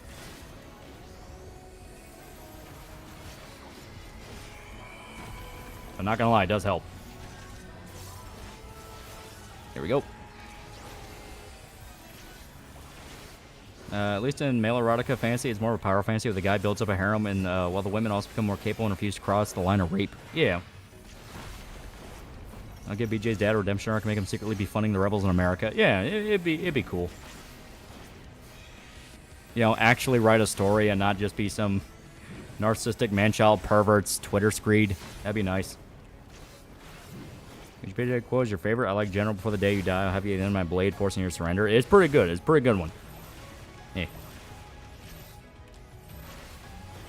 Yeah. I like the monologue he gives at the end of Old Blood about you know, the monster never dies, it just changed its skin. I like that one a lot.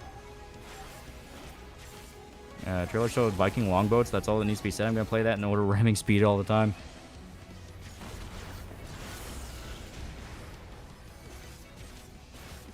Okay, he's almost dead.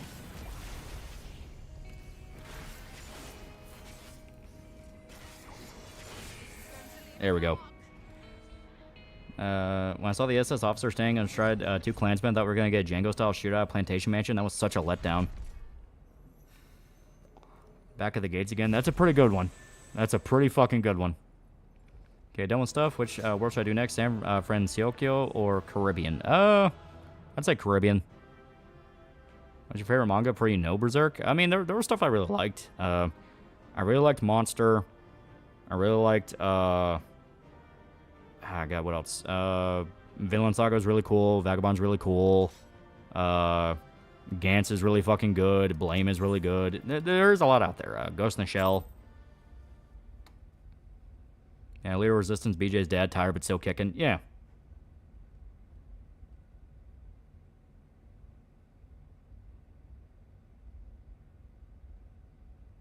You plan to do a video on mouthwashing? I do like mouthwashing a lot. It is a good game.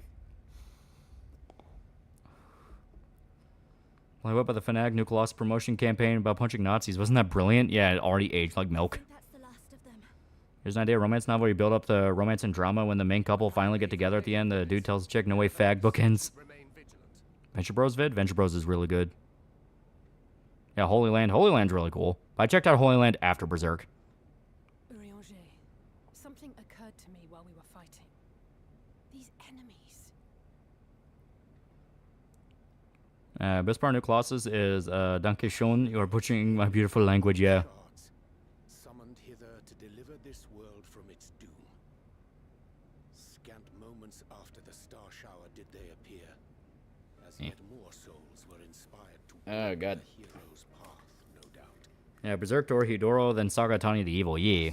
Hopes for salvation of realms near and far resonate and converge, lending still So Dragon Stargaze was finally announced. Holy shit, Dragon Maximum is finally getting adapted. We get to see the couch scene anime, What Time to Be Alive. So that's Elidibus's game. But first things first. If the rings are the same as the Exarchs, then we need to ask him how that's possible.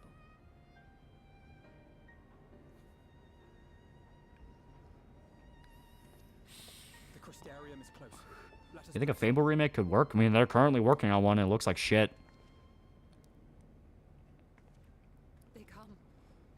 I mean, theoretically it could work, because it's just doing an action RPG in the style of like a sort of satirical British comedy, kind of almost like a Monty Python. Because, you know, Fable has had a lot of humor to it. We also need to balance it with a legitimately fucked up dark fantasy world. Because a lot of people might forget, Fable 1 was kind of grim. Yeah, Origin's new manga drawn by Boichi. That's pretty sick. Oh. I see a Monster or Pluto review, but they're more thriller shows, so it wouldn't fit what kind of theme you're going for this year. I mean, I love both. I'd find an excuse to talk about it. Think it's possible to have a Wolfenstein game without BJ? You can do it, but you need to reference him at least in some way. Hey, how long has the Fable remake been in the works? Like 5 years now. Yeah, Fable 1 was grim, but it was really fun. Fable 1 was grim. Fable 2 had moments, but it was a little bit more optimistic. At least in the sense of it wasn't just as explicitly dark. Fable 3 was kind of goofy. Yeah, Fable just British comedy fantasy. It shouldn't be hard to make, but look at current British media. Fable remake lacks the exaggerated British look to everyone. There's not one person with British teeth or a single Union Jack, none of the previous personality. Yeah. Or the newer manga from the guy who did Holy Land is called Sosei no Taiga. Isn't that Suicide Island? Oh, not this old dance again. Yes, obviously I'll I'm talking about mouthwashing. What are your thoughts on Curly? I'm about to do a great many Complicated. Complicated. Your family dies in Fable 2. Well, it's your sister. It's not your family. Hell, your entire family dies in Fable 1.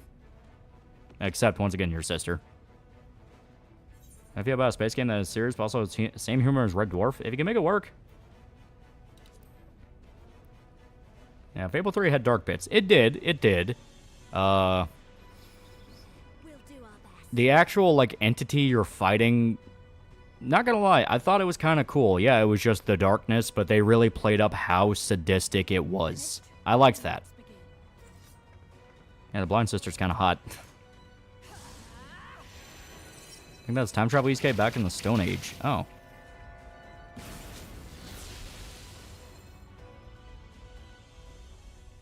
Now if you get married and have kids in Fable 2, in the final act they will die, they have to use one of your wish to bring them back. Oh, yeah, that's right. Because if you don't do it, your dog dies.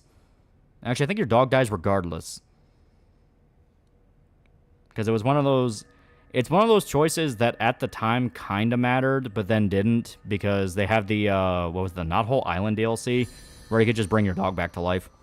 You had to sacrifice an NPC villager to do it, but it didn't fucking matter. Honestly, I wish in OG Fable all the weapons actually had different fighting styles. Yeah, it all just kind of felt the same. Yeah, what happened to Walter in Fable 3 was sad. Fable 3 had good moments. I still kind of liked Fable 3, even with all the flaws. Your memories are preserved safely within. We've done it. We've done it at last. Also, how dark Fable could get. Story of Hobbs and Balverines. Fable 1 talked about fairies, and they were the fucked up type of fairy. Yeah, killing a dog was so fucking stupid. Dog was integral to gameplay with the treasure hunting. That's why you'd want to bring him back. Like, see, Wolfenstein side story game where he plays a Nazi soldier eventually defects to the resistance. Yeah, like a Klaus prequel game. I wish Fable had more complexity to RPG mechanics. Yeah, that was kind of always Fable's big problem. It's wide as an ocean, deep as a puddle. Hell, fairies made Hobbs using kids, yeah. Blind chicks are hot because it's kind of like having them in bondage play at all times. Tell me I'm normal. No.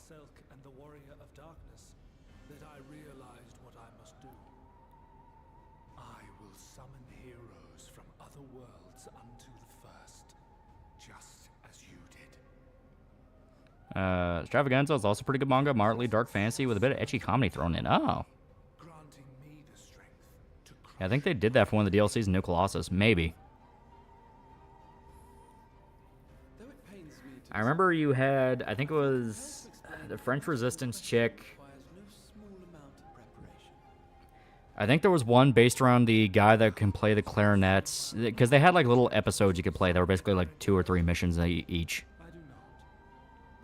Yeah, bro, that Fable trailer literally killed the game on the spot, yeah. I always wonder why Fable never had incest. Yeah, main villain of Fable 1 was pretty good. He was pretty good. Guy in Fable 2 was okay. He was okay. His big problem is he disappears for large chunks of the game. Fable 3's big problem is it kept building up the brother as the bad guy, then it immediately jumps to, oh, by the way, here's this dark entity on this other continent that's slowly consuming everything. And it's like, I mean, I would have liked to know the other one before this guy, because the other one's actually kind of cool. Alright, head to the Caribbean, yeah.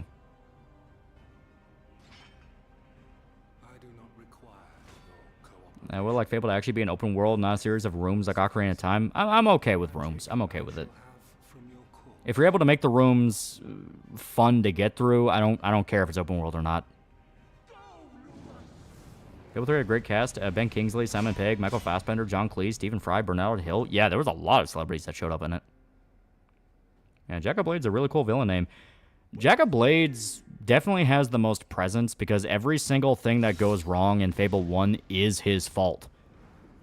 I think that's why he still does hold up pretty well as a villain. Well, once you hit 500k, play Wizard World 1, best MMO from the 2000s. Hasn't gone downhill or ran by devs who discard the OG developers' work. Yeah, Fable 2 at least let you LARPers Master Chief, or they got shit canned. I love Microsoft. Remember in Fable 2, you go undercover for like 10 years, a henchman or jailbreak a fellow hero? Yeah. Which Fable is your favorite? For me, it's 2.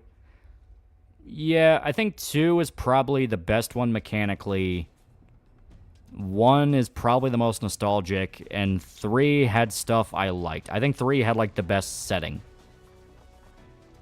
Hey, man, watching the news, media flip their shit about Trump 24/7. What's happening over there? Also, hello from Australia. Nothing really. Fair villain, OG Fable. Mine was not whole Glade.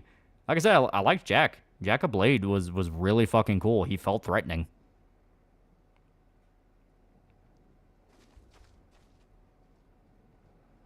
Did you ever see the anime retelling of Count of Monte Cristo? The anime is well made and one of my favorites. Also, right in your alley, British stage actor. I might need to check that out. Yeah, I like doing shit for the Demon Doors. Demon Doors were fun. There was a whole lore on the Blades, including a queen and a knight that weren't included in the games. Yeah. Oh, Village. Oh, okay. Village? I don't really remember. I don't remember a lot of them. I remember going to, what was it, Bowerstone a lot, the main city. Just because that had the most stuff you could do in it. You could break the economy. Big one for me, breaking it by getting the sort of A on the first 30 minutes is fun, yeah. I forget how you do it, but yeah, it's pretty funny when you do. It was all we could do to raise a war to hinder his steps. And so we fled. Yeah, this dude's fucked, yeah. But he took it. The vessel with the exile. I had to use dash spell, I think. Okay. Yeah. Yeah, teleport spell, yeah. Fable is like Fire Punch in the sense that both protagonists have their sisters killed before they banged. Oh wait, only the Fire Punch sister was the incest power hurt.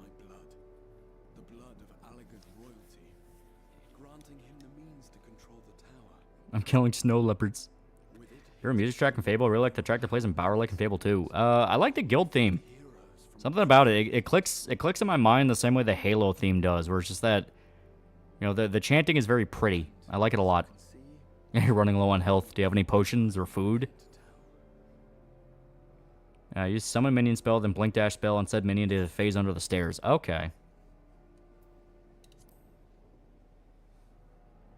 Yeah, I play all Fables now. I mean, they're actually not that long. Like, even if you want to do all the side quests, you can get it done in, like, what, 30 hours? They're really not long for RPGs.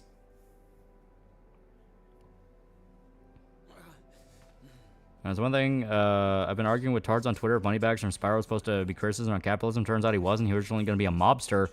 They changed him to be more of a fancy banker because they wanted him to look more friendly looking.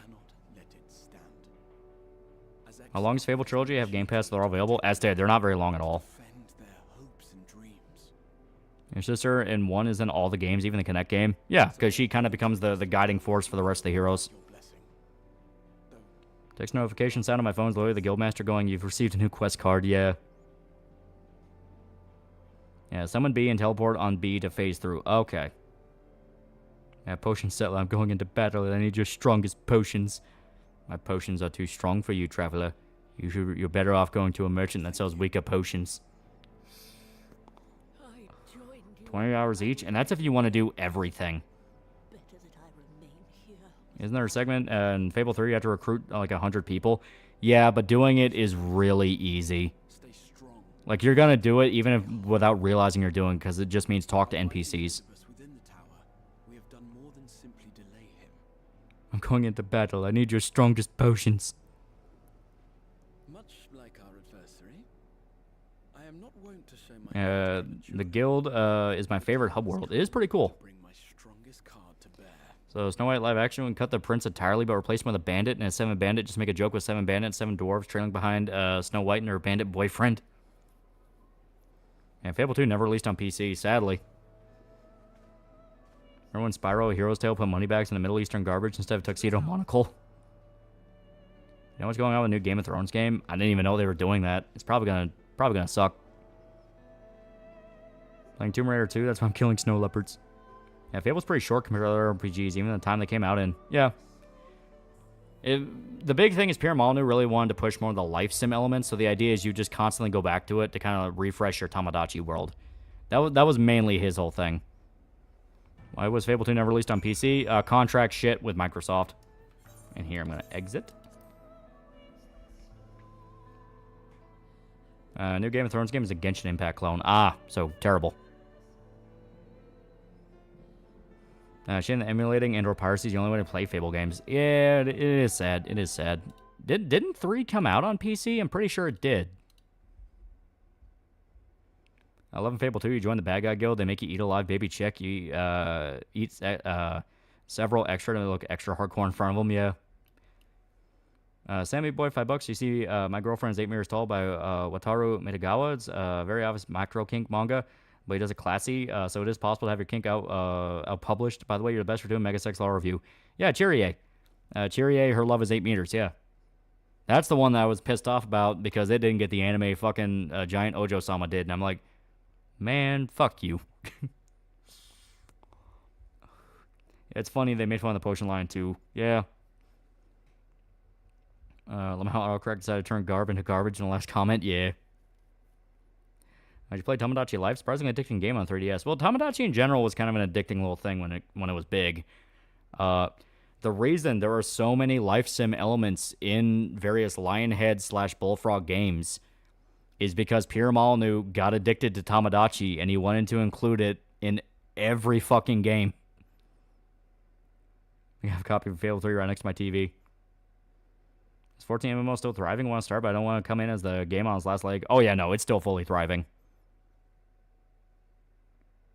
Have you seen a trailer for Gachi Akuda next? It's supposed to be pretty good. We will see. Remember that one Demon Door in Fable 2 that leads to a cozy cottage, but as soon as you walk through the front door, there's a loud screech and it turns into a decrepit murder house? Yeah.